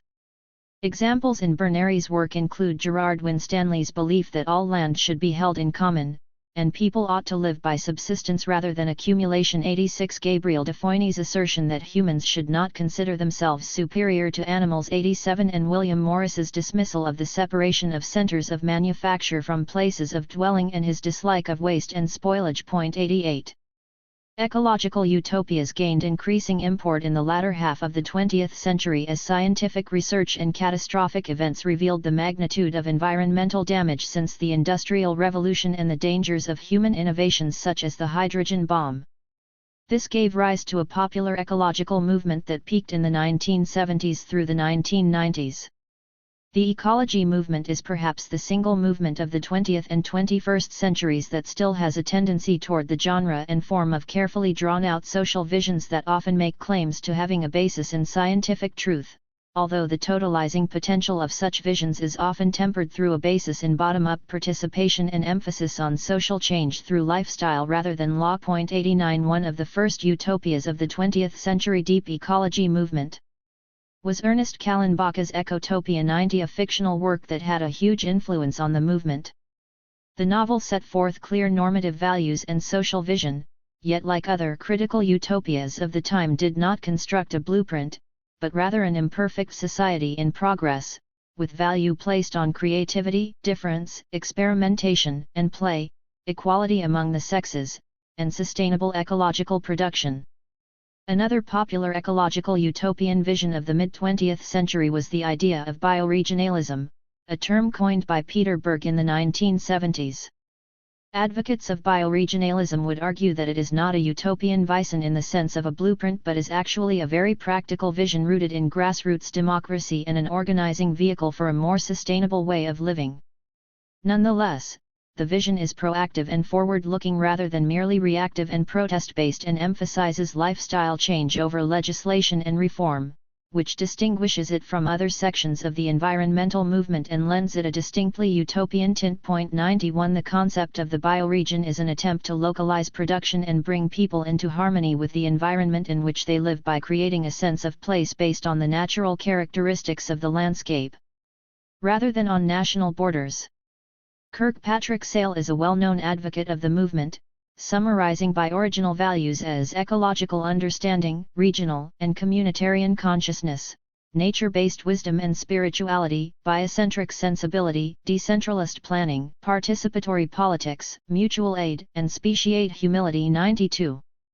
A utopian strand of ecological theory worth consideration is the Gaia hypothesis, co-developed by the chemist James Lovelock and the microbiologist Lynn Margulis, which postulates the Earth is a holistic self-regulating complex system.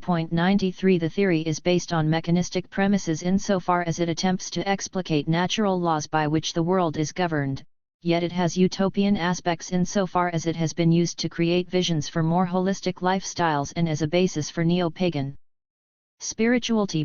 94 It has been argued that the mechanistic aspects of Gaia are in tension with such normative recommendations.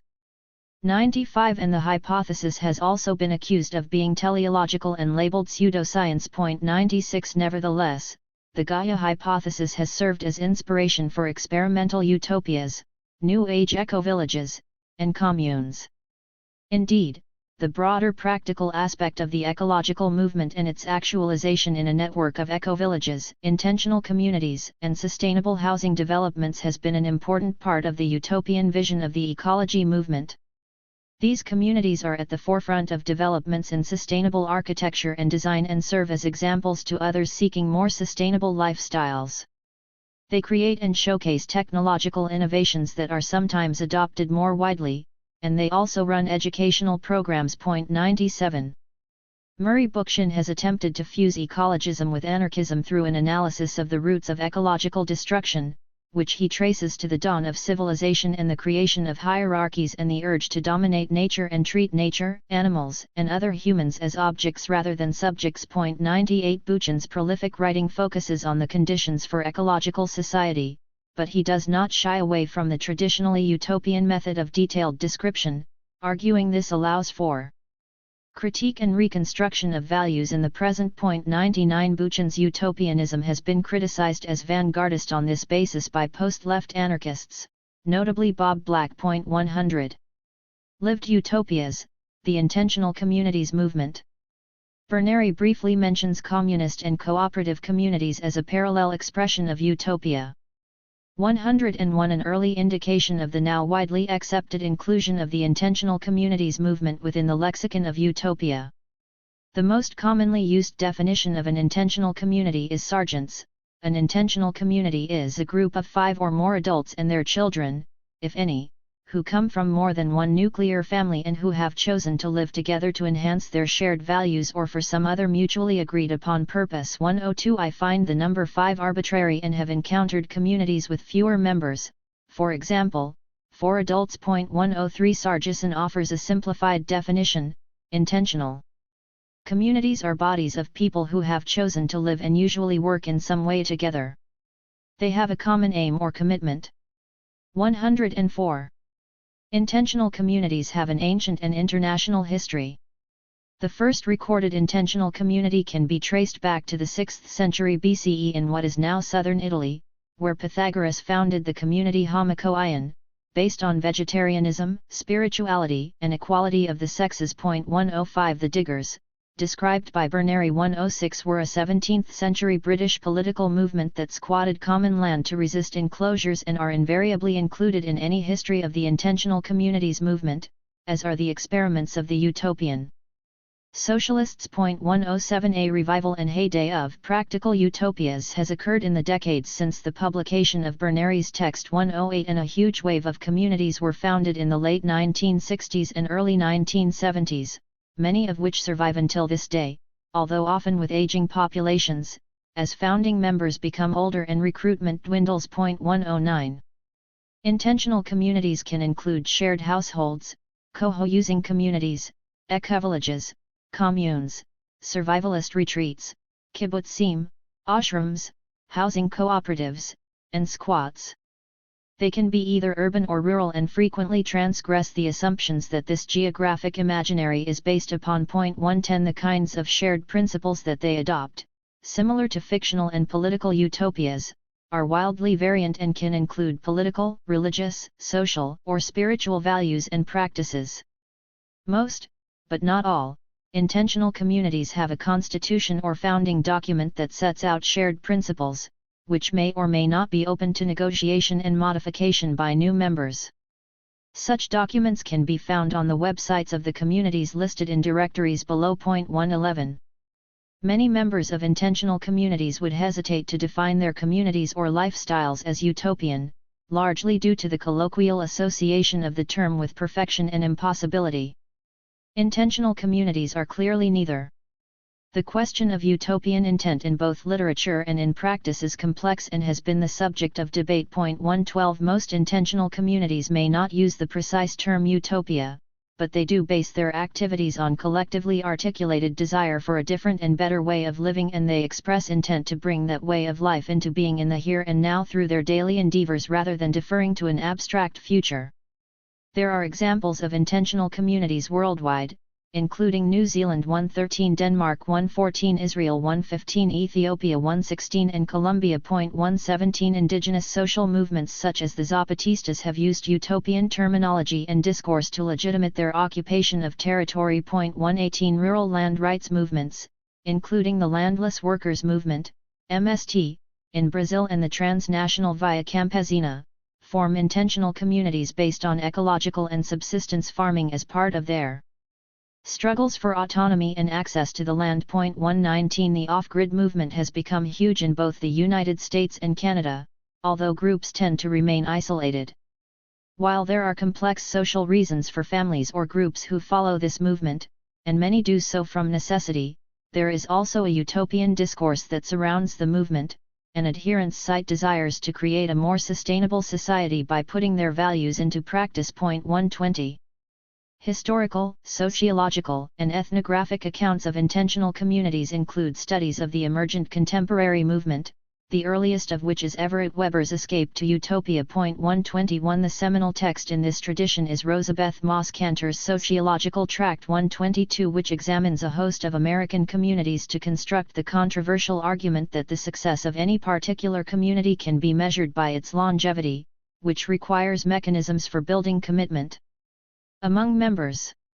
Many texts in this sociological tradition followed the flourishing movement of the 1970s, including Andrew Rigby's Alternative Realities 123 with a focus on the British communal movement, Philip Abrams and Andrew McCulloch's Communes, Sociology and Society 124 which focuses on the American movement, and Lawrence Vasey's study of anarchist and mystical communities in America. 125 The rise in the environmental and deep ecological movement led to a resurgence of interest in the movement in the late 1980s and early 1990s, examined in David Pepper's Communes and the Green Vision. 126 There are many books on the contemporary movement, some of which focus on specific aspects such as co-housing and low-impact living. 127 Two excellent books on the British movement by Chris Coates present the historical movement of intentional communities in Britain in great detail in the format of an illustrated gazetteer.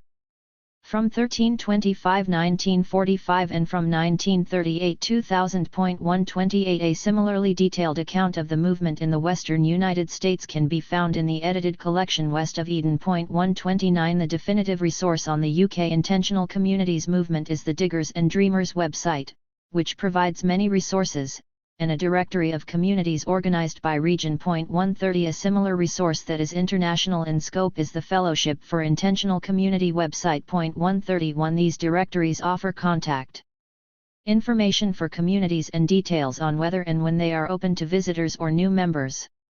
Educational utopias and critical pedagogy. Education has been central to utopia since Plato argued that his guardians ought to be the most educated citizens. 132 Levitas, drawing on a line of thought made up of Miguel Abençaur's commentary on William Morris and E.P. Thompson's work, argues the defining feature of utopia is precisely its educative function. 133 Many of the utopias portrayed in Berneri's book valorize education, for example, Foyne was an early advocate of lifelong learning, setting utopian school leaving age at 35. 134 and both Moore and Winstanley advocated homeschooling. 135. Since Berneri's time, the relationship between anti-authoritarian education and utopia has developed. A.S.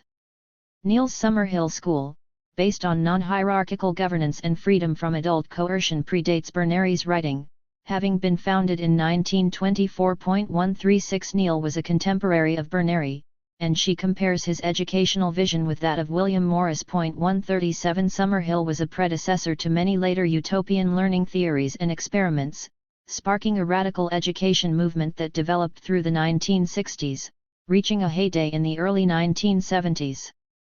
One of the earlier works was Neil Postman and Charles Weingartner's Teaching as a Subversive Activity. 138 The authors advocate democratic education, exemplifying alternative social relations in the classroom and learning to question dominant language structures and media. The pedagogical vision of Paulo Freire deserves special note. Freire was a Brazilian philosopher and educator, best known for Pedagogy of the Oppressed, wherein he developed his theory of critical pedagogy. 139 For Freire, education rather than elite-led vanguardist revolution is the key to social change. He critiqued the traditional approach to education that replicates social hierarchies, which he called the banking approach, putting the teacher in charge as the expert holder of knowledge. 140 The problem with this approach is that it positions students as passive subjects of learning rather than active creators of knowledge and reproduces a culture of silence where oppressed subjects are unable to fully perceive or articulate the ways in which their experience was shaped by material conditions. 141 The ability to name what is oppressing us. Critical literacy triggers a process of conscientization where one undertakes to perceive and expose social and political contradictions and organize collective action for resistance. 142 Critical pedagogy has been taken up by many other theorists, famously bell hooks and Peter McLaren, and has given impetus to a significant movement of popular education and critical pedagogy working in against and beyond established educational institutions worldwide. 143 Freire's vision and method clashed with the vanguardist vision of left parties, which tended to consider themselves the bearers of a singular truth, and exposed all forms of knowledge including the knowledge of elites as partial and structurally situated. Critical pedagogy has been interpreted as utopian because it creates space for experimenting with alternative knowledges, envisioning alternative futures, and reconstituting social bonds in the present in order to actualize political desires. 144 It also emphasizes our unfinishedness and unlimited possibility as human beings and the importance of eschewing coercion in favor of creating examples of social change. 145 Freire's contemporary Ivan Illich offered a damning critique of capitalist social relations and consumer society, which he links to the hidden curriculum of mainstream schooling. As an alternative, he sketched a detailed utopian plan for deschooling society, which involves an incredibly diverse array of non-compulsory lifelong learning arrangements coordinated through computerized learning webs that are eerily prescient of the modern-day Internet. 146 Everett Reamer was a friend of Ivan Illich and in his School is Dead offers a vision based on diversified content, networked organization, and equalizing financial arrangements. 147 Paul Goodman in Compulsory Miseducation argued that the most valuable and influential educational experiences occur outside schools, and that the social task of education should also therefore be transferred outside formal institutions to public spaces where students can actively participate. 148 Educational utopias tend to appear more anti-authoritarian than political utopias, yet by no means are they all anarchist. Freire and Illich were inspired by Marxism, while Postman and Weingartner were inspired by liberalism. However, anarchism has always placed particular emphasis on education as a form of social change in the here and now. Joel Spring offers an excellent introduction to the anarchist tradition of radical education, including theoretical approaches and utopian experiments. 149 and Judith Suissa draws on practical experiments to construct a philosophical anarchist perspective. 150 While the heyday of the 1970s has subsided, movements focusing on the radical potential of education and learning continue into the current day. The theory and practice of critical pedagogy has been adapted for use in anarchist movements against neoliberal globalization and to resist the marketization of public education. 151 Architecture, planning, and utopia. Architecture and town planning have long been associated with utopianism, and Berneri picks up the theme in her own analyses of Etienne Cabet and Andrea 152, and almost every one of Berneri's utopias includes detailed description of spatial layout. Entire utopian movements have arisen that articulate the need for utopian architecture, for example, Ebenezer Howard's Garden Cities and the co-housing movement. 153 Architecture shapes our daily lives, the spaces we can move in, and the boundaries that separate spaces, activities, and purposes. Architects therefore wield immense power over our experiences and communities. Utopian social theorists have also been interested in the relationship between architecture and utopia. Ernst Bloch in Principle of Hope dedicated an entire chapter to architecture. 154 and Colin Ward, as a city planner and architect, wrote extensively on the topic. 155 The function of utopia has also been applied to the field of city planning by Paul and Percival Goodman, who discuss ways to build community values by design, such as reduced consumption, efficient production, and planned security with minimum regulation. 156 Many architects and planners, like Ward, are motivated by a passion to improve the world and understand that spatial arrangements play an important role in this. Ward was an anarchist who sought ways in which existing architecture could be repurposed in the here and now to meet housing needs and create communities based on mutual aid. 157 Other architectural utopias can seemingly do the complete opposite. They institute architectural plans from the top down that are elitist and presuppose intensely hierarchical and unequal relationships with exclusive or differential access.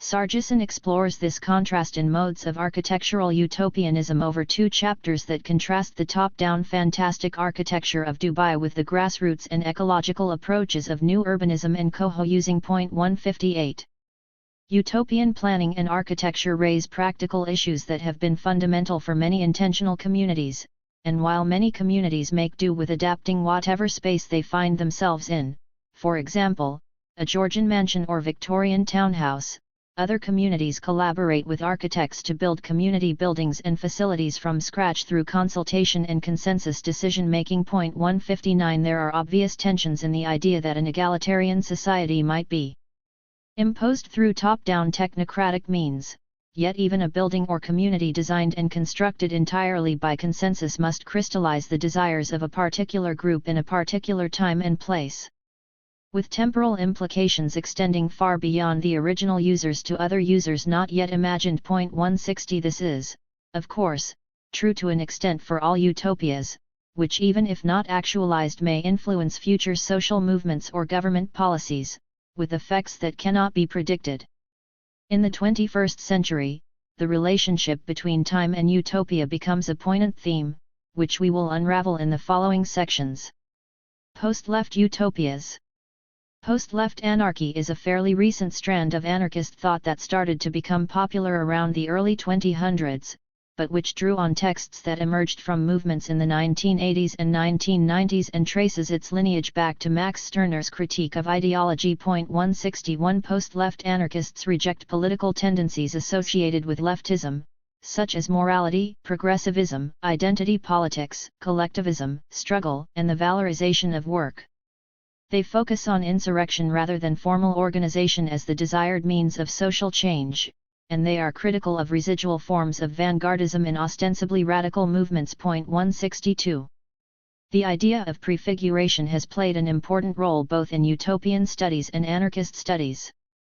In utopian studies, prefiguration is often referred to in the context of intentional communities or social movements that are taken to be engaged in a process of politicizing everyday life through living by example. 163 And the term can also refer to the educative aspects of literary utopias, which can be seen as anticipating possible new configurations of desires. 164 In anarchist studies, prefiguration refers to the anarchist imperative that the means of political action do not contradict its ends. 165 More practically, this entails the ethical commitment of many activists to be the change they want to see in the world by creating social change through direct action and rejecting domination in relationships and collective structures. 166 Post-left anarchists reject prefiguration in favor of the immediate expression of desire, constructing the kind of world one wants to live in immanently and horizontally, which requires radical and antagonistic rejection of dominant social forms and institutions. 167 This entails a rejection of future orientations and separation of the past and present,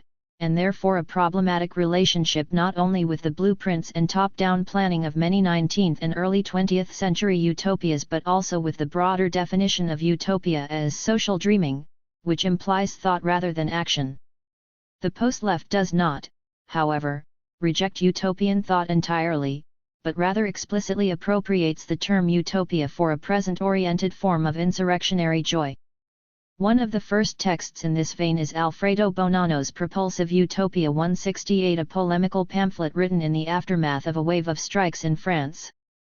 Bonanno argues for a form of utopia that emerges within the real movement rather than as an ideological plaything within the fictitious one. 169 Using the example of rights versus real equality, Bonanno argues that movements ought to seize equality for themselves rather than relying on abstract fictions and sacred concepts, and create utopia now, and on the streets, rather than deferring to the future. 170 Similarly, the anonymous author of Brittle Utopias contrasts the stagnant utopias of state capitalism and state communism with a big C, which are too unified, too pristine, and can never be fully brought into practice, to the living utopias in which humans can be truly present, and which do not shy away from change, a real living dying rotting breathing place, a utopia of process not a brittle non-place. 171 There are echoes of Berneri's contrast between dead structures conceived by economists, politicians and moralists with the living dreams of poets. 172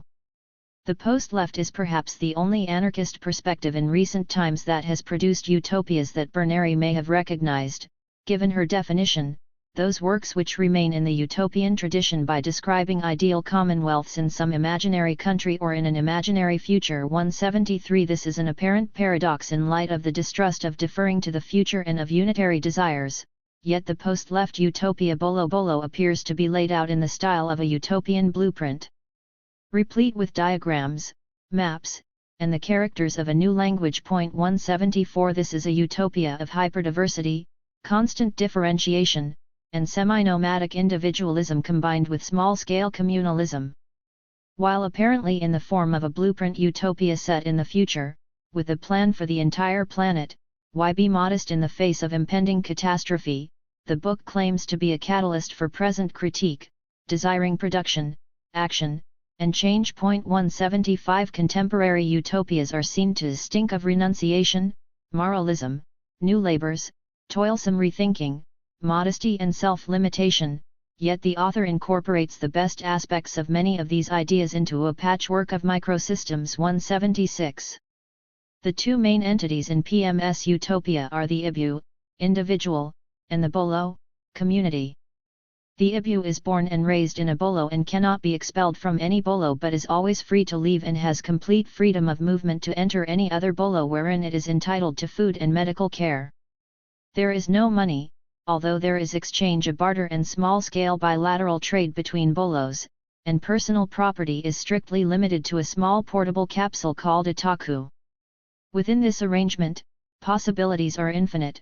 No Bolo looks like any other, just as no Ibu is identical with any other. 177 The Bolos are too small for effective repression, and the means of communication are well developed, so Bolos must recruit through persuasion rather than coercion.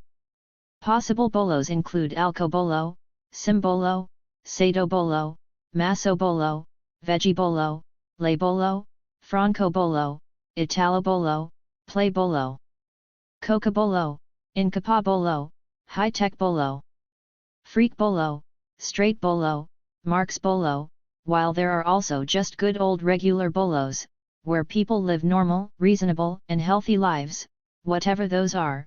178 Other utopias from this tradition include the primitivism of John Zerzan and Cyril Fahn, who offer radical critiques of capitalism, technology, and civilization and express desire for a more primitive way of life. 179 Rather than portraying this as a return to a golden age or in the form of a detailed future utopia, Zerzan focuses on rewilding, which involves a psychological process of rediscovering one's own feral nature, as well as defending and extending wild spaces with radical ecological action.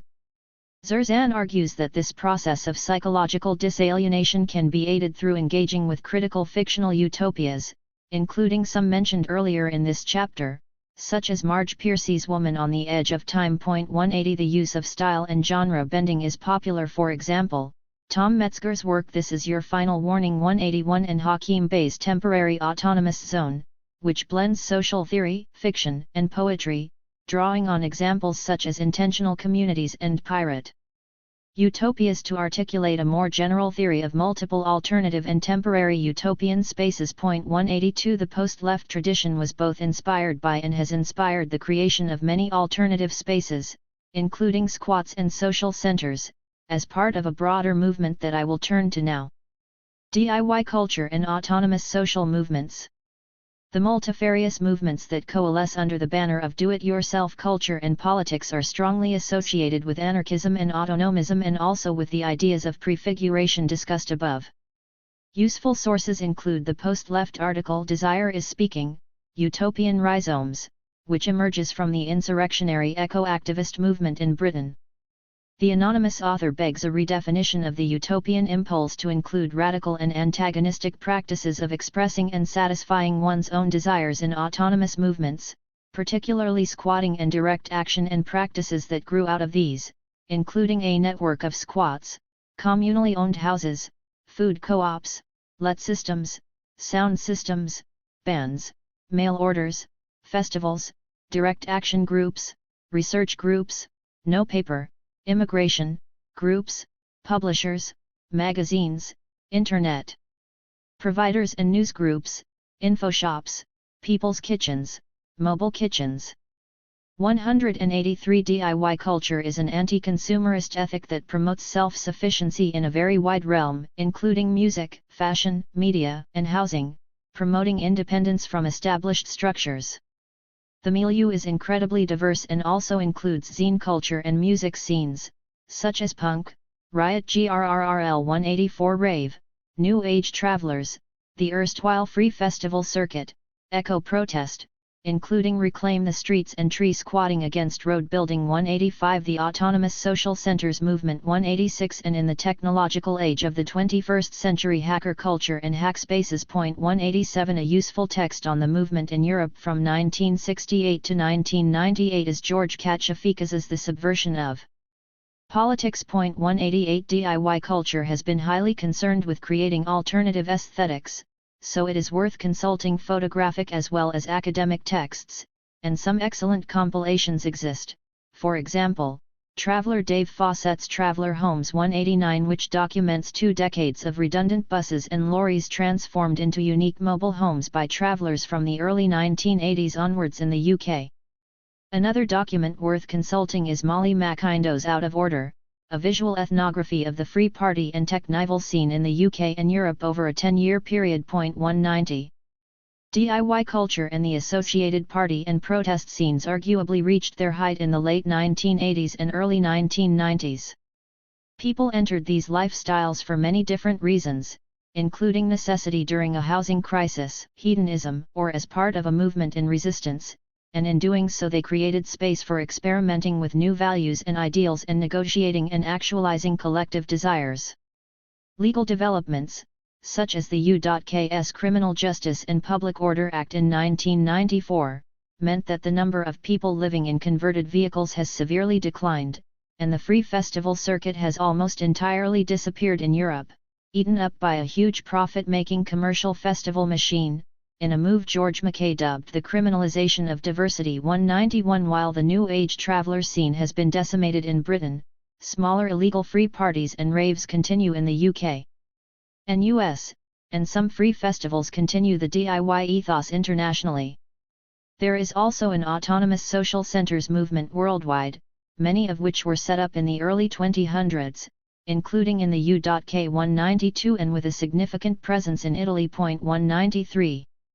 More recently there has been a resurgence of movements that attempt to reclaim space from state and capital in order to experiment and build new political culture using non-hierarchical organizing and a DIY political ethos, in particular the Occupy movement, which emerged in September 2011 amidst an upsurge of similar movements worldwide, including the Arab Spring and the Spanish Indignados. 194 The movement started in New York in response to the 2008 financial crash and subprime mortgage crisis. After initial planning meetings by the New York City General Assembly, Occupy was formed with the occupation of Zuccotti Park in the Wall Street financial district. The movement focused on resisting neoliberalism and global inequality and became famous for its slogan "We are the 99%, which referred to the concentration of wealth among the top 1% of income earners. 195 The Occupy movement spread and became a worldwide movement against inequality and for raising awareness about the lack of real democracy around the world. 196 The movement represented a paradigm shift in both radical strategy and popular political discourse. Its slogans such as "We are the 99% gained mainstream attention, and the strategy of occupation became popular for radical movements around the world.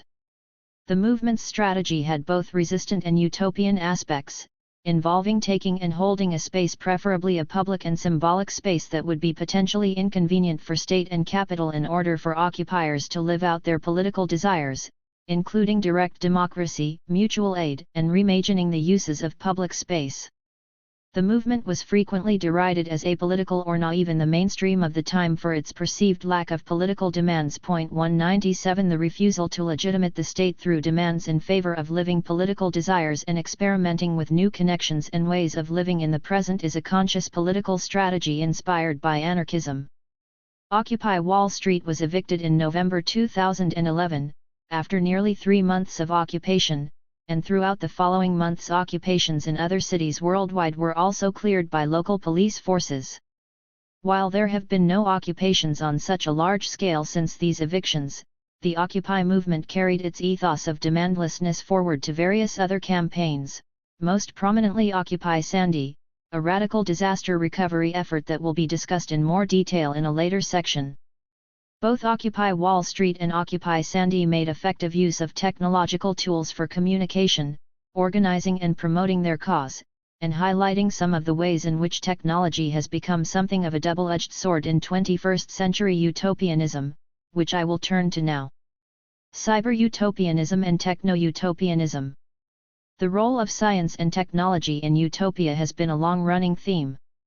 Examples presented by Berneri include the discoveries of Francis Bacon's New Atlantis, including perpetual motion, elixirs to prolong life, and spontaneous generation.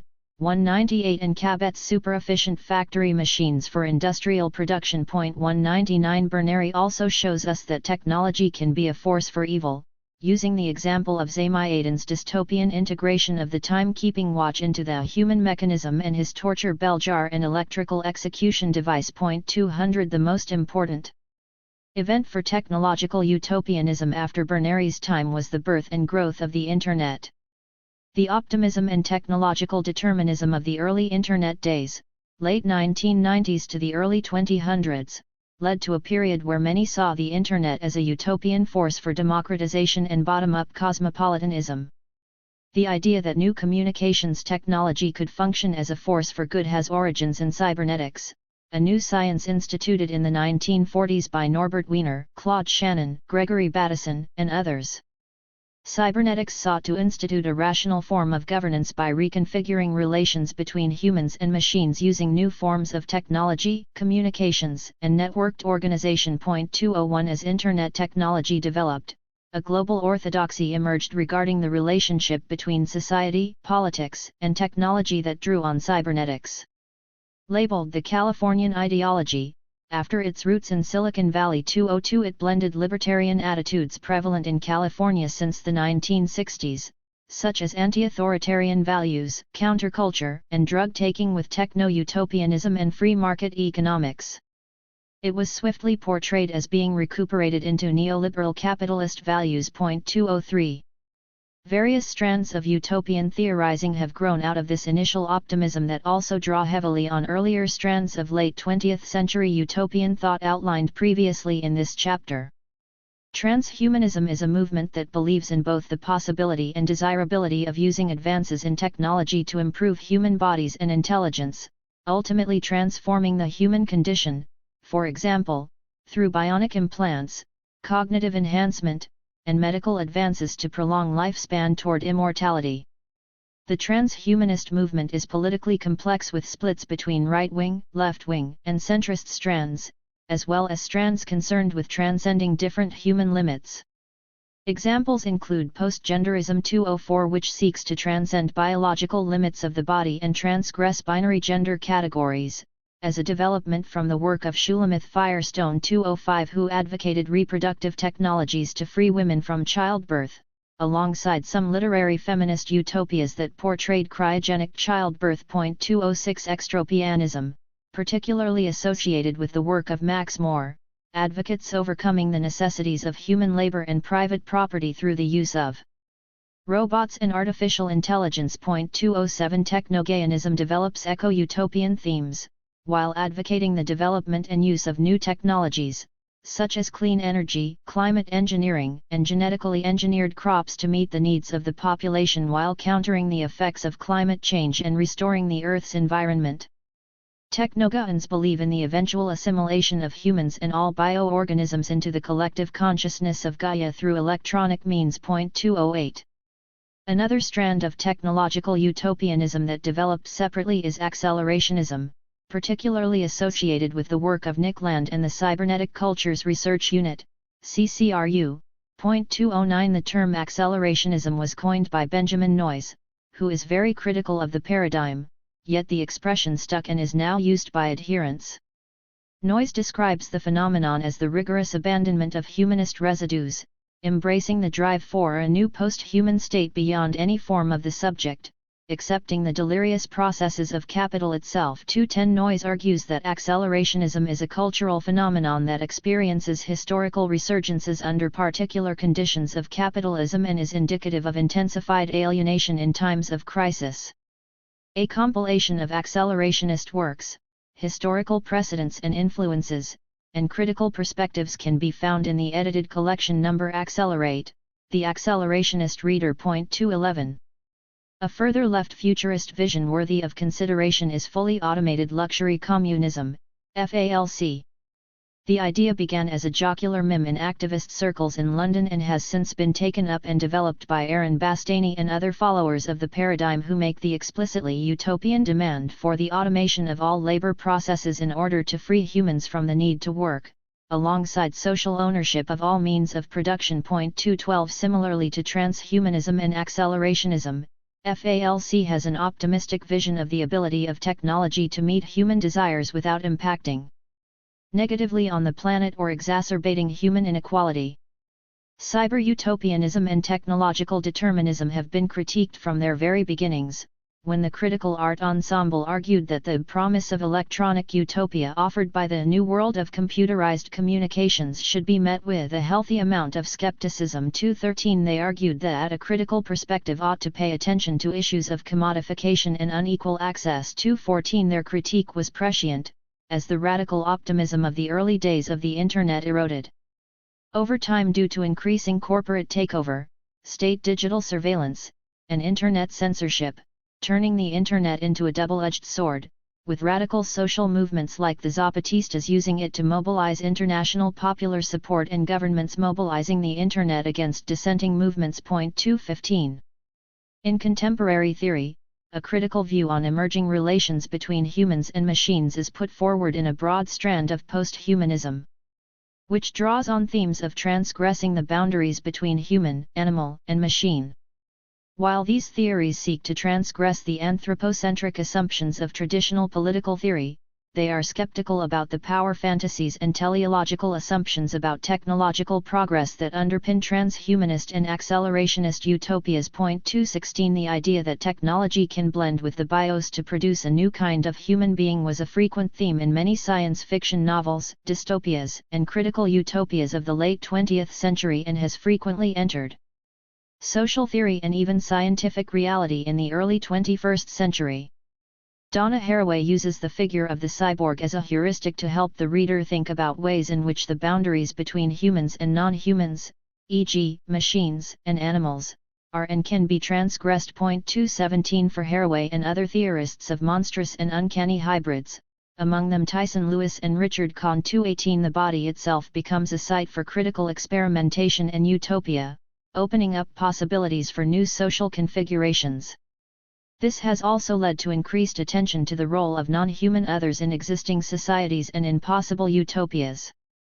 Other new social theories, including actor network theory. 219 New materialism. 220 An object-oriented ontology. 221 Question the centrality of the human as the sole subject of emancipatory politics and attempt to place more emphasis on relations with and between non-human others, including animals, environmental features, and the planet itself. At times, authors in this grouping of theories present their thoughts as more an epistemological approach than a normative vision or expression of desire, yet Erica Cudworth and Stephen Hobden are able to tease out an emancipatory vision from this diverse body, ending their book with a terraist manifesto with utopian overtones. 222 Post-humanism begs that we reconfigure our relations with non-human others in the context of the looming catastrophes of climate change, resource depletion, and geopolitical conflict that overshadow 21st century utopianism.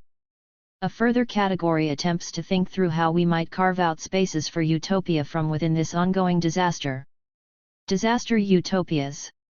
The idea of the disaster utopia actually has conservative origins dating back to the 1950s and 1960s, when North American disaster researchers and media reporters would laud the community action that arose in the period immediately following the impact of a natural disaster, such as a hurricane, tornado, or flood.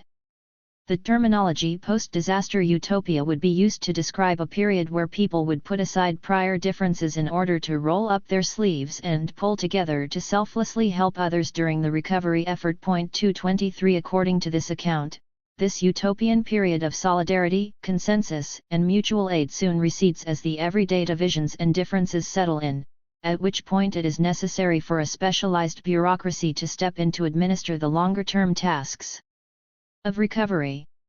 This account has come under increasing criticism, not least by Naomi Klein, who coined the term disaster capitalism to refer to the way in which, in all kinds of disasters, powerful people use proxy global recovery agencies at a local level to clear out deprived communities and profitably reconstruct them as neoliberal developments. 224 Rebecca Sollitt turns the idea of the disaster utopia on its head, positing that it is not a momentary suspension of division that leads communities to unite in mutual aid, but that this illustrates an alternative possible sociality that is normally hindered by the minorities in power and by media hegemonies. 225 Sollitt draws on records of many historical examples of communities mobilizing mutual aid disaster relief efforts, including the 1906 San Francisco earthquake, the 1917 Halifax explosion, and the September 11, 2001, terrorist attack on the World Trade Center in New York. Scott Crow's Black Flags and Windmills provides an extended deep ethnographic study and memoir of the Common Ground Collective, the anarchist-inspired movement that built autonomous projects and spaces of self-sufficiency during the Hurricane Katrina relief and recovery efforts. 226 A further example of a utopian disaster community was Occupy Sandy, an offshoot of Occupy Wall Street that organized relief after Hurricane Sandy hit New York and New Jersey in October 2012. The movement organized relief more effectively than the official government and the NGOs, somewhat to the embarrassment of these agencies, to the extent that the U.S. Department for Homeland Security attempted to claim that radical movements are entirely compatible with state-organized relief. 227 While activists in the movement attempted to maintain the anarchist ethos and maintain a political message that connected the dots between climate change, economic and social inequality and the immediate disaster. 228 A new network for anarchist-inspired disaster relief efforts called Mutual Aid Disaster Relief has a significant online presence and provides training tours for activists in practical disaster relief and anti-oppressive organizing. 229 Disasters and crises include not only natural disasters, but also economic and social disasters. Key policies of neoliberalism, including structural adjustment, mean that capital withdraws completely from some areas, leading to peripheral zones that are to a large extent autonomous from the world economy. The ways in which communities have mobilized to meet their needs in such circumstances, forming utopian spaces of exile, has been covered in texts such as Andrei Grubai and Denis Ohan's Living at the Edges of Capitalism, which covers historical and contemporary examples, including the Cossacks and the Zapatistas. 230 The edited collection Remapping Crisis offers a very wide range of perspectives and examples of social movements and community action mobilized in Athens in the wake of the 2008 financial crisis. 231 The 21st century has also seen the rise of literary disaster dystopias and catastrophe fiction, including Kim Stanley Robinson's Science in the Capital trilogy starting with 40 Signs of Rain, Marcus Sedgwick's children's fantasy novel Floodland, and Julie Bertagna's Exodus. 232 This genre is explored in detail in a chapter of Sargison's Fool's Gold. 233 Disaster utopianism is an important emergent field of research for anarchist and utopian studies. Because many scholars speculate that as climate change-related extreme weather events become more frequent and states withdraw support for communities due to austerity budgets or rely more on repressive social control measures rather than on welfare support, disaster utopianism will become both a more prevalent and more important social phenomenon. 234 Many speculate that as resources become more scarce and climate change renders more areas uninhabitable, social conflict will become more commonplace. In this vein, an excellent tract by an anonymous anarchist titled Desert suggests that it is too late to pin hopes on saving the world through an anarchist revolution, and instead provides ideas on survival tactics to defend and create spaces and possibilities for liberty and wildness from within the collapse of civilization. 235 Far-right and alt-right utopias. Most of the utopias outlined so far seek progressive and socially just transformation with an anti-oppressive utopian horizon. However, in the early 21st century we have seen the continuance, development, and proliferation of nationalist, fundamentalist, and far-right movements. Do these ideologies produce utopias? Right-wing ideologies in general tend to be outwardly anti-utopian. There is a distinctly nihilist bent to fascism, which seeks to clear out the old order before building a new mythic order. Fascism is inherently elitist yet relies on mass politics, so it often operates through the cultural realm, where it frequently appropriates left-wing cultural forms as a basis for recruitment and mobilization of disaffected regions of the working classes. 236 This can give fascism a contradictory and opportunistic feel. Nonetheless, we must be wary of viewing right-wing ideologies purely in negative terms as reactionary or incoherent in order to identify and resist their potential for populist appeal. 237 Ruth Levitas asserts that we must accept that utopias are not the preserve of the left. Conservatism contains ideals of a desired society, such as restitution of hierarchy and the patriarchal/monogamous family and loyalty to the state. 238 Sargison compares fascists and religious fundamentalists, finding that they take these conservative themes further, drawing on similar themes and emphasizing violent suppression of difference and a drive towards purity and purge. 239 When expressed in utopian terms, this becomes a blueprint utopian vision of perfection, for example, a perfect society composed of a perfect race that is uncontaminated and strictly controlled by an authoritarian regime, where domination permeates societies through militaristic masculinity. 240 This is often expressed as a future in the past looking back to a fictive golden age of pure and ideal nationhood. 241 Klaus Thueleit locates the mystical, transcendental element of fascism in the violent act itself. 242 While Arjun Appadure argues that it is the gap between the envisioned perfect community, utopia, and the experienced lives of the majority which mobilizes a politics of anxiety and the targeting of minorities. 243 The far right has, rarely, produced literary utopias like the Turner Diaries, written by William Luther Pierce under the pseudonym Andrew MacDonald. 244 This novel embodies the far-right theme of purification, depicting a nuclear war and a race war wherein all groups opposed by the author are exterminated, including Jews, gays, and non-whites. The right has also had its own utopian experiments, for example, citizen militias and survivalist retreats framed as a leaderless resistance to a new world order. 245 While explicit utopias from the far right are unusual, it is important to recognize, critique, and resist the continued existence and mutations of the totalitarian blueprint utopia that Berneri was careful to distinguish from the anti-authoritarian variety. The end of history, anti-utopianism in the 21st century. I hope to have illustrated that since Berneri's time there has been an incredible flourishing of diverse, creative, and experimental utopias, particularly from the 1960s to the 1990s, the era of crisis of Fordism and early neoliberal recomposition. Nevertheless, contemporary utopianism is besieged as the context shifts. Suvin argues that history is a creatively constitutive factor of utopian writings and horizons, 246, and it is much harder to find utopias in the 21st century than in the late 20th. Why is this? It is commonplace to trace the demise of utopianism to the fall of Soviet Union, yet it seems that there has also been a definite sea change associated with the rising historical dominance of neoliberalism. Neoliberalism is a distinctly anti-utopian ideology and epoch, in the sense that it is an attitude that resists the utopian impulse. 247 Like fascism, neoliberalism has utopian elements, but these are overridden by realism. It is a discourse of the least bad option. Francis Fukuyama famously argued that after the collapse of the Soviet Union, we have reached the end of history.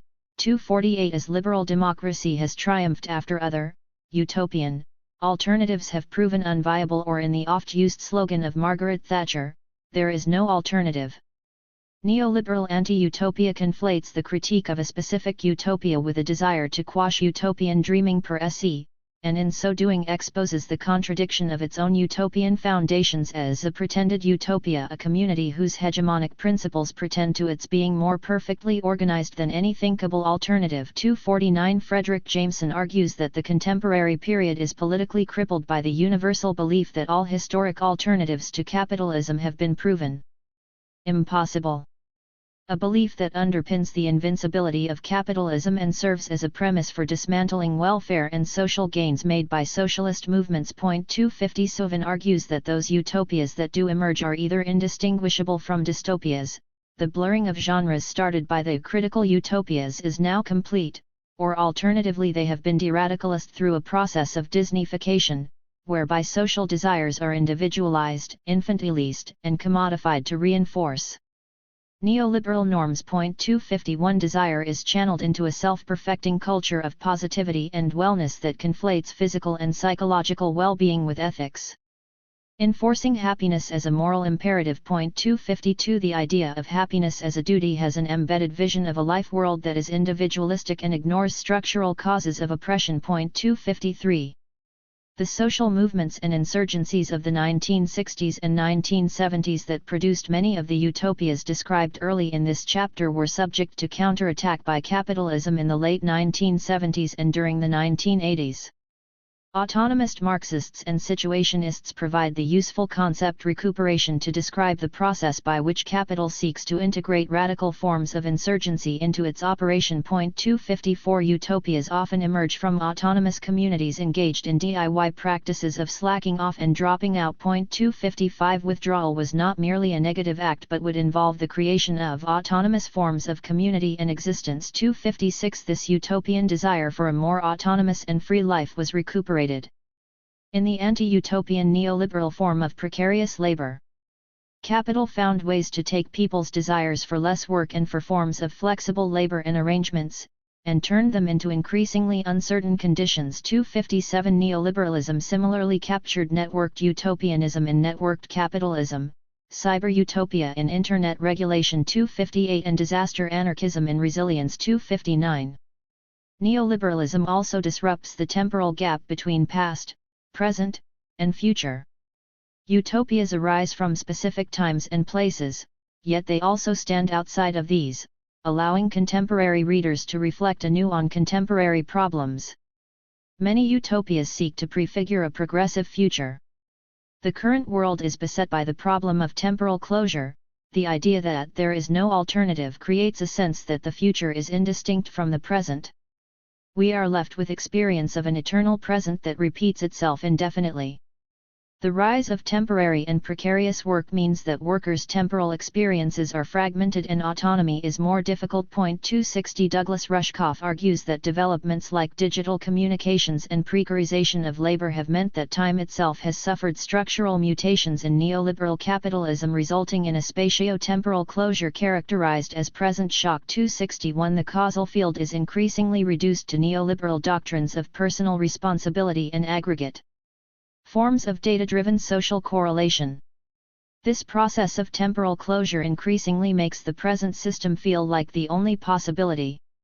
Left movements influenced by theories of constitutive lack have also promoted anti-utopianism on the basis that lack, scarcity, and antagonism are essential to political reality. An absence of hierarchy is impossible. 262 This often leads to forms of vanguardist identity politics in which the political goal is to liberate an essentialist category. The critique of identity politics has been a particular concern of post-left anarchy. 263 As well as more utopian strands of feminism, anti-racism, and queer theory. 264 and anarchist intersectional critiques. 265 It is poignant that one of the devices of utopian literature was always the visitor who would translate between two worlds and whose own self-understanding would be shifted in the process, problematizing hegemonic assumptions of fixed identities and rigid boundaries between self and other. 266 Conclusion. Berneri ends her discussion on utopias in the modern age with the claim that there has been a turning away from the faith in the inevitability of progress. 267 Berneri's context was the aftermath of two world wars and the beginnings of the Cold War. Progress seems even more incongruous in an age where ecological collapse seems unavoidable. 268 The utopias of the 1960s through the 1990s had already disrupted narratives of progress through ideas such as time travel and alternative futures. 269 This theme of alternative, non-progressive temporalities continues through the post-left and ends in a current state of utopian paralysis and inability to imagine non-dystopian futures.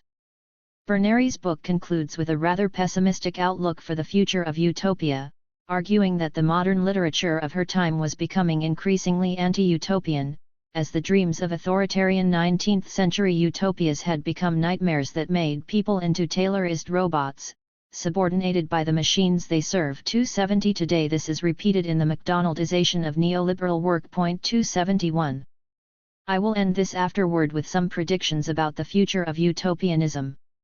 Utopianism has always placed itself both outside time and in a prefigurative time of immediacy, either as fiction, theory, or practice.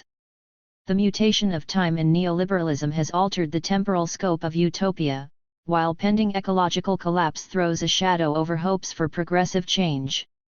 URI Gordon calls for a modified understanding of prefigurative politics that addresses the inevitable politics of industrial and neoliberal overreach with ideas of anxious and catastrophic forms of forward-looking hope. 272 The function of utopia from this perspective is to produce effects that sustain ethical lifestyles and dignity through the process of industrial collapse and the passing of a way of life. 273 If capitalism collapses in a new dark age. 274 Utopianism may develop along the lines of disaster utopia and catastrophe fiction. If, on the other hand, capitalism accomplishes another of its periodic epochal transitions, technologies such as AI, machine learning, human augmentation, and robotics will provide a new basis for alternative imaginaries, such as transhumanism and accelerationism, and critiques, such as eco-utopia.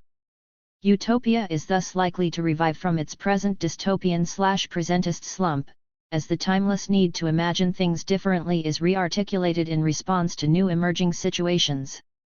General Kaufmann, Moritz, Utopias, or Schemes of Social Improvement, from Sir Thomas More to Karl Marx, London, 1879. Nettolo, Max, Bibliographique de l'Anarchie, Utopies libertaires, Paris, 1897. Hofding, Harold, A History of Modern Philosophy, translated by B. E. Meyer, London, 1900. Kropotkin, Peter, The Conquest of Bread, Introduction to 1913 edition, London. Mutual Aid, A Factor of Evolution, London, 1902. Burckhardt, Jacob, The Civilization of the Renaissance in Italy, London, 1904.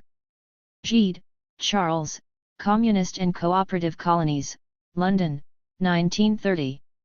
A History of Economic Doctrines, London, 1917. Mumford, Lewis, The Story of Utopias, New York, 1922. Hertzler, Joyce O'Rimmel, The History of Utopian Thought, London, 1923. Rocker, Rudolph, Nationalism and Culture, USA, 1937. Reed, Herbert, Poetry and Anarchism, London, 1938. A Coat of Many Colors, London, 1945. Manon, Ethel, Bread and Roses, An Utopian Survey and Blueprint, London, 1944. Gray, Alexander, The Socialist Tradition, Moses to Lenin, London, 1946.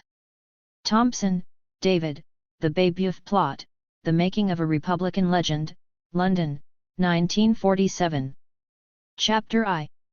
Utopias of Antiquity. Plato, The Republic, translated by A. D. Lindsay. Everyman edition, London, 1935. The Dialogues of Plato, translated into English by Benjamin Jowett, 5 volumes, Oxford, 1875. Dickinson, G. Lowes, Plato and His Dialogues, London, 1931. Aristophanes, The Clouds and the Ecclesiazusy, translated by B. B. Rogers, London, 1852 and 1915. The Archeans, the Knights and the Birds, a metrical version with an occasional comment by John Hooksum Frere, with an introduction by Henry Morley, London, 1886. Zeno, Fragment from the Republic, in Diogenes Laertius' Life of Zeno, Loeb edition, Volume 2, London, 1924. Plutarch, Life of Lycurgus, in Ideal Commonwealths, edited by Henry Morley, London, 1885. Strabo, Geography, Crete, Book 10, Sect 4. Diodorus Siculus, Loeb edition, Volume 3, Books 2 and 5, London, 1939. Aristotle, Politics, translated by William Ellis, Everyman edition, London, 1912. Chapter 2. Utopias of the Renaissance. Saint Brendan, Saint Brandan, A Medieval Legend of the Sea, London, 1844. The Anglo-Norman Voyage of Saint Brendan by Benedict, Oxford, 1928. Saint Thomas Aquinas, De Regimen Principum, translated by Gerald B. Fellon, New York. Moore, Thomas, Libellus vir aureus nec salutaris quam fest ivus de optimarib. Statu dictnois insula vita pia, Louvain, 1516. Utopia, or, The Best State of a Republic Wheel, First English translation by Ralph Robinson, 1551. Sir Thomas More's Utopia, in Ideal Commonwealths, edited with an introduction by Henry Morley, London, 1885. More's Utopia, translated into modern English by G. C. Richards, Oxford, 1923. Dermengham, Émile, Thomas Morris et les Utopistes de la Renaissance, Paris, 1927. Donner, H. W., Introduction to Utopia, Stockholm and London, 1945. Erasmus, Desiderius, Marie Encomium, 1511. The Praise of Folly, translated by John Wilson, 1668, edited with an introduction by Mrs.P.S. Allen, Oxford, 1913. The Epistles of Erasmus, from his earliest letters to his 51st year, translated by F. M. Nichols, London, 1901-18. Morgan, Arthur E., Nowhere is Somewhere, North Carolina, 1948. Bowden, Jean, Les 6 Limes de la République de l'Ine Bowden Angien, Lyon, 1557. Latin translation, Io Botani. De Republica Libri Sex, Latine abato heredity, multo quam ant colloquiuplati oras, etc., 1586. The 6 books of A Commonweal, out of the French and Latine copies, done into English by Richard Knowles, London, 1606. Chauvier, R., Jean Bodin, Auteur de la République, 1914. Lévy, J. C. D., Abrègue de la République de Bodin, London, 1755. Campanella, Tommaso, Civitas Solis Poetica, Idea Republici Philosophiae, Frankfurt, 1623. First English translation, with a few omissions, by Thomas W. Halliday, in Ideal Commonwealths, edited by Henry Morley, London, 1885. Quotations in this volume have been translated from La Cita del Sol, edita per la prima volta nel testo original, con introduzione e documenti, de Edmundo Salmi, Medina, 1904. Lepiu bel pagan de Tommaso Campanella, sul decorato Alvano, Milano, 1935. Dentis di Accadia, c. Tommaso Campanella, with a bibliography and a portrait, Italy, 1921. Amabile, L.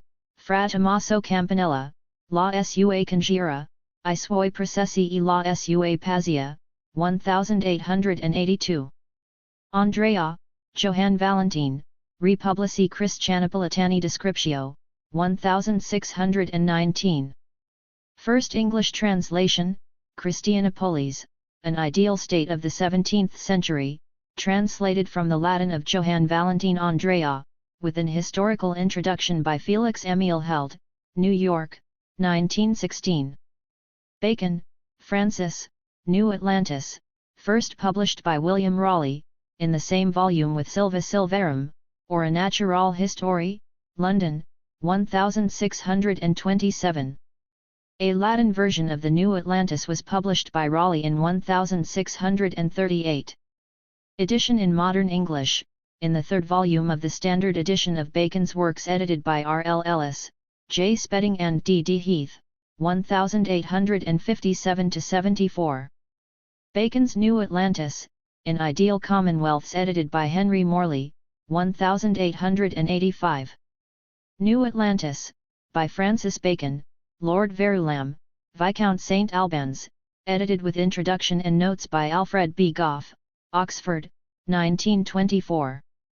Hartlib, Samuel, A Description of the Famous Kingdom of Macaria, showing us excellent government, wherein the inhabitants live in great prosperity, health, and happiness, the king obeyed, the nobles honoured, and all good men respected, vice punished, and virtue rewarded. An example to other nations, in a dialogue between a scholar and a traveller. First edition, London, 1641. Reprinted in the Harleian Miscellany, Volume I, 1744. Gott, Samuel, Nova Salima. First published in Latin, anonymously in 1648, under the title, Novi Salimi Libri Sex. In the second edition, 1649, the title was supplemented by the words, Civ Institutio Christiani. First English translation, with a long introduction by Rev. Walter Stephen K. Jones, who attributed the work to Milton. In 1910 he discovered that the author was Samuel Gott. Rabelais, François, Gargantua and Pantagruel, translated into English by Sir Thomas Urquhart and Peter L. E. Mata, 1653–1694, published with an introduction by David Nutt, London, 1900. Chapter 3. Utopias of the English Revolution. Winstanley, Gerard, The New Law of Righteousness, 1649. The Law of Freedom in a Platform, or True Magistracy Restored, London, 1652. Barons, Louis H., The Digger Movement in the Days of the Commonwealth as revealed in the writings of Gerard Winstanley, The Digger, London, 1906. Gerard Winstanley, selections from his works, edited by Leonard Hamilton, with an introduction by Christopher Hill, London, 1944. The works of Gerard Winstanley, edited by G. H. Sabine, New York, 1941. H. N. Brailsford, Winstanley, The Digger. Woodcock, George, Anarchy or Chaos, Chapter 4, London, 1944. Hobbes, Thomas, Leviathan, or the Matter, Form, and Power of a Commonwealth Ecclesiastical and Civil, London, 1651. Edited with an introduction by Michael Oakeshott, Blackwell's Political Texts, Oxford, 1946. Harrington, James, The Commonwealth of Oceania, first published, London, 1656. Edited with an introduction by Henry Morley, London, 1883. Smith, Hugh Fr., Harrington and His Oceania. A Study of a 17th-Century Utopia and Its Influence in America, 1914. Chapter 4. Utopias of the Enlightenment. TIDMG, Histoire du Grand et Admirable Royaume d'Antangel, 1617. La première utopie française, le Royaume d'Antangel, avec des éclaircissements de F. Lachèvre, 1933. Cyrano de Bergerac, Histoire comique Voyage dans la Lune, first published, 1657. Histoire des États et Empires du Soleil, first published, 1662. Voyages to the Moon and the Sun, translated by Richard Aldington, London, 1923. Verus, Diales, Denis Verres. The History of the Severites or Severambi, a nation inhabiting a part of the third continent commonly called Terrae Australes Incognitae. With an account of their admirable government, religion, customs, and languages. Written by one Captain Sidon, London, 1675. A further account of their government, religion, customs, and language. The second part more wonderful and delightful than the first, London, 1679. The second part is an abridged version of the French edition. L'Histoire des Severambe, Peuples qui habitent une partie du troisième continent, etc., 5 volumes, Paris, 1677-79. Gabriel de Foigny, La Terre Australe connue, c'est à dire la description de ces pays inconnus jusques ici, de ses moeurs et de ses coutumes, parm sauder. Avec les avenches qui les conduisirent en ce continent et les particularités du séjour qu'il fit durant 35 ans et de son retour. Reduits et mises en lumière par les soins et la conduite de G. de Fvin, par Jacques Vernuel, in reality printed at Geneva by La Pierre, 1676. A New Discovery of Terra Incognita Australis or the Southern World, by James Sauder, a Frenchman, London, 1693. Fenelon, François de Salignac de la Mothe, Les Avenches de Telemaque, Suite du Quatrième Livre de l'Odyssée de Homer, Paris, 1699. Gilbert, Claude, Histoire de Java au difficile des hommes raisonnables. Avec le parallèle de leur morale et du christianisme, Dijon, 1700. Lesconvel, Pierre, Voyage difficile de Nodely, au vide d'un règne heureux, sometimes known as Voyage du Prince Montberaud, Caisers, 1703. Lorne d'Ars, L.A. de Baron de la Hontan, Nouveaux Voyages de M.L.E. Baron de la Hontan dans l'Amérique septentrionale, etc., La Haye, 1703. Memoirs de l'Amérique septentrionale ou la suite des voyages de M.L.E. Baron de la Hontan, etc., t. 2id. Supplement Auxiliary Voyages du Baron de la Hontan ou on trouve des dialogues, curieux entre l'auteur et un savage de bon sens qui a voyage. T. Ill, id. Dialogues curieux et Memoirs de l'Amérique septentrionale, edited by Gilbert Chinard, Paris, 1931. Tissot de Pateau, S. P.S. Pierre de Messange la Vie, Les Aventures, et Voyage de Groenland du Reverend Père Cordelier P. de Messange, 2 vols, Amsterdam, 1720. Swift, Jonathan, Gulliver's Travels, London, 1726. Voyages de Gulliver, Tome I and II, translated by l'Abbé des Fontaines, Paris, 1726-27. Rostaing, L. de Saint-Jory, Les Femmes Militaires. Relation historique d'un île nouvellement découverte, Parle sur CD, Amsterdam, 1736. Barrington, Simon, Mémoires de Gaudenzio de Luca Ouil rend compte auxiliary Paris de l'Inquisition de Bologna qui l'ont fédérateur, de tout ce qu'il oui est arrive de plus remarquable dans sa vie, Ouil les instruit d'un pays inconnu, situé au milieu des vastes déserts de l'Afrique, dont les habitants sont aussi anciens, aussi nombreux et aussi civilisés que les Chinois. First published 1746, enlarged edition, 1753 reprinted under the title, Les Mémoires de Gaudens de Luxe in la collection des Voyages Imaginaires. Morelli, Naufrage des Isles Flottants, Ou Basiliade, du célèbre Pilpai, Poème héroïque, en prose, traduit de l'italien Parmm tome 1 eret 2nd a Messine par une société de libre airs 1753. Le Code de la Nature Oule Véritable Esprit de Ses Lois, first published 1755. Publié avec notice et table analytique par Edouard Daliès, Paris, 1910. Voltaire, Candide, first published, Geneva, 1758. Candide or Optimism, translated by John Butt, Penguin Books, 1947.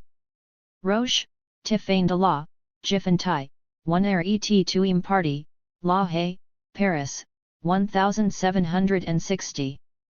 Histoire des Galagines ou Memoirs de Duncan, 1 et 2 Imparti, 1765. Berg, James, Account of the Cessaries, 1764. Fontenelle, M. D., La République des Philosophes ou Histoire des Gens, Genève, 1768. Mercier, Louis Sebastian, Ellen du 1440, Rêve sil en fut jamais, etc., Amsterdam, 1770. Memoirs of the Year 2500, translated from the French, 1772. A new edition corrected, to which is now prefixed some account of the author, Liverpool, 1802. Bernardine de Saint-Pierre, L'Arcadie, Livre 1 er, Angers, 1781. Restif de la Bretagne, La Découverte Australe, par un homme volant, Oule de Dale François, Nouvelle Trace Philosophique, Suivi de la Lettre d'un Singe, etc. 1 er a 4 volumes, Leipzig, 1781. Les Gynographs, La Haye, 1777. L'Andrographie, La Haye, 1782. Author unknown, LLSLE inconnu, ou Memoirs du Chevalier de Gastons, Recueillis et Publis Parm Grivel, Paris et Bruxelles, 1784, reprinted in La Collection des Voyages Imaginaires. Mably, Gabriel Bonat des Droits et des Devoirs du Citoyen, 1794-5. De la Legislation, ou Principe des Lois, 1794-5. Hodgson, W., The Commonwealth of Reason, 1795. Spence, Thomas, Description of Spensonia, London, 1795. Privately printed at the Courier Press, Leamington Spa, 1917. Marquis de Sade, Donatien Alphonse François Comte de, La philosophie dans le boudoir, London, 1795. A chapter entitled, Frenchmen. One More Effort If You Want to Be Republicans, translated by Simon Watson Taylor, was published in Free Unions, London, 1946. Diderot, Supplement au Voyage de Bougainville. Dialogue sur l'inconvénient d'attacher des idées morales à certaines actions physiques qui n'en comportent pas, Paris, 1796. Les Eleutheromans, Paris, 1884. Say, J.B., Albee, 1800. La Collection des Voyages Imaginaires, 28 vols, Paris, 1787–89. Atkinson, Geoffroy, The Extraordinary Voyage in French Literature Before 1700, New York 1920. The Extraordinary Voyage in French Literature from 1700 to 1720, Paris, 1922. Chapter V. Utopias of the 19th Century. Socialist and Scientific Utopias. Fourier, Charles, Trait de l'association domestique et agricole, 2 vols, 1822. Le Nouveau Monde Industriel, 2 vols, 1829. Selections from the works of Fourier, translated by Julia Franklin, with an introduction by Charles Gide, London, 1901. Blanc, Louis, L'Organisation du Travail, Paris, 1839. Cabet, Etienne, Voyage en Icarie, first published under the title Voyage et Avenches de Lord William Carus dans en Icarie, traduits de l'anglais de Francis Adams Parth, Duffruit, Paris, 1840. Second edition, with preface by the author, Paris, 1842. Prudhomme, J. Etienne Cabet et les origines du communisme icarien, 1907. Saint-Simon, Henri-Claude de Rouvroyde, Catechisme politique des industriels, Parabole, in Ouvrageoises, Brussels, 1859. Over de Saint-Simon, edited by Rodriguez, Paris, 1841. Owen, Robert, The Book of the New Moral World, New York, 1845. Dalliens, Edouard, Robert Owen, 1771–1858, Paris, 1905. Buckingham, James Silk, National Evils and Practical Remedies, London, 1848. Lytton, Lord Edward George Earl Bulwer, The Coming Race, or The New Utopia, London, 1870. Butler, Samuel, Eruhan, London, 1872. Eruhan Revisited, London, 1901. Mallock, William Hurrell, The New Republic, London, 1877. Bellamy, Edward, Looking Backward If Socialism Comes, 2000–1887, Boston, 1888. Kropotkin, Peter, Le 20e siècle, articles published in La Revolte, Paris, November 30 to December 28, 1889. Engels, Frederick, Socialism, Utopian and Scientific, translated by Edward Aveling, 1892. Morris, William, News from Nowhere, or, An Epoch of Rest, being some chapters from a utopian romance. First published in serial form in Commonweal, London, January 11 to October 4, 1890, reprinted in 1 volume, London, 1891. A Dream of John Ball, first published in Commonweal and as a pamphlet, 1892. The Earthly Paradise, a poem, first published 1872. A Factory as It Might Be, How We Live and How We Might Live, reprinted in William Morris, Stories in Prose, Stories in Verse, Shorter Poems, Lectures, and Essays, edited by G. D. H. Cole, London, 1934. Richter, Eugene, Pictures of the Socialistic Future, freely adapted from Babel, authorized translation by Henry Wright, with an introduction by T. Mackay, London, 1893. Howard, Sir, Ebenezer, Garden Cities of Tomorrow, first published under the title, Tomorrow a Peaceful Path to Real Reform, London, 1898. Hudson, William Henry, A Crystal Age, with an introduction by the author, London, 1906. Chapter 6. Modern Utopias. Herska, Theodor, Freeland, Ein soziales Zukunftsbild, First German edition, 1890. First English edition, Freeland, A Social Anticipation, translated by Arthur Ransom, London, 1891. Wells, H. G., Anticipations, London, 1901. A Modern Utopia, London, 1905. New Worlds for Old, London, 1908. Men Like Gods, London, 1923. France, Anatole, Sir La Pierre Blanche, Paris, 1905. Tard, Gabriel, Underground Man, translated by Claude Esley Brereton, with a preface by H. G. Wells, London, 1905. 4. Sebastian, Monday Communisme, Le Bonheur Universal, Paris, 1921. Capek, Karel, R.U.R., a play, first shown in London, 1923.